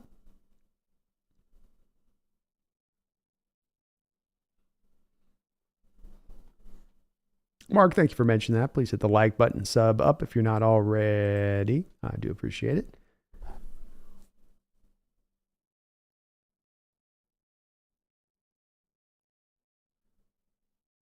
Tony says, according to Athlon's magazine, Anthony Richardson's package of physical traits is undeniable. In a way, Richardson is a supersized version of Malik Willis, and I couldn't agree more with Athlon's magazine. Yeah, I've seen the comparison there as well with it, Tony, and I just don't see it myself. I don't see it. Malik Willis was much more undersized than Richardson is. Richardson's gives you the preferable size, weight that you look for at the position. He's more mobile, and he's a better scrambler and mover than Malik is, who's really not a very good natural, really true mover back there. I mean, look at him last year. He averaged like 3.3 yards per carry. You know, he's given this label of being this real uber moving kind of guy, but he's really not that. And when you come between the college tape between the two of them, it's insanely different. You have Malik Willis playing at Liberty against smaller school colleges that he struggled to dominate, that he struggled to look good in at times. Where, I mean, he was so rough all over the edges. With Richardson, the roughness comes in the inconsistency of the delivery, for instance, but he'll lock it in and show it to you. And show it to you what it looks like when it's clean and loose and free. With Malik, it was never that way, where he was playing on time, on script from behind the line of scrimmage at points. There's definitely rough tape there with Richardson, but I can't see the Malik Willis comp at all. There's a couple of different places that just doesn't work out. On top of the fact, Richardson went against much tougher competition, the toughest competition, than compared to Malik Willis.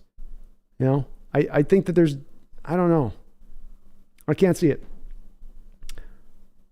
Michael YT Brando, who do you trust more, Tua or Hurts? Do I have to really trust one or the other? I don't trust either of them. You know, I don't like I don't like quarterbacks with limited arm strength as my starters. I think that there's times in the NFL where you've got to make NFL throws. And if you have a quarterback that can't make NFL throws because he's all Mr. throwing with anticipation, accuracy, you know, bop, like that only can take you so far, in my opinion. Might get you into the playoffs, but I don't know that that's going to really get you over the top, so to speak. So I wouldn't trust either more, but I guess I go with Hurts more if you force me to pick. I'll go with that one. Hangwood says, well, Jack, I'm pretty sure, Micah says, why do fans hyping Tua up like MJ coming back out of retirement, laughing out loud? I don't know. Because they really wanted Brady, and now they know Brady's out, so they're just trying to make their peace with what they got, and there's no other good options. Mark Sanchez says, Richardson's like a Cam Newton, but faster and less accurate. I don't know. Accuracy-wise, Cam was not the most accurate guy back there. So I don't know on that one. And that there's points of inaccuracy with him, but unlike with Cam, his mechanics will be clean at times on tape. You know, the thing with Cam is that it was always that his lower half never talked to his upper half, and so he was always an arm thrower. And there was never any really hope of Cam ever getting his mechanics cleaned up because he never learned how to get his whole body to talk together in his throwing motion. Richardson gets his whole body talking as one. He gets the up from the lower half, up and through his core, rips it through, nice, pretty quick, easy throw and delivery at that point in time. The problem is that he gets a little lazy with his feet. He drifts off his back foot. He gets up onto his toes a little bit too often. Correctable items within his game. Cam could never seem to be corrected of the just forgetting about his lower half when he's throwing the football. This kid's got those things in it. You just have to teach him and get him more consistent with it. As I said with AR, there's a risk here. As I said, there's the risk, the boom and the bust risk of it. But his upside, which are making a comparison to Malik Willis, the upside of Anthony Richardson far surpasses Malik Willis. Far surpasses Malik Willis.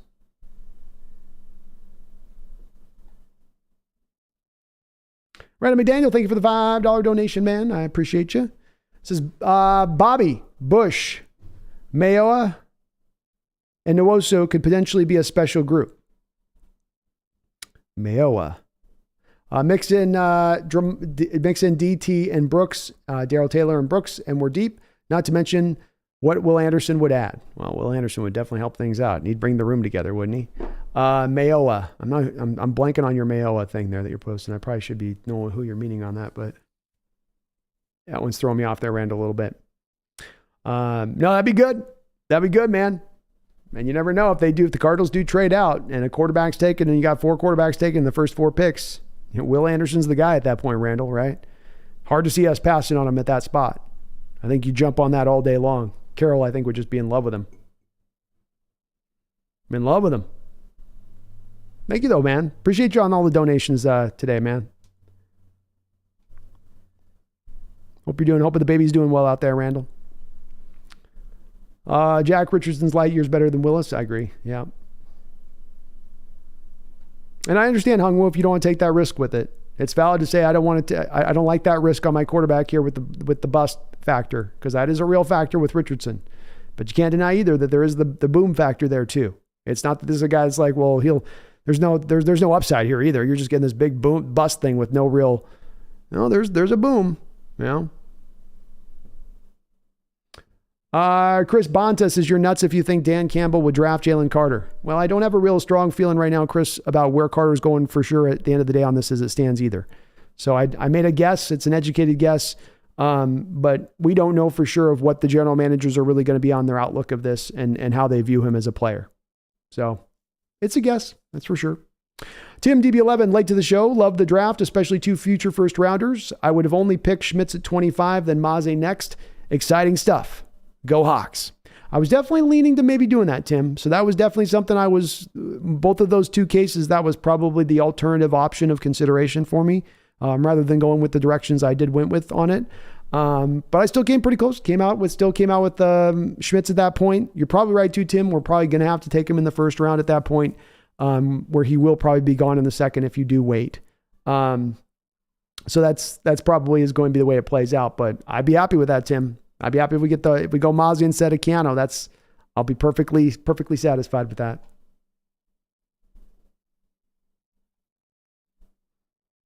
Gosh, Richardson's the black Tebow. Jeez. Oh, Lordy.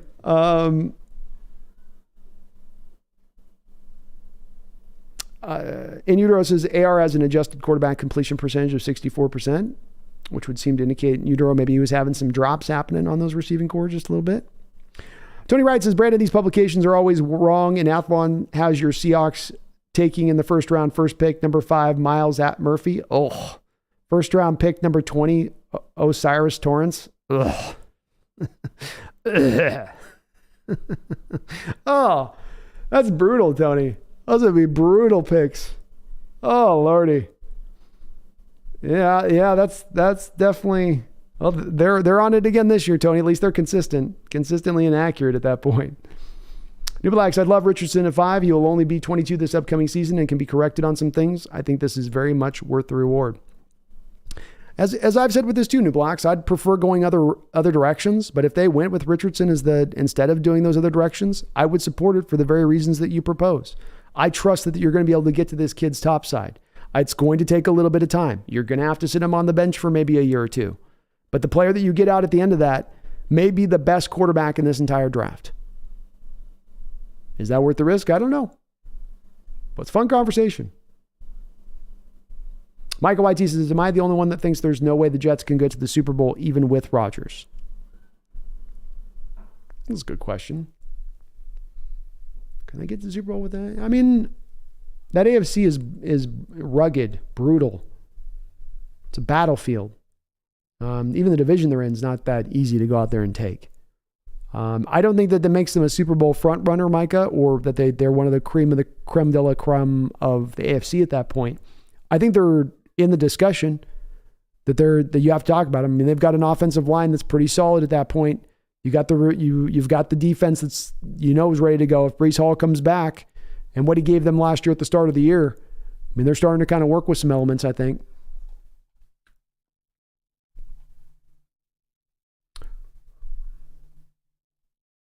Oh, Mafe. Rando says, Bobby Bush, Mafe, Nwosu could potentially be a special group.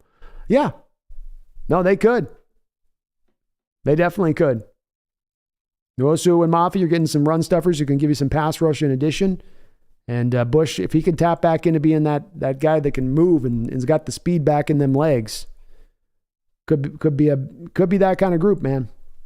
Especially you add Anderson into that mix too now as your kind of rotational guy in. Woof.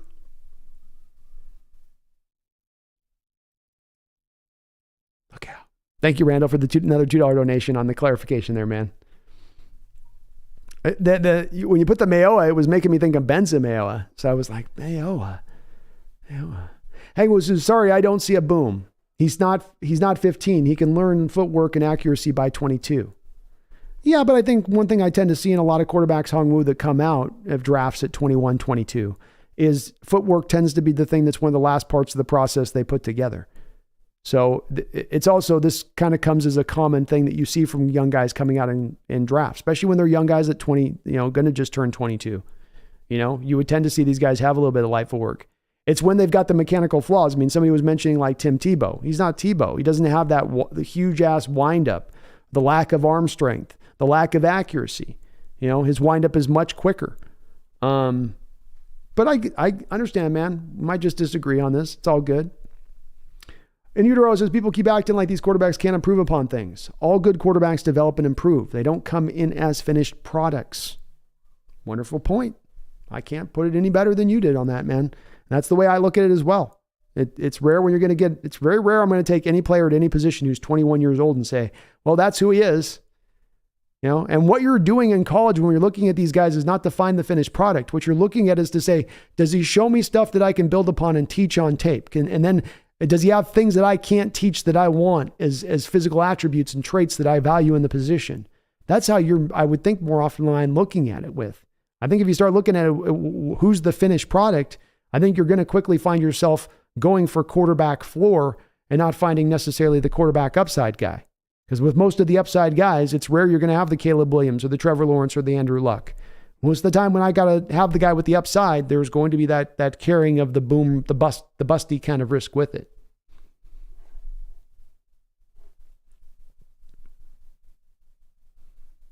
Tony writes, his Athlon has Seattle taking the second round pick Antonio Johnson. Ugh. And second round pick Josh Downs. Oh my God, dude. Tony, that would be a brutal draft. That would be, I would be definitely throwing up in my mouth having to deal with that draft. I do. It's pretty funny though. Drew Hanna, hey Brandon, thanks for the content. I just got here, so I'm going to go back to the beginning and check out your mock. Thank you, Drew. Appreciate you, man. I think you'll like it, man. I hope you like it. I think people have been pretty reacting pretty positively to it overall. Got a few naysayers, I suppose, but it's understandable. Tim DB11, what's your scouting on Noah Sewell? He looks the part. I guess I would say first and foremost. I was expecting him to have a lot better of a combine and be a guy that could elevate a little bit of his draft stock off of the workout process, because he looks a little bit like a physical marvel at times on film in the way he can move and his size and all that. But when you do turn on the tape of Noah Sewell, he has been one of the guys who early on in this draft process, Tim, I felt like was one of the more overrated prospects in the entire draft. He just instinctually wise is not in on it. He's not on his P's and Q's. He'll overrun plays. He'll get confused and he'll run the wrong direction when the play's going this other way. He doesn't tackle consistently. He's pretty good about taking on blocks. He can run like the wind. But even that, the testing numbers showed he's kind of even still closer around a little bit above, maybe a little bit above average in certain respects of that as far as it stands. I see him more as a 4th, 5th round linebacker at this point. The tape is not clean enough to make him any higher. Hang Lee says, but to all fairness, AR won't be there at 5. You might be right on that. Definitely seems like it could be maybe twisting in that direction a bit, doesn't it? Michael YT says, JS would be drooling if he saw Anderson still on the board at 5. We'd watch them literally be jumping up and down, like a 7-year-old girl clapping in the war room if Will Anderson's on the board at number 5 and they've had 4 quarterbacks taken ahead of them. Because it makes the choice so easy for them not to move back at that point. There's not going to be the team to give you the all to move back. You feel fantastic about the player you're getting. Clean background, clean record, clean player, great upside. Not too hard at that point.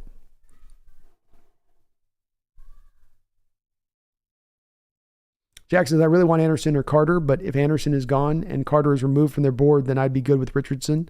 I also really like Gonzalez. Love the idea of teaming him with Tariq. Legion of Boom.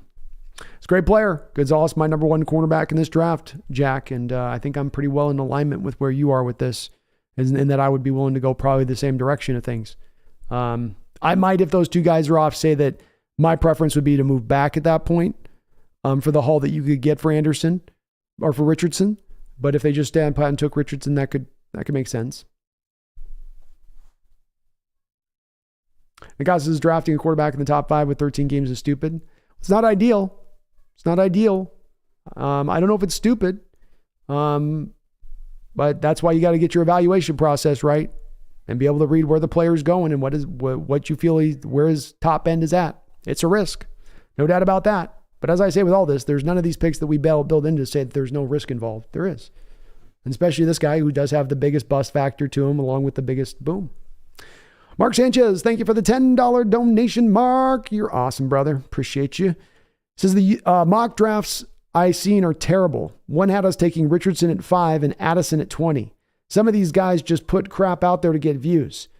Rolling my eyes. Another has Levis at 5 and Mayer at 20. What the F? I saw the same thing, Mark, out there. I really do as well. And it's why I wanted to do today, Mark, to do it to where we could kind of go balancing between looking at the team's depth charts, looking at who's available, and kind of slow playing this as we did a little bit through the opening of this show. Because I wanted to be able to say who is really these teams looking at and who's really they're likely to take.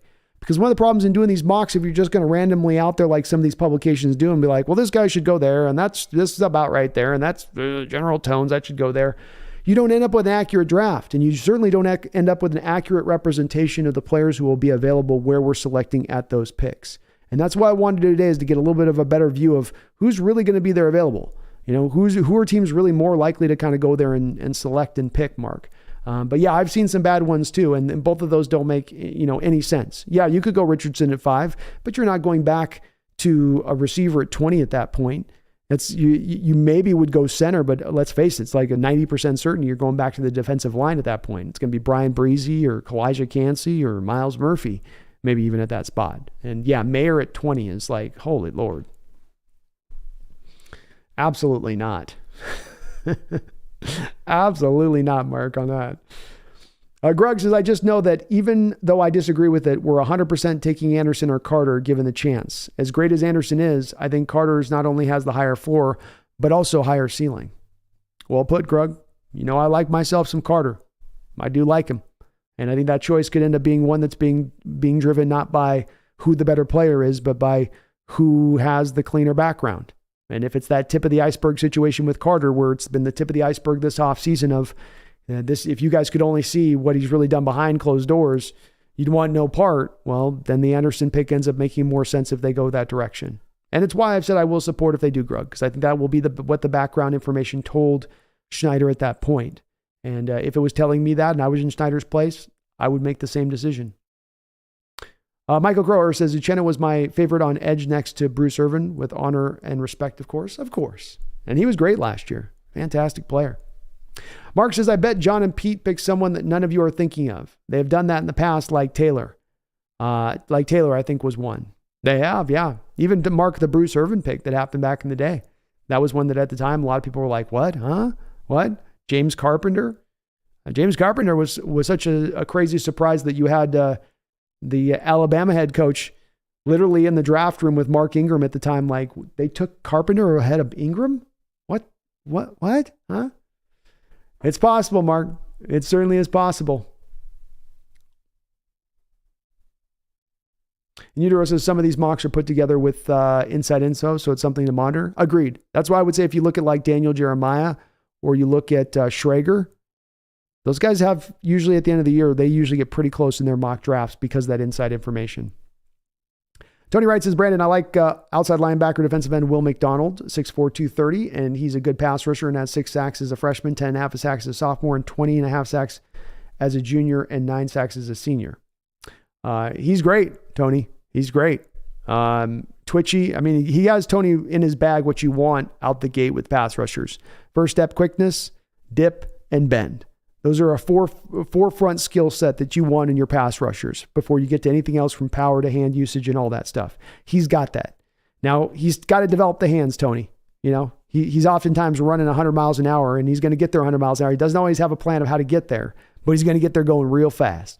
But I like him, Tony, and I think that he is starting to creep up into the first round at this point. Probably going to be taken somewhere between like 23 and 32, somewhere in that range. Fun player, though. Fun player. And 34-inch long arms on top of it, Tony. So he's got the go-go gadget arms, which you also want. A lot of real base things in a pass rusher you look for Will has, Tony, along with, as you spoke about, that really, really, really nice production there in college.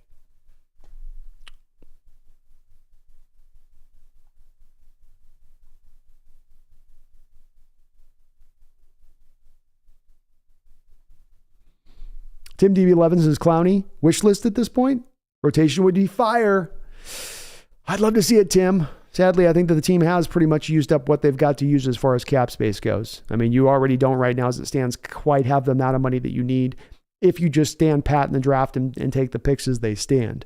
So it's already requiring a little bit of movement to make that go down in the right direction in the pathway of it.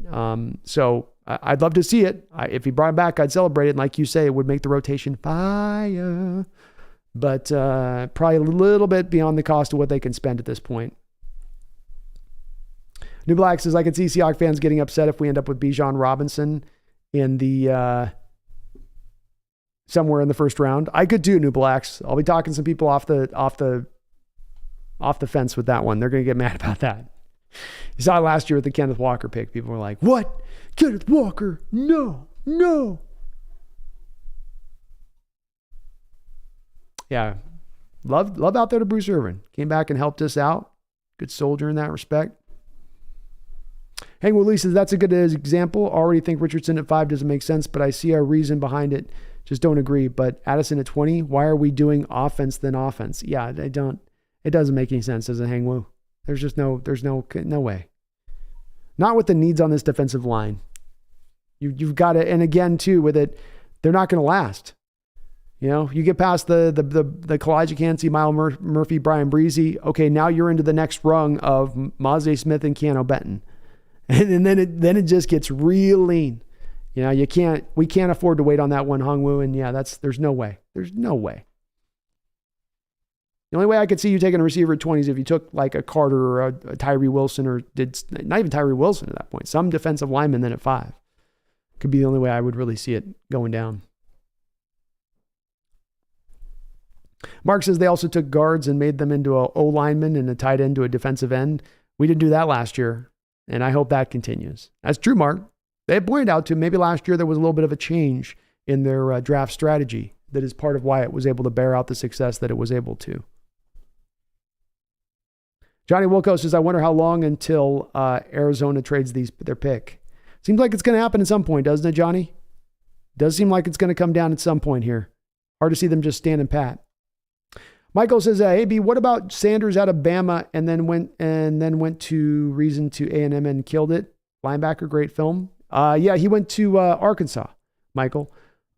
He had some fun tape this last year. He had a lot of rough tape this last year, Michael. And he's making the change from being an edge at Alabama. That's how they had him play, to now he was being a middle linebacker at Arkansas. So he had to very much learn the ropes this past year, and he is a work in progress. I've got him currently as my 4th linebacker, middle linebacker on my big board.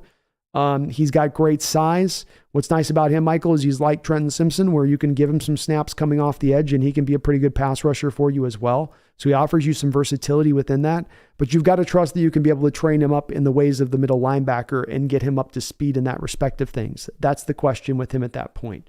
And that's the hard part of the assessment to make with Drew Sanders. But he's only played the position 1 year. So it's understandable why he's maybe a little bit rougher. Daniel Bailey, thank you for the $2 donation. Daniel, I do appreciate it.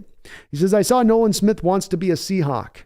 Pick 20. We'll appreciate the donation, man. It's a possibility that they take a look at him there, Daniel. Certainly that would be a place that the pick for the position and the player and the value, that would all align if you were to take Nolan at 20. I do feel like Daniel Nolan's going to slide his way into the top 17 or so here at this point.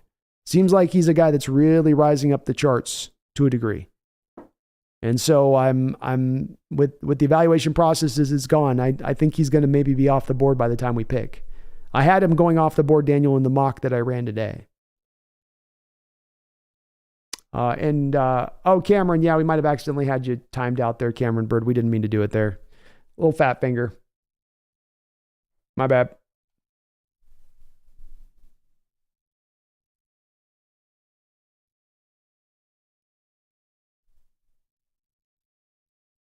It'll bring you back in a sec, Cameron. Justin says, I'm with you. I'm with a Clowney grab. I'm with a Clowney grab. I'd go for a Clowney grab.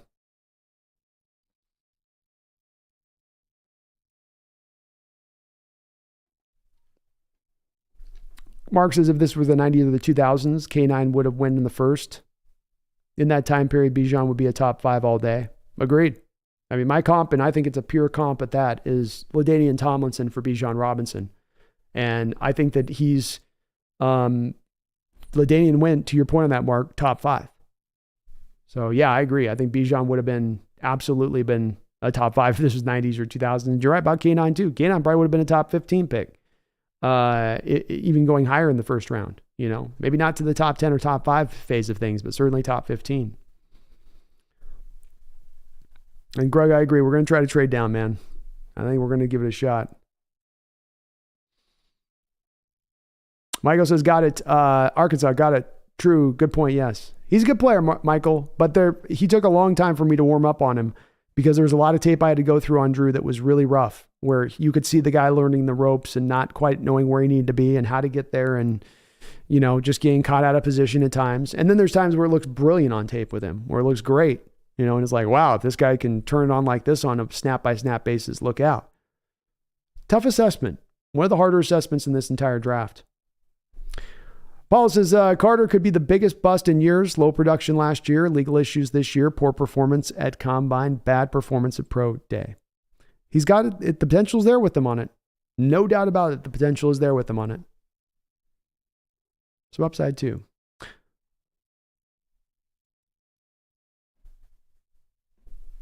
And you were at 20, there's really only second round talent available in this draft. Yeah, that's why I say I think we're into tier 2 by that point in utero. And why I've been saying I feel like your best bet's to just try to get as many picks in that range of tier 2 more than trying to value one particular guy over the other, because they are all so near in basically their talent and the small amount of disparity that there is between them in that respect.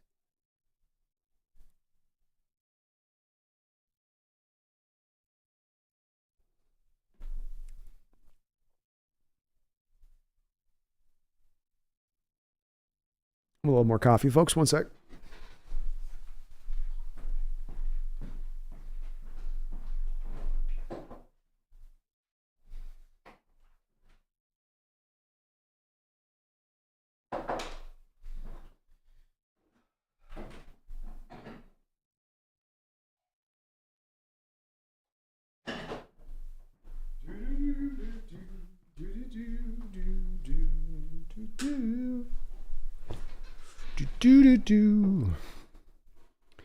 Y'all know that Stephen Vaught is M's bullpen coach? That's kind of awesome. I know who's Stephen Vaught. Derek Young Burner, if we draft Wilson, would he play end or edge? We would have him as a stand-up edge. As someone else said, he might be better suited for being a 4-3 end, but I'm not so certain that he can't pull it off as an edge.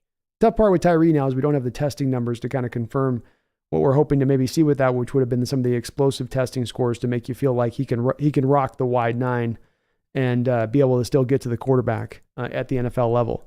It's going to be a bit of a question there with Tyree in that respect of things.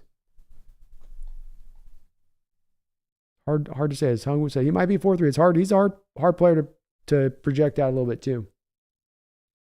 Yeah, and Utero to be a fly on the wall in the war room would be amazing. Thank you, Michael Crowhurst. Appreciate you, brother. It says, who has number 0? He's 0 defensive back with the Ducks.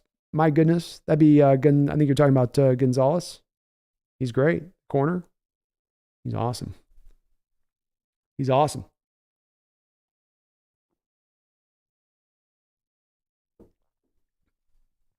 Like him.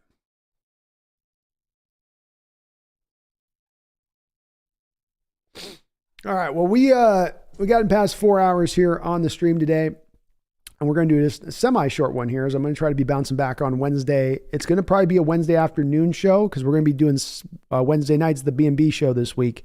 So we might be going doubled up on the shows this upcoming week on Wednesday and Thursday. But let's go ahead and get the last of the questions on into the chat.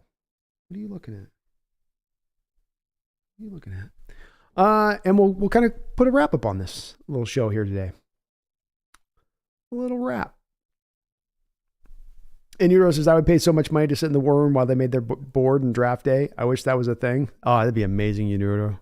You have to leave your phone outside when you go in, but I would too. I'd pay a lot of money. That'd be so much fun to listen into that stuff. Maybe someday we'll get war rooms mic'd up. Probably too much to ask for, but that'd be tremendous. Mic'd up war room. God, that'd be a fan's dream, wouldn't it? Grug, is us trading down from 5 indicative that Carter failed the character test, or are we going to try to trade down regardless? I made the trade down because I didn't want to make a determination on this, Grug. And I felt like if I made the determination of making the selection of him, as I've said, it's a little bit inconsistent with what I've said with Carter recently, being that I'm just going to lean back on Schneider's assessment of him. And so not knowing that assessment, to make the call to make the pick of him at that point would have made the call like I knew the assessment when I didn't. I lean back into going, well, we're unsure. So in my unsure, let me go with an alternative route. I think that there's going to be a heavy draw to move back, but I would put as the one thing that would stop it, Grug, would be that Carter's got enough of a character report that's clean that then they just pull the trigger on Carter. But that would be what would have to then draw that to happen, is that that character thing has to met out. But if that doesn't happen at that point, then they trade back. So it's I think one to the other a little bit there. But I was thinking about a lot of whether or not just to make the pick of Carter, and I just went, let me bypass this one because it's an uncertainty. Let me try a different direction with it. And maybe as we get closer, Greg, in the process of knowing where they stand, we'll know whether or not he is on their board or if he is going to drip or drop. Certainly, I think we're going to hear from NFL circles if that's going to turn out to be the case. Megan says they have a live stream on the Seahawks website of the War Room on draft day. No, they do, Megan. It's just you can't hear it. There's no volume. That's like you gotta, unless you're a good lip reader. I'm not a good lip reader. Michael YT, hey B, talking Major League Baseball, what issues do you have with the Angels? Their lineup does look nice, though, at least on paper. What issues do you have with the Angels? I don't have a lot of issues with the Angels. I think they're more weighted towards obviously having Trout and Shohei Ohtani be kind of carrying their load offensively, so to speak. Now, those are dangerous hitters, but I don't think that they're yet ready to step forward. They were so far away last year that they've got a lot of stuff that they need to round out. Not to mention they potentially here soon could be up for sale, I think, if I'm not mistaken. So all we got to worry about is Houston at this point. They're our problem. Texans and the Angels aren't our issue. It's all about the Astros at this point. They're a little maybe more improved, Micah, but is Trout's back going to hold up for a whole year? Are they eventually going to move Shohei or risk losing him in free agency? A little bit uncertain there with him. Yeah, Megan, they don't have audio in there. They wouldn't let him do that. Tim, Brandon in the Seattle Wonka Draft Factory Day Golden Ticket hangs with Pete and John. I would be lucky in there at least. I'd bring some luck in the room. You know that. Jack says, what's your top 5 big board wish list? Ooh. Well, Carter and Anderson, obviously, depending on character, which one would be higher than the other, but that'd be my 1, 2. CJ Stroud would be my number 3. Would be my number 4.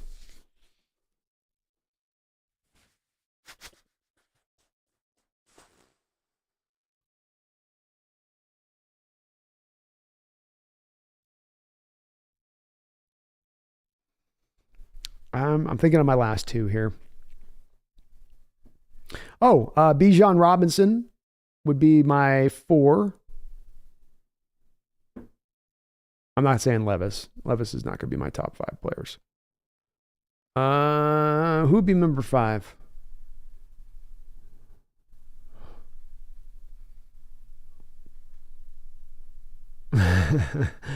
Oh, 5's hard. I'm torn on 5. I guess I'm God, who would be the 5th? Let me look at my big board.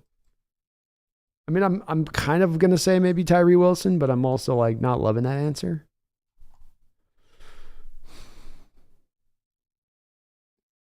I guess I got to go that way with it, don't I? So I'm going to go this way with it. I go Gonzalez. Gonzalez would be my number 5 because he's safe and I know what I'm getting with it. And Megan JMS doesn't have enough of the upside on him to put him in that top 5. I think he's going to be an upwardly solid center and he's going to be that right from like almost day 1.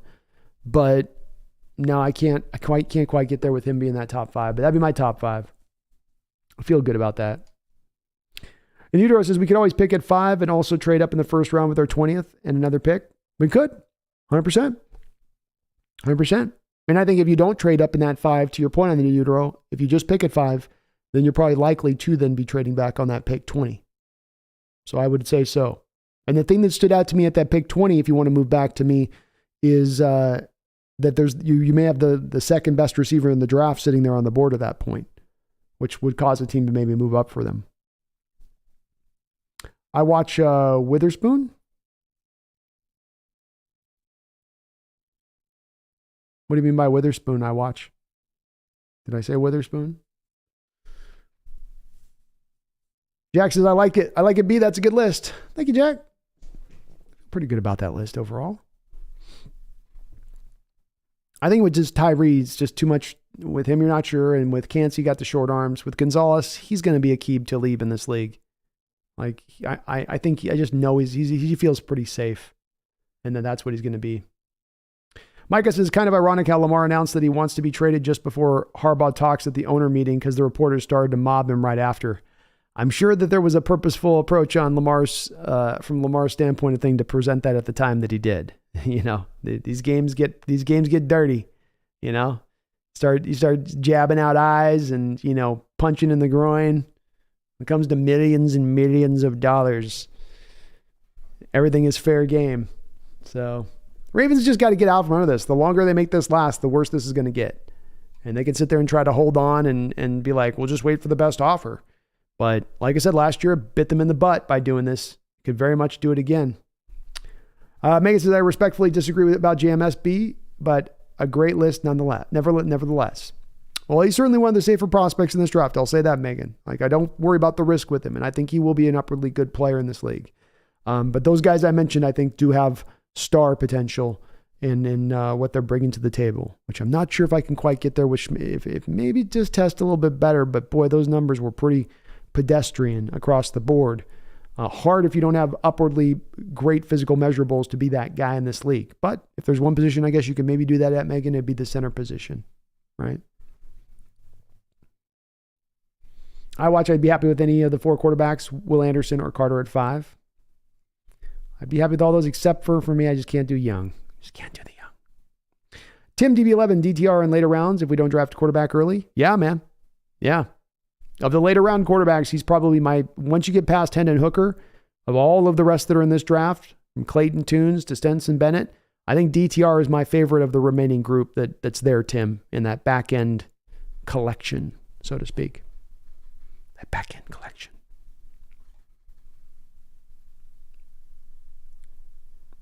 Ethan says JMS may be top 5 for our Hawks, not a top 5 overall prospect.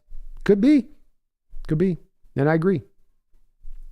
I want Cansey, Maze, linebacker Sanders, Mayer, Bijan, or Washington at 20. All good names, man.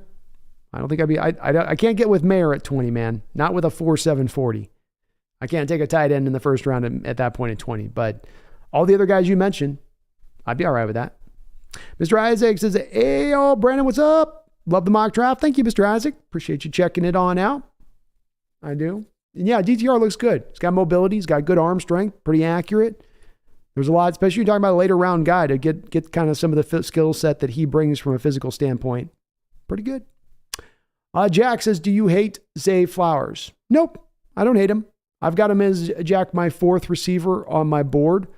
I do maintain that I question whether really truly he's going to be able to play on the outside. This has been something that's gone back and forth because people are making comparisons of him to Antonio Brown. And they're saying, well, if Antonio Brown could play on the outside, then that must mean that Zay Flowers can play on the outside.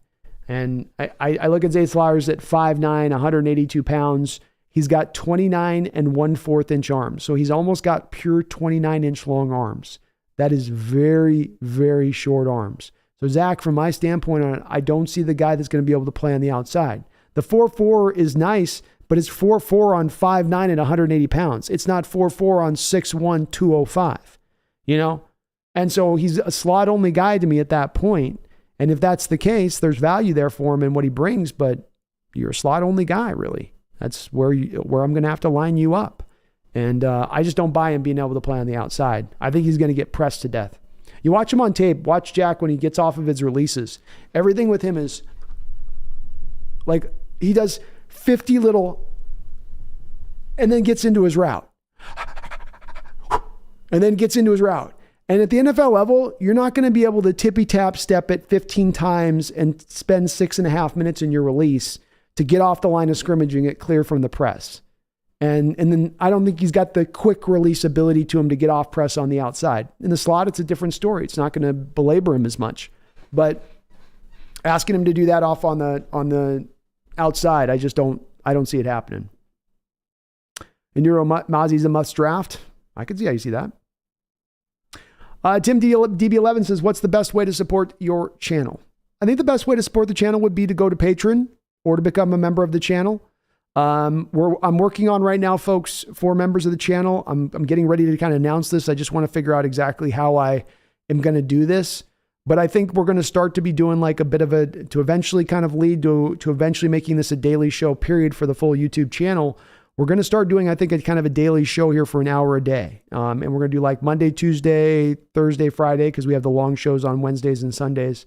And we'll do like a quick in and out hour a day on Seahawks content for the members of the channel and patrons of the channel. But that's something that I think is coming down the track here. If I don't start it here in this kind of early part of this offseason after the draft or whatnot, then we'll be starting it up as we get to training camp with that kind of thing. But Patreon's the best way to do it because obviously with YouTube, they take out a good chunk of the goods, of the stuff. They wet their beak. And Udero says, I've mainly heard Flowers should flourish at slot only. Yeah, that's where I see him at. I've had some debate with a couple of folks on this who really feel like he can play on the outside, but I just don't see I don't see it. On top of that, he's got some issues with drops too. It's like a 13% drop rate last year. I like him as a player, but there is a couple little flaws there with him too. Great route runner, very sudden. Just understands how to just set guys up as far as the route running goes. No doubt about that. But 29 inch arms. You'd like to have 32 inch long arms for guys on the outside. He's 3 inches less than what you'd normally look for out there. And he's not uber quick, right? He's quick. He's fast, but he ain't like 4.3, right? He ain't running some 1.47 10-yard split. So he doesn't make up for it on the other side of it to me. Paul Susie says, thank you for all the fun show. Go Hawks, man. And I've mainly heard Flowers should flourish. Oh, sorry. I watch. And are we going back to a 4-3 with no nose guard on the not roster, or are we expecting to draft and start a rookie with no backup? I think there's a good chance I watch you bring back Al Woods at some point, or find another zero tech out there. They're not going to be high quality, but you'll find a veteran body to fill this in. You also still have Brian Monet on the roster for whatever that's worth whenever he does come back. But yes, your bottom line point is right. You're going to be drafting a guy that you're going to hope can eat up a good amount of snaps in his rookie year. That's the reality of kind of, being on it with it a little bit. Jack says, thoughts on Skoronski? Fun player, Jack. Fun player. Plays, you literally are going to potentially be able to play him all over the line of scrimmage at the NFL level. So he provides you kind of a Band-Aid if you have to deal with injury and you don't have a depth at a certain spot. I think his best position at the NFL level is going to be left guard because of how he can move his feet and just he moves so well for a guy his size. And I think against 3 techs, he's just going to shut down any of the penetrating 3 techs that you put him up against over there at left guard. I think if you try to put him out at left tackle, the arms aren't going to be long enough. He's got the same problem Zay Flowers has, kind of as the equivalency of a left tackle. And the data is very startling on the amount of left tackles that can start in this sport and have less than 32-inch long arms and be able to flourish. And it's very few and far between. And I don't think that he's good enough to be an outlier in that respect of things. Solid player, offers a lot, but not good enough to overcome that as far as being played out on the outside. But if you move him into guard, you're getting, if you were to take him and put him in our offensive line, for instance, you're getting everything you want from a mobility standpoint at the guard position at that point. It would be a tremendous pickup to be able to pull that off and bring him in to have that, because he does provide that versatility. I wouldn't want to take him obviously at 5 or even take him top 10. I don't like necessarily there, Jack, but I've got a lot of feeling that he'll be a pretty good player at left guard at the next level. And if not left guard, then certainly right guard. And if not right guard, then center. And Nudro, I just say Mazi feels like a must draft because he's a good nose tackle, defensive tackle. No, he's great, man. And look, in Nudro, you've got few and far between zero techs in this draft. I don't know if Mazi's quite a first round guy, but he is the best zero tech in this draft. And it pretty much goes as far as a pecking order for zero techs in this draft. It's Mazi Smith and Keanu Benton as your only second round guys. Then you've got Devondre Sweat, maybe Saki Ika, Coburn. It's pretty light. It gets pretty pared down pretty quick. Hey, Michael IT says, hey, Brandon, want to see delusional Bronco fans? Go on Brandon Perna's channel. They're probably trying to talk themselves into it now with Sean Payton there. Yeah, I bet. They're desperate at this point. You can't blame them, Micah. You know, they see the darkness everywhere and they're trying to find some light. I can't hate on them for that. In utero, I'm hoping Harris comes back on a team-friendly deal. Me too. Shelby would help this team out. He would help the defensive line rotation out quite a bit. Megan says, B, Jesse at Last Second Sports sounds scared now Bobby's home. Yeah, I listened to it. He was definitely posted a video when Bobby signed. He's like, oh no, we thought the Seahawks would be pushovers. They're not quite looking like the pushovers we thought. Ugh. Yeah. They're getting worried over there down there in San Fran. They're getting a little bit worried down there in San Jose. I watched Donkeys just signed C. Fuller too. Oof. Have fun with that. Yeah. Good luck, Dolphins. Or not Dolphins, but Broncos. Good luck with that. Russell put in a good word for him, man. Randall B. Daniel, thank you for the $5 donation. Appreciate all the donos today, Randall. You're awesome as ever. Says, let's say we flip number 20 to the Titans for big Jeff Simmons before the draft. How's that open up what we do at number 5? Well, certainly you're addressing at that point the biggest need you have with 20 by getting Jeff. I mean, an impact defensive tackle at that point. You've addressed it. Check off that box. You're less driven to that need at number 5 at that point. I don't know if it would necessarily change that much of what you do at 5, though, beyond that, Randall. Like you wouldn't, I don't think it would stop you from going back to the defensive line at that point and potentially taking a guy there like a Cansey guy or whatever, at number 5. So it's certainly something that helps, but part of you needing all of this help, Randall, part of you dumping out on Puna and Jefferson and Al Woods and Shelby Harris. And yeah, you brought 2 guys in, but there's so much more you need to fill this thing out with. And it's not just the one extra more guy in. We need maybe 2 to 3 guys need to be brought in on top of this. And the value is Randall in this draft with defensive tackles in the first 2 rounds. So doubling up could very well be a possibility there by the nature of the beast of this draft.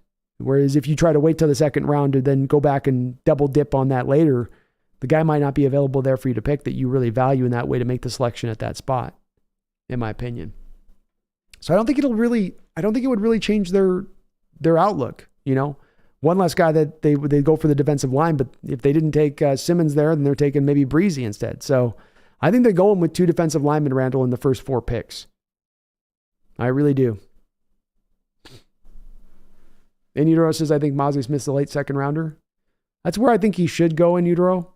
Feels like he's going to be drafted higher than he should go because of the dearth of nose tackle options that are out there and available. And Randall, I love what you're thinking, man. I'd love to bring Jeff Simmons in here if we could. That'd be beautiful. Be wonderful.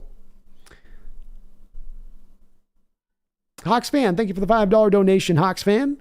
My dream scenario for a defensive line this season would be to bring back Jadeveon Clowney, draft Carter and Mozzie Smith in the second. Woo! Look out on that one. Look out.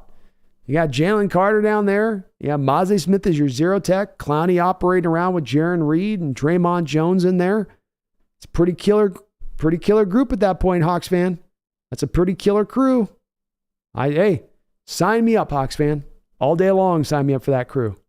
I would love to see that defensive line. That's a defensive line that can make some noise and that can create a lot of problems across the board in a variety of different ways, both in stopping the run and in generating pass rush.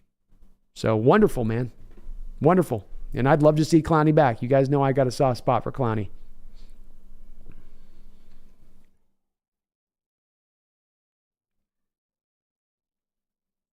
Wu-Tang Financial says, man, the Broncos must get some residual trauma anytime they see Seahawks logos. We certainly have to be their most, and it says something that we don't even reside in their division at this point, but we certainly have to be their most hated team in the NFL at this point as far as the Broncos stand, right? Like you have to be at this point. You absolutely slobber knocked them in the Super Bowl. You've stolen all of their draft picks, and then you took their hope on top of it. It's an understandable hate, right? It's an understandable bitterness. Simmons is amazing. You're right. He can play all over. He does not just get sacks. He had the number 1 run stop win rate at 38% last year. So he can stop the run and he can get after the passer. One of those few guys out there in Utero that's worthy of being flipped in the defensive tackle position for that number 20th overall selection. And I would be willing to do it. I'd be willing to pay him a contract extension on the other end of it. Like you said, in Utero, this is kind of what this defensive line needs right now. And you're not going to get a better player at 20 than Simmons. You might get a younger player, but you're not getting a better player. PTHV says, knowing that all 4 of our running backs got hurt last season, do you feel it is important to draft a quality running back for depth? Pete is known to run his running backs to death. Laughing out loud. Yes, he is. Yes, he is. He's definitely taken years off those guys' lives, right? If not years off them from a professional standpoint, they're losing physical years by the toll. It's all those A-gap runs, PT. It's all those A-gap runs right over the back of the center where they can't see the hit coming from left or right, you know? You got to take the blind side hit and just get crunched. Running backs get worked down in PT. I've long thought that this team should build into their philosophy of team building that first an acknowledgement of we want to be balanced, which means we want to consistently run the ball on basically anybody. Well, then that means that you need the talent at the running back position to do it on top of the offensive line talent to get it done. But then you need the depth of talent as well. So it can't be just about a one bell cow guy in Kenneth Walker, and then we got DJ Dallas, and then we're good. Or we got DJ Dallas, and then we take a couple of late round flyers in this draft, and so now we're good. I think you've got to allow for a little bit more quality for the position at that point and try to build a little more quality into it. And this is why I've been one of those people, PT, that has been open to potentially going with Bijan Robinson in the first round somewhere. And this is something that a lot of Hawk fans bristle at. I don't, because it's a little bit of an acknowledgement of what you bring up. We tend to see our starters get broken down. Our starter doesn't tend to last throughout the whole season. We have not had a starting running back last throughout the whole entire year. The guy that started game 1 for us was able to play out throughout the whole year, right? This has not happened going back to Marshawn Lynch. We've had Chris Carson multiple times through the years get broken down before the end of the year. Thomas Rawls this happened to. Eddie Lacy this happened to. Rashad Penny multiple times over this has happened to. I guess Walker would be the only guy that's actually technically been able to get through that in that way, but even he was dealing with a foot injury by the end of the season. So I think you got to build it into your strategy a little bit more. I do. Randall, thank you for another $2 donation, Randall. I do appreciate it. It says, hope 3 of the first 4-day picks play at the line of scrimmage. Me too, Randall. As you can see with my mock today, Randall, I went Kalijah Cansey, defensive lineman. I went Darnell Wright, who's going to be essentially guard for us. I went back and with John Michael Schmitz, and I went back and took Keanu Benton. So four of our first 4 picks in my draft, Randall, were completely for the line of scrimmages, for the trenches. We're in 100% alignment on that one. And Eudora Simmons is technically on the trade block right now too. He is. They need to sign him. He needs a new contract extension. Titans don't have any real money to spend. They've freed some stuff up, but I think that they're a little bit tied up against the cap right now. So again, you're getting a player there where it's a little bit like making the Buckner trade, where Colts aren't making the trade of Buckner or the Titans aren't making the trade of Simmons because he's a bad player and not worth it. They're making the trade because they put themselves into a cap situation that's not good or advantageous, and they have to overcome that. And they have to sort of cut off their nose to spite their face to clear out some space so they can round out the rest of the roster, that's the place you want to strike as a team in making these kind of trades. Tony Wright says, you guys didn't steal their draft picks. You made a deal with them fair and square. So tell them Bronco fans to quit crying. Oh, you should hear him, Tony. You didn't tell us about this. That's what they say. You didn't tell us Russell was you didn't bring any of this stuff up. You were talking about moonballs. Why didn't you tell us? You got to warn people about that. You don't just tell people. You guys were like, it'll be fine. You told us it would be fine. You said we'd love the moonballs. I don't like the moonball. I don't want any more moonballs. I'm over the moonball. I watched this. We need a bruiser. Should have went after Perrine. We do need a bruiser. We do. And if the Broncos struggled this season last year, will feel like a walk in the park for Russ. That's true. Well, it can't get worse, right? Last year was the ultimate as far as things breaking not in your favor. That one was brutal. I wouldn't do Cansey at 5. I'd move back. You can move back, and even if you're not getting a great return, you can still move back and get him later. That'd be too early for him at 5. Michael YT says Bronco fans call this delusional for being right. Talk about the irony. Oh, the sweet, sweet, sweet irony. Sweet irony. Megan says, I love going to the Broncos chats and typing 2 words about Russ. Told you. I bet you that flames that chat right up, Meg. Megan out there instigating. And we would have to facilitate some cap space for Simmons, though. We would. You know, you'd have to make some moves to make it work. But the team has a lot of creativity that they can apply here if they want to. They do have flexibility if they want to. Now you need a reason, right? An impetus. Well, what better impetus than get one of the best defensive tackles in the sport brought into bear? So, you would have to do a little bit of the acrobatics with the cap, no doubt, but he's worth it. I watched this. I thought you said you mocked Cansey, Wright, just in Benton. So I did Kalijah Cansey and Wright in the first round. And then I came back and I took Justin Benton. Yeah, so I went Cansey, Wright, and then remember I traded back with the second first round pick as well, I watch. So I got the extra second round pick in the second round. So I had 3 second round picks. So I went John Michael Schmitz, I went Buchanan Benton, and then I went Jahmyr Gibbs with the last second round pick. So yeah, that's how I went with that. But I went Cansey, Wright, Schmitz, Benton. I went defensive end guard, center, nose tackle. Your boy Michael says, Bronco fans called me mad when I said they could possibly give us a top 15 pick. Look at it now. Yeah. Look who's crying now. Megan says, I then leave and watch it burn, especially on Purtis chat, as he gave me a whole lot of mess. I bet. It's good times. It never gets old, Megan. You know, that's the gift that always just you can come back to and replay again and again. Just set the chats up a little bit. Jordan Clark, how many times have I said things can't get worse in my life and they do, so things could always get worse for us? Laughing out loud. It's possible. I guess it's possible. He had a startling fall from grace last year. It was like one thing after another, week after week. It was amazing. It's almost like it was like pre-planned just about, you know? And another one. And another one. Here's my sandwich. PT says, if one goes down, do we have the proper backups to still compete and be a Super Bowl team? Yeah. Yeah. You got a bit of a logjam right now at your outside corner position, PT. I don't know who would be the person to settle out in, but you got Mike Jackson, Trey Brown. Kobe Bryant is theoretically going to move more now back to the outside with Julian Love here, theoretically. So you're fairly well stocked there. Yeah. Do you have the star power of a Tariq there? No. But if you get the pass rush better, you maybe don't need as much lockdown guys out there. Have a good night in utero. Appreciate you, man. Megan says, I call the Russ trade the gift that keeps on giving for the 12s on Broncos chat, and it gets messy really quick. Laughing out loud. I bet. Get yourself banned out of there real fast with that one. You're going to eventually have them to a PTSD state. That's just what they're going to start doing. It's just anybody even mentions like, just ban him. Just ban him. Ban him. Tim D says Broncos Juju return for all the Elway years. That's right, Tim. All we've done right now is balance the universe. All the Elway that he did to us and did us dirty all those years, our Super Bowl win and the Russell trade now makes this all perfectly balanced in the universe. We're not one up on them. They don't owe us one. We're just completely even at this point.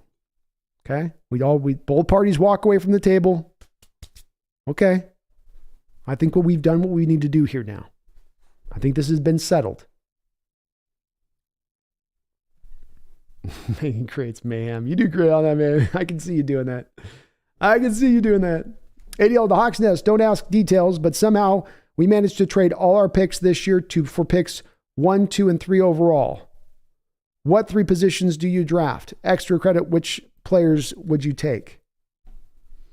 I got 1, 2, 3 in this year's draft. Holy shit. So I guess within this ADL, you're also probably saying that I don't get to trade back these picks, right? I don't get it. I got to just kind of pick the ones that are there to select. I'm going to operate like your question's telling me to do that. Who would I take? Yes, correct. Thank you, ADL. Okay, we'll go Will Anderson first. I guess I'll go with Jalen Carter in addition to that ADL because, I'm going to just go for the pure talent of this draft at that point. And if I put Anderson and Carter on my defense, I'm like, good luck. Good luck. Now, number 3 is where it gets a little bit tricky. And I guess I'll have to go with CJ Stroud. Because I got to go with my big board, my top 3 on my big board at that point, ADL. And I do trust in Stroud's talent. And if you have the chance to pick him at that point, I think I got to go that route with it. So those would be my 3. If Carter doesn't have the clear character concern, and I had to push him off the list, then you'd go Anderson and then that's going to make it a little bit harder.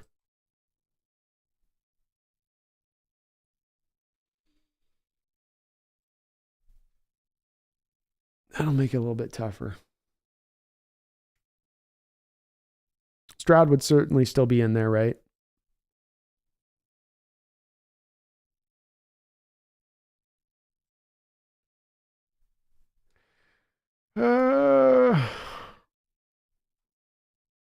Yeah, I don't know on the next. I don't know if I have to take Carter off. I don't know. I guess Cansey at this point. I'd probably actually go I'd probably just go. No, I'm going to go Darnell Washington. I waffled on this enough. I'm going to go Washington as my 3rd guy. Let's go outside the box, ADL. Let's not stay in the box. Let's get out of the box. All right? Let's not go lame. Let's go a little bit. Let's go spicy. Megan says you had me with 2 of those 3 on that list B, and you know which I'm out on. Jag says 43-8. That was my typical response when Denver fans talk crap last offseason. Boy, did it ever bite them on the ass. Yeah, they were feeling themselves. Oh, look what we got. Stole him from you guys. Stole him. Super Bowl or bust. Let's ride. Yeah, where you riding now, Bronco fans? How's that ride feeling right now, huh? Butt little sore yet? Bucked off a couple times, huh? Jordan Clark, we should all pull our money together and buy Quandary Diggs a giant inflatable purple gorilla or a flailing arm inflatable tube man, because he's been a huge salesman for the team this year. Boy, has he ever. Yeah, he was out there beating the beat, trying to get anybody he could in here, and certainly in Bobby's ear the whole time, going, come on back, Bobby. Come on back. And good on Quandary. It's great to see him out there doing that. I'd be doing the same thing if I could as a player. So I'd love to see it, man. And yeah, he's out there with the cheap suit. You see the car salesman, the tie that doesn't quite fit the rest of the outfit, looking a little disheveled, might have done some cocaine, may or may not have done some cocaine in the back. Yeah. I got a deal for you today, folks. Woo, we got some cars. Michael YT, I have a problem with Giant fans hyping up DJ. Who's DJ?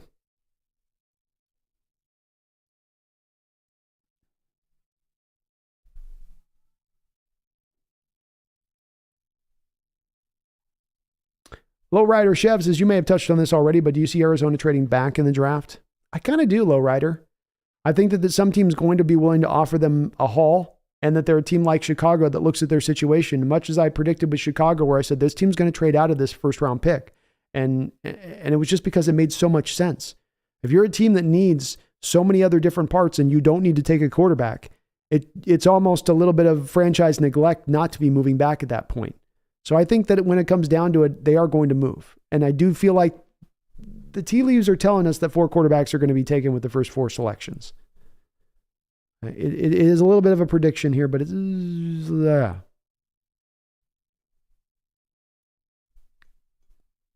Oh, Daniel Jones. Michael White, Daniel Jones, hyping by Daniel Jones. Yeah, that contract is horrible for them. I don't know what, you always can apply it again and again with these quarterback contracts. Whenever you're looking at the quarterback contract, you start to shake your head. Cardinals give Kyler Murray the deal. Giants give Daniel Jones the deal. Every time you always come back to one of two things: desperation or laziness, or sometimes a bit of both of those two things. And in Daniel Jones's case, it's a bit of both. I watch AZ trades down, we get Anderson. Woo! That's right, man. That'd be a beautiful, beautiful, beautiful reality for us. BT says, how do you think Kendry Miller from TCU would fit into our offense? I think he would fit into our offense really well. My comp for Kendry Miller would be Aaron Jones minus a little bit of speed. It's not got the top end that Aaron Jones does with the Packers, but I found a lot of similarities in the way they run, and especially with the way they pick their way through traffic as they're running through the holes. Like, they always are just kind of able to keep their feet, even as there's this splay of bodies and limbs and fingers and arms and legs flopping through the hole at times. They always can seemingly get through there. They might have to jump, they might have to angle around a little bit, but they always get clean coming through the hole, and they get clean coming through the hole at full speed. That's the thing that jumps out to me with Kendry in a big way. So he's got great vision. He's got good quickness, and he's got good overall speed. He just doesn't have that Aaron Jones like extra kind of gear that he has a little bit to him. But Kendry Miller's a really fun player. I'd like to look more third round for him, PT. But yeah, he does fit to what we might want in the position. Random McDaniel, thank you for the $2 donation. It says 3 quarterbacks and 2 defensive guys. Randy happy with that 5. Sitting pretty. We are sitting pretty, man. No doubt about it, Randy. We're in the pole position in this draft. We are in the position to say this draft is ours. We should come out of this with the number 1 overall viewpoint, if just by the number of picks we have to select, but also by the way that those quarterbacks get taken, Randall, that pushes that much more value of another position to us. We get that much of a better player because everybody else is being driven to have to go take their quarterbacks. But sitting pretty, Randall, that's the way to put it, man. We're sitting very, very pretty. I watched Geno's deal compared to Jones is light years better. Light years on every functional conceivable path, from the cost to the future risk to the guaranteed money to the pay for play within the performance. And Geno Smith is a better quarterback than Daniel Jones. I don't want to hear about Daniel Jones's age. He's not as good as Geno. He's a guy you have to basically like almost run basically a sub Jalen Hurts type offense for him, pretty much. Jordan says, Kyler Murray, I can at least see where they were coming from. Not that I support it, but I just don't get that Jones contract at all. I was shocked they gave it to him. Yeah, I can see a little bit of the Kyler because he had gotten better a little bit over the years. Though they, when they put even in that contract stipulation that he has to do that studying time thing, I think that was an indication that even they knew that this isn't necessarily the smartest of contracts. And we're going to go ahead and start to wrap this up, folks, on this. So let's start to put kind of a button on the questions and stuff, because I'm getting a little bit hungry and I've got to go get some food here as my stomach's starting to roll over a bit in my belly. So I can understand a little bit, Jordan, but again, the team acknowledged that they were worried. And if you're worried in the least bit to the point that you have to put contractual language into a deal to get your quarterback to study, that probably means that shouldn't be a deal that you're giving out at that point. That probably means that you should trade him at that point, quite frankly. I shouldn't be having to force my quarterback to study. He should have that self-built, from within. I will give it to you, though, the Daniel Jones contract is even worse because he doesn't have the productivity that Kyler had. The difference, though, that comes into play on this is that Daniel Jones didn't have the playmakers, the skill players, the offensive line throughout the majority of his time there early on to make a proper assessment of him. So what they've done here with Daniel Jones is he has this one successful year here, kind of sub-successful year, I guess, this year. But they come back to it when they make their assessment of it, Jordan, and they say, damn, we didn't give him an offensive line early on. He's never had any skill position players, not really had much there as far as the tight end position is.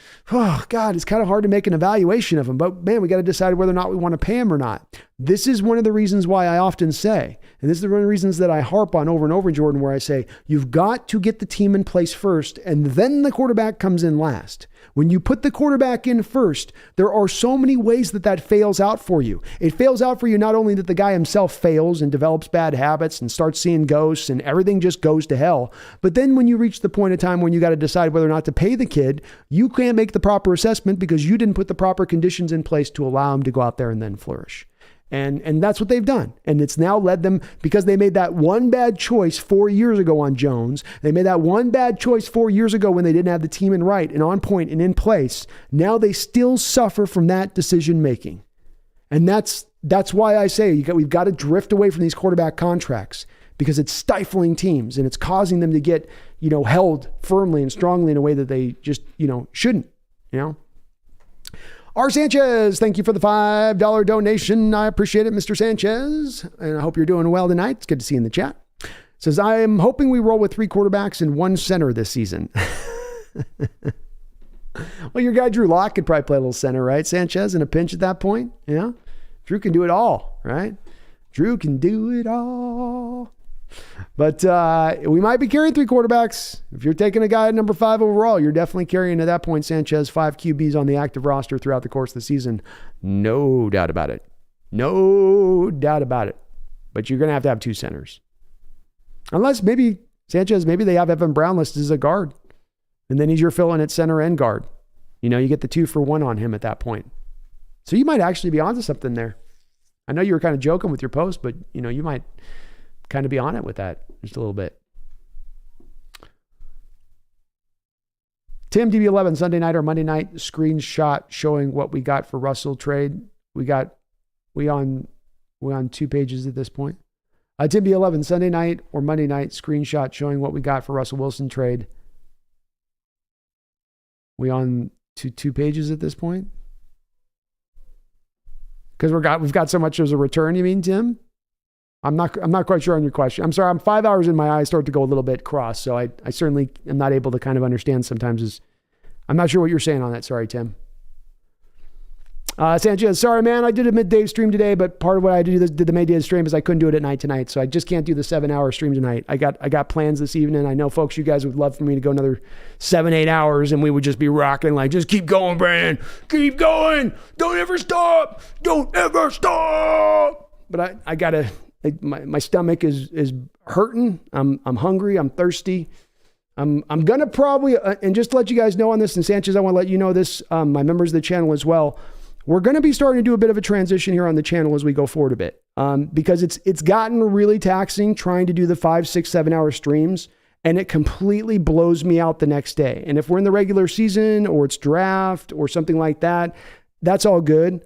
But when it comes to like we're off season and like I'd like to have at least some points in my life where I can have a little bit of life or work on other content, because when I'm done, I can't work on other content. My brain's just toast after 7 hours. And I don't think I'm really providing you guys with the greatest of entertainment from hour 5 to 7. I know you guys want me to go streaming that long, but it ain't quality. My voice is burned out. I'm toasted out a little bit. So we're going to be going a little bit in the future on this, on a good and a bad side of things. The bad side slightly is that on the Sundays and Wednesdays, I'm not going to be looking to go 7.5 hours unless we've got some special like occasion going on. We're going to try to keep these into more of a clipped up 4-hour mode, in and out. So I'm going to try to stay consistent with my scheduling on this. But the good side of this as we go forward, I'm going to start to do an hour daily show.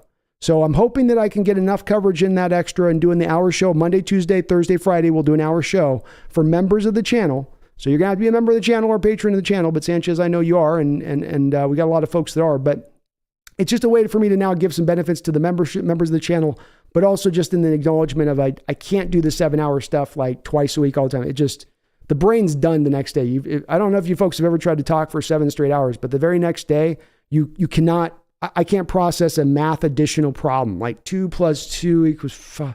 What's going on? It's like being almost hung over a little bit. So we're going to start to kind of go in this direction of things where it's a little bit less of the 7, 8, 9 hour stream things. It's just, again, I always question. I'm not sure ever the quality's great. Hour 6 to hour 8.5. I'm talking, but I don't know if I'm saying a lot of awesome stuff. Ethan Deckworld, Drew Lock is on a 1-year deal. That is correct. I watch, can they fake an IR on a third quarterback like a offhand pinky, but allow them to practice all year, but not be on the 53? No, you can't do that.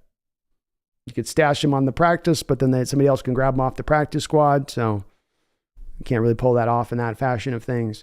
Can't quite do it that way, unfortunately. Jack, no, not today. I gotta get some real work done tonight. So I've committed to getting some stuff done, and we're in off-season mode, so gotta get some of the other side income rolling up on my other edge of things. So it's all a balance game in this world when you got the regular job and the stream job, and it's a lot. Megan says, "Why?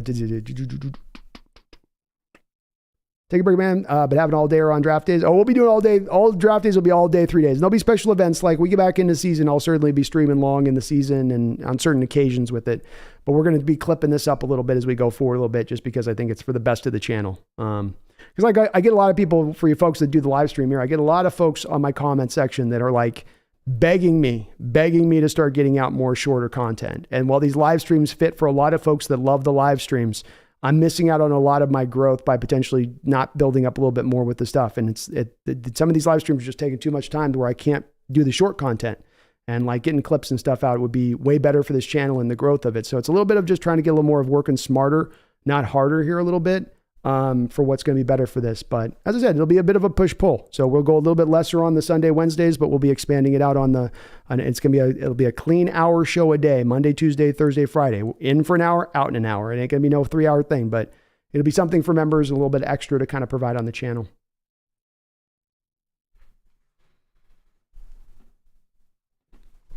Why am I hearing my cats? Hold on.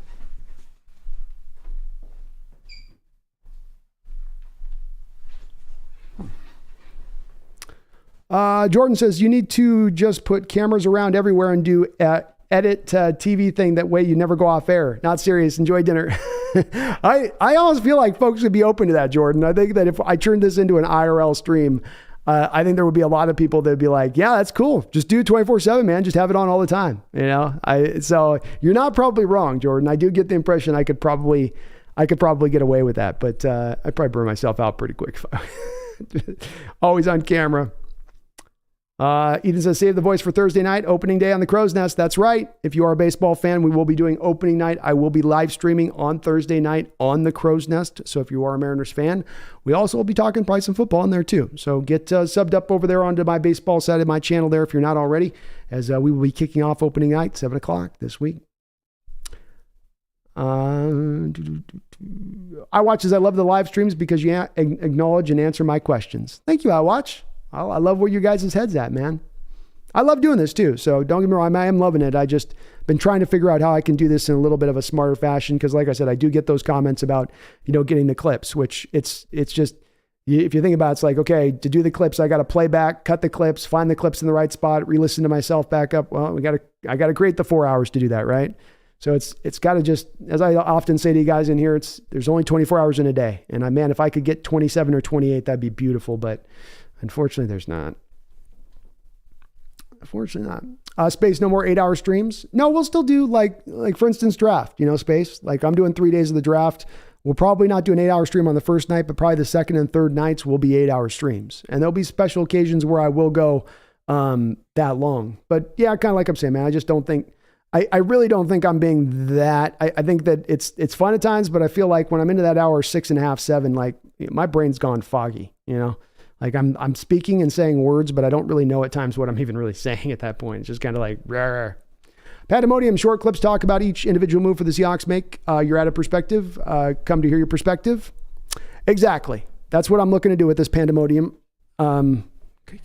That's the ideal here. It's a balancing game. So we keep the live streams going, but we also still have a little bit of the shorter content. So I can just it's a little bit more heavily balanced right now towards the live streams, and the short content gets a little bit clipped back a bit more than I'd like to. I'd like to get a little bit more of the shorter stuff going. Kirk Stemmer, we love the live streams, but more 10 to 30 minute videos would be awesome. They're much easier to watch and digest. Agreed.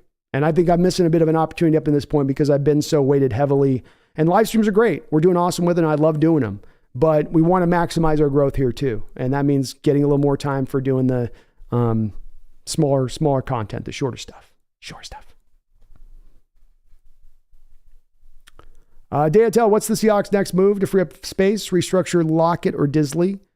Probably Lockett and maybe Quandre Diggs. I mean, you could basically turn both of their base to bonus, add another year on their deals, and you've cleared the space that you need to clear. So they got to do a little bit of stuff, but they don't have to do an insane amount of moves. I don't think with Disley you get as much off of that by converting that base to bonus, I don't think. But he's certainly within reason to be a possibility. Megan says, being down under, it makes it hard, but I love being with you guys. And our leader B gets me out of my head, even though I'm wiped for days afterwards and will not be sleeping for all 3 days of the draft. That's how it goes. That's how it goes, Megan. That's for sure. Appreciate you.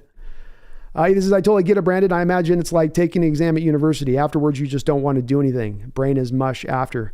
I do try. I've been trying, like, for instance, we do streams, for instance, to try and start scouting guys after my stream ends to just get, because every day I've got to basically get through 3 or 4 guys that I need to scout in order so that I'm armed with all the knowledge that when you guys ask me on draft day, who is this guy, I'm going to know who the F I'm talking about. But that then means that there's a good hour to hour and a half a day. You got to go in there and scout these guys, if not 2 hours a day. So, it's one of those things where, as I said, no, only so much time, just so much time. And you're right. When you're out of these streams, I'm like, you're toast. There's nothing I can really start to process or do after I'm done with the stream because the brain just doesn't. It's like, you've used me up today. That's all I got. That's pretty much what I get. Pandemonium. Yeah, you and Brendan have much more insightful and optimistic perspective in comparison to Rob, who always feels more pessimistic. Yes, I watch him, but I feel as bad as a fan when I don't agree with him. I get that perspective completely. And I know where Rob's coming from on this. And I think it's, one of the harder parts in doing a channel, I think in any sport or on any team, anywhere, is if you want to do it and you don't want to be pom-pom waving, but you just want to surely try to be analytical in your outlook of it and be honest in that outlook. There is a very big hard drive on this Pandemonium bad. There's a huge pull, that is to essentially just stay positive on everything. And to, not drift into that territory, because when you do, you hear about it and you feel the heat for it and you get the people let you know about it. And, I've had it happen to me a variety of times, even when you feel like you're being pretty reasonable in your critiques. But that's just kind of the nature of the beast of that a little bit. So I do agree with you that there's times definitely he's, I think, more in that, a little bit of that stance of things. I do think he's not necessarily operating though from a bias standpoint. He's just calling it as he sees it. And that's the part that I always appreciate, is that if it is somebody that's just calling as they're seeing it, they're not trying to operate from within any sort of built-in, biases and what's driving them to arrive at where they're arriving. And I don't think that that's the case with him. I think that he's just looking at the lay of the land and saying, this is how I see how the lands roll. I appreciate that. I do, because it is a hard thing to do. It's much easier, Pandemonium, just to be like rah, everything's good, everything's wonderful. And I do try to find that balance, as it is a bit of a balance to strike that mold with it. So it's tough. it is a little bit rough with it, but Rob does do good work over there, and there's going to be those spots. It's where you'll hear me say it often with it, because it's just as much to remind folks out there, when I'll have somebody in the chat that I disagree with on something, and it's like, look, neither of us are needing to have to dunk on each other here, right? It's like, I just happen to think where I think on this, you happen to think what you think on it. It's not that there's something built in where you're not intelligent in your thought process and I'm super intelligent in my process. No, it's a matter of we're trying to get to the heart of the answer, and we might arrive at different outcomes and all not, but it's okay. It's okay to have that disagreement, and it doesn't mean it does need to be the end of things with it. But I get where you're coming from. It's tough though, man. It's a part that I've struggled with a lot in doing this channel, is how do I remain honest without not just coming off as being super negative, or having people really just not hear, all they're hearing is the negativity and not seeing the nuance within what I'm trying to say. And it is a challenge. It is a challenge. I watch Julio for MVP, Castillo, Ray, Gilbert, Kirby, Brash, best rotation in the league. You better believe it. And damn fine bullpen too. Megan says, I have never been able to concentrate on scouting after streaming. B, I hear that. Yeah, you're just toast. It's just to get toasty.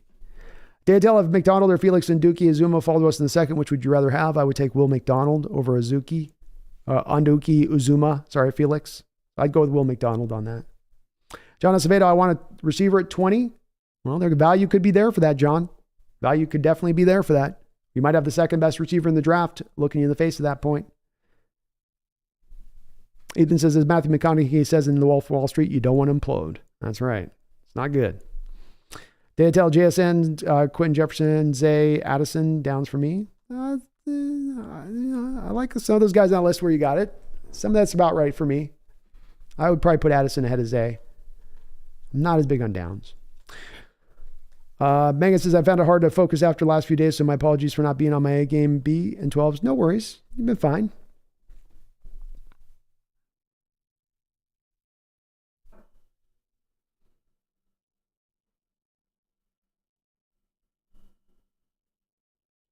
Even I just saw someone on the Seahawks page trade up to 2 for Will Anderson. What's wrong with people? Yeah, not doing that. Kirk says, Rob can be a little snippy with his responses to comments. I've dealt at times with that a little bit too. And I get a range of some people that come in here, Kirk, where I get folks coming in here where I've mentioned bringing Rob in on the stream, and I've had people that posted on my stream, you bring Rob in the stream, I'm not, and then there's a lot of people that he has who support him. So there's some divisiveness in opinion a little bit with Rob to a degree, and on the feedback that I've gotten with it. I would like to, for the record, eventually have him here on the channel and discuss a little bit of the draft. But the criticism is right. And that's another part where it's, again, this is a place I've got to remind myself of too. Again, these are common things you fall into a little bit. I think when you become a content creator and you have people that, support you and tell you you're great and everything you say is wonderful and beautiful and so smart and all that other stuff. And it's like, well, then it starts to slide you into your stuff not stinking, right? But it's always where I come back into the thing of trying to just remind myself, as I reminded with you guys, like I'm not up here up on the high floating on a cloud. We're all in this kind of together. Yeah, I've got the microphone, I've got the voice, I get to control the action here for which way what goes. But at the end of the day, as I say, this place is a think tank, and we're all operating with our own individual background coming into the sport, with our own individual years of looking at it and the ways that we've looked at it, and it's unique to yourself.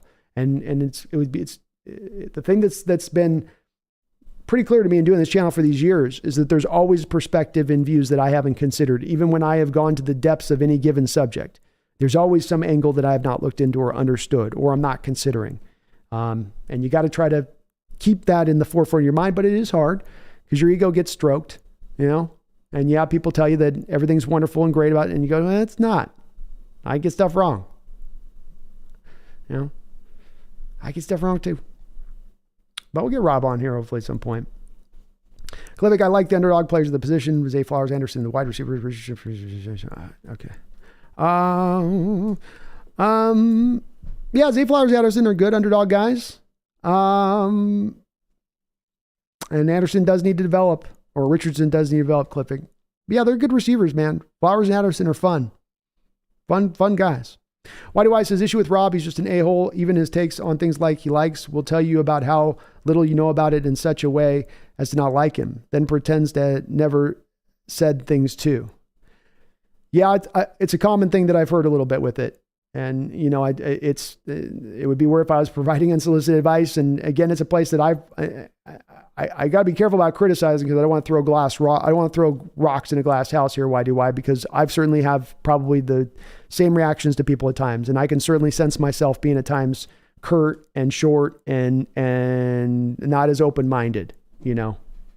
So it's a thing that I have sympathy for because I can understand how you can fall prey to it a little bit, but it doesn't take away from the fact that it's a valid criticism to make, you know, and I've run into and seen the same thing at times as well, having interactions on the page with it. And, you know, it can be a little bit frustrating when you're trying to have just good, honest discussion. That's why you see me also try to at times get real fundamentalist in my approach of saying, we're going to keep all items on the table here. We're going to be able to talk about all discussions. We're going to be able to disagree respectfully.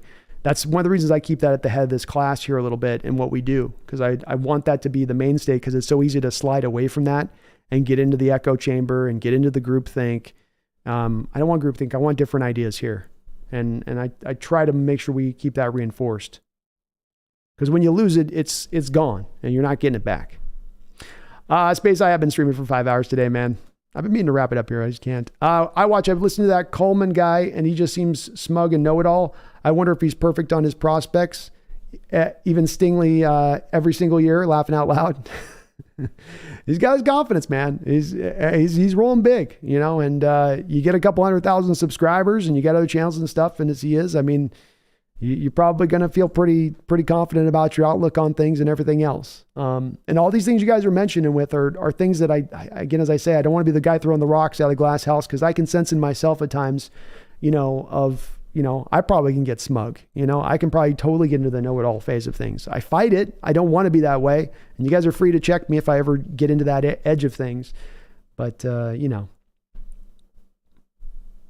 And Kirk, yeah, I think I'd like to still do some with Rob, certainly around this draft, if I can reach out to him and get him to do something. So, you know, folks will have to just kind of get over themselves on it if they're that anti with them on it. He's been a guy that's been part of the online community for Seahawks coverage for years now. And, you know, doing something very specific, locked in, being the Seahawks draft blog. And, you know, he stayed dedicated to it. So he does have, as I say, a unique perspective on it that can better, fill out our understanding of the situation of what this draft looks like. Space, I'd rather get Washington myself. Like me some Washington. Deatel, Avelio looks great if we can get him. He did so well against the guys in the Senior Bowl and Combine drills. He's had a great post-process, Deatel, and he might be the number one guard gets taken in this draft, even over Osiris Torrance at this point. Provides you also some flexibility between playing the center and the guard position. Aaron Donald, is Tyree Wilson comparable to Myles Garrett? Just a thought? No. Aaron, you know, it'd be like saying Tyree Wilson is to Myles Garrett like Kalijah Cansey is to Aaron Donald. There's some general comparisons you can apply there, but at the end of the day, it's not really in the same neighborhood. Who else would I take at 20 on the offensive or defensive side? And we're going to, and folks, let's wrap up. Let's please wrap up the questions. No more questions after this on this if we can. I got to get some food. I know you'd keep me going here, guys, but let me get some food. I want to get some dinner. So I know guys are coming on late. I know some of you weren't here at the start of this, and that I'm doing an earlier stream today. And so that's making you guys come on late. And you're like, but I just got here. Start answering my question. I get it. I'm hungry. I want to get some food. I'm hungry. Please let me go eat. Please. My God. Who would I take at 20 on the offense or defensive side? Brian Breezy, Trenton Simpson, John Michael Schmitz, Darnell Washington, Bijan Robinson. I think Cliffick, there's any number of like 30 guys that we could be talking about here who I would take at 20 on offense or defense. So you have to get a little more specific in your question on that of there's a lot of guys. There's a lot of guys there. Nolan Smith, I don't think that you're driven to take in defense or offensive specifically there. Some of it's informed by what you do with the first pick there at number 5, but there's a huge list here, man. I could just about go through just about every, functional first round worthy player at that point that would be a fit for our system.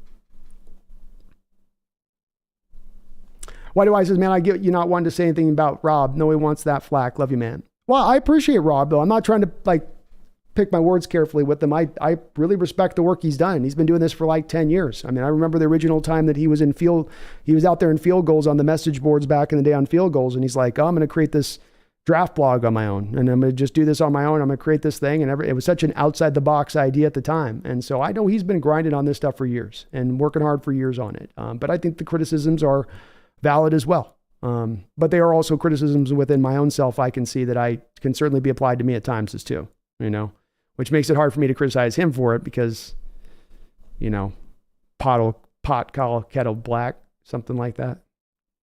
Ethan, Brandon, while I'm super hyped about your Return to the Mariner streams, I won't be able to join the stream on Thursday, but I'll be there for most of them. It's going to be a fun year. It's going to be a fun year, man. Man, like I said, I'm going to try to get if I can't get to 80, I'm going to get a good number of them in there. So we'll be opening day. I'll be on again probably in the weekend. We'll go live with the Mariners coverage on maybe like Saturday or something. I think they're playing, Ethan. So, we'll be bouncing around a bit. Clivic, why is this Rob such a talk right now? Did he do something bad at B? No, he's not done anything bad. I only watch B and Brendan on Seahawks side of Y2.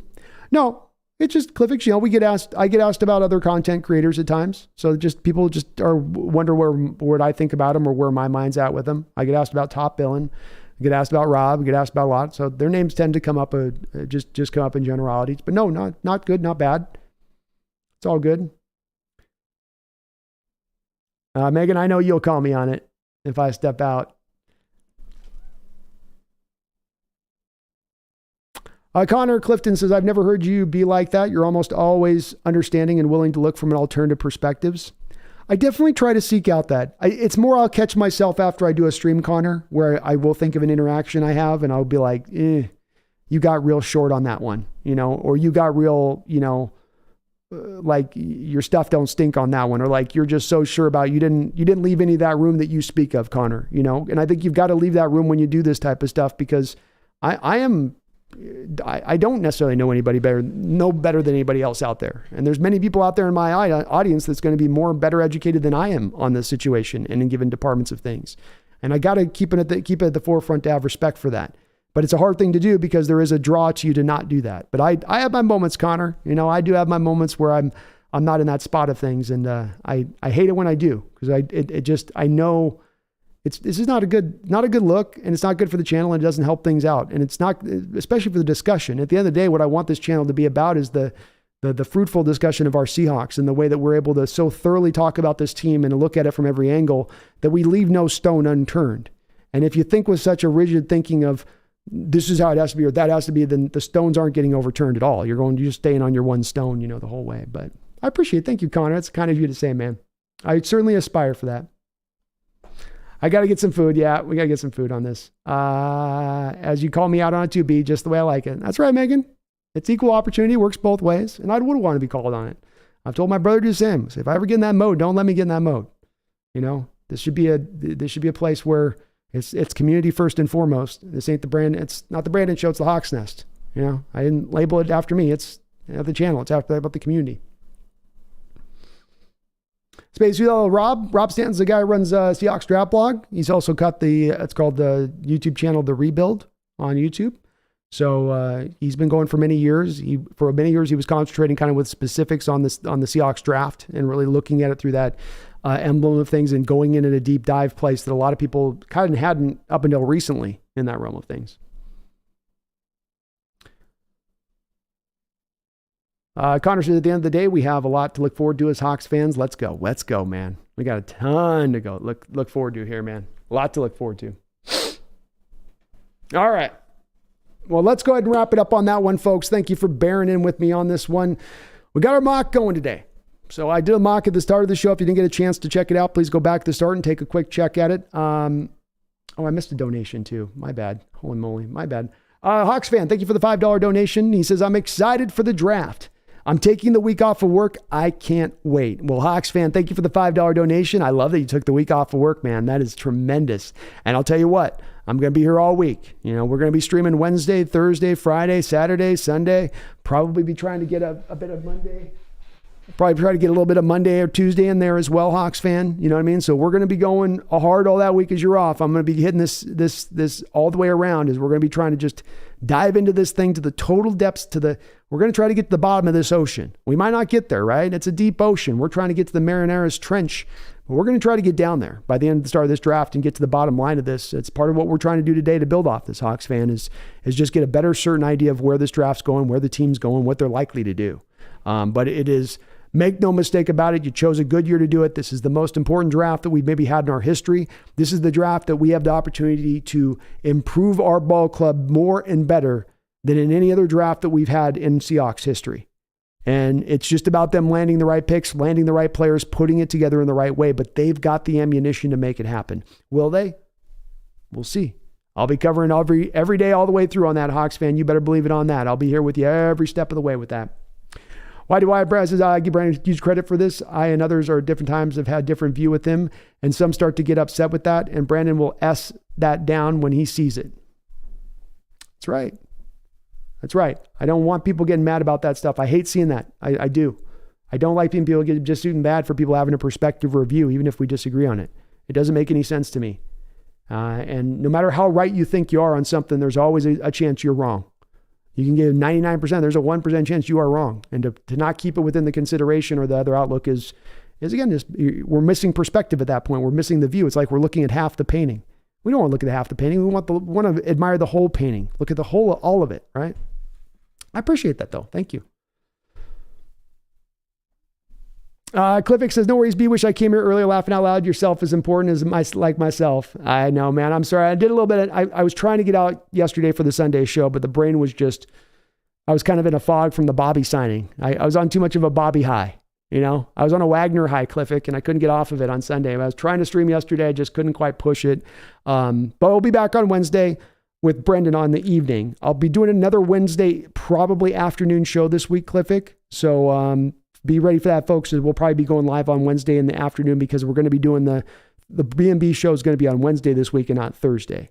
So you might get a little bit of a doubling up of me on Wednesday at that point.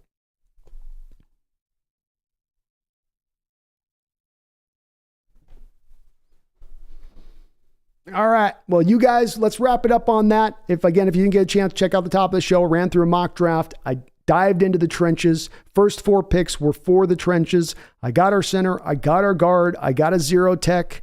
Got ourselves some defensive line help in addition to that with Cansey. I feel pretty good about that draft if this breaks this way, but it just illustrates once again, regardless of whatever way our Seahawks go, we're going to have ourselves one good damn draft. You better believe it. And they've had an awesome offseason so far.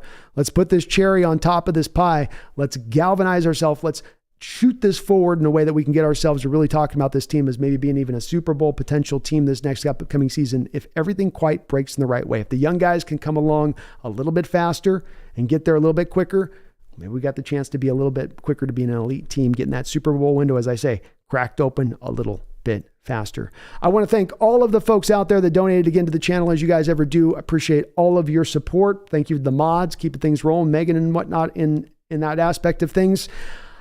Feel a lot to feel good about in this upcoming month. It's about to be a very, very exciting month here as we turn towards the draft. We are now officially, folks, inside of 30 days of the draft today, right now. Yeah, get excited if you're not already getting excited. You're sitting with the 5th overall pick. You haven't picked this high in 20 years. You've got 10 selections in the first and the 7 rounds. You've got 4 picks in the first 52.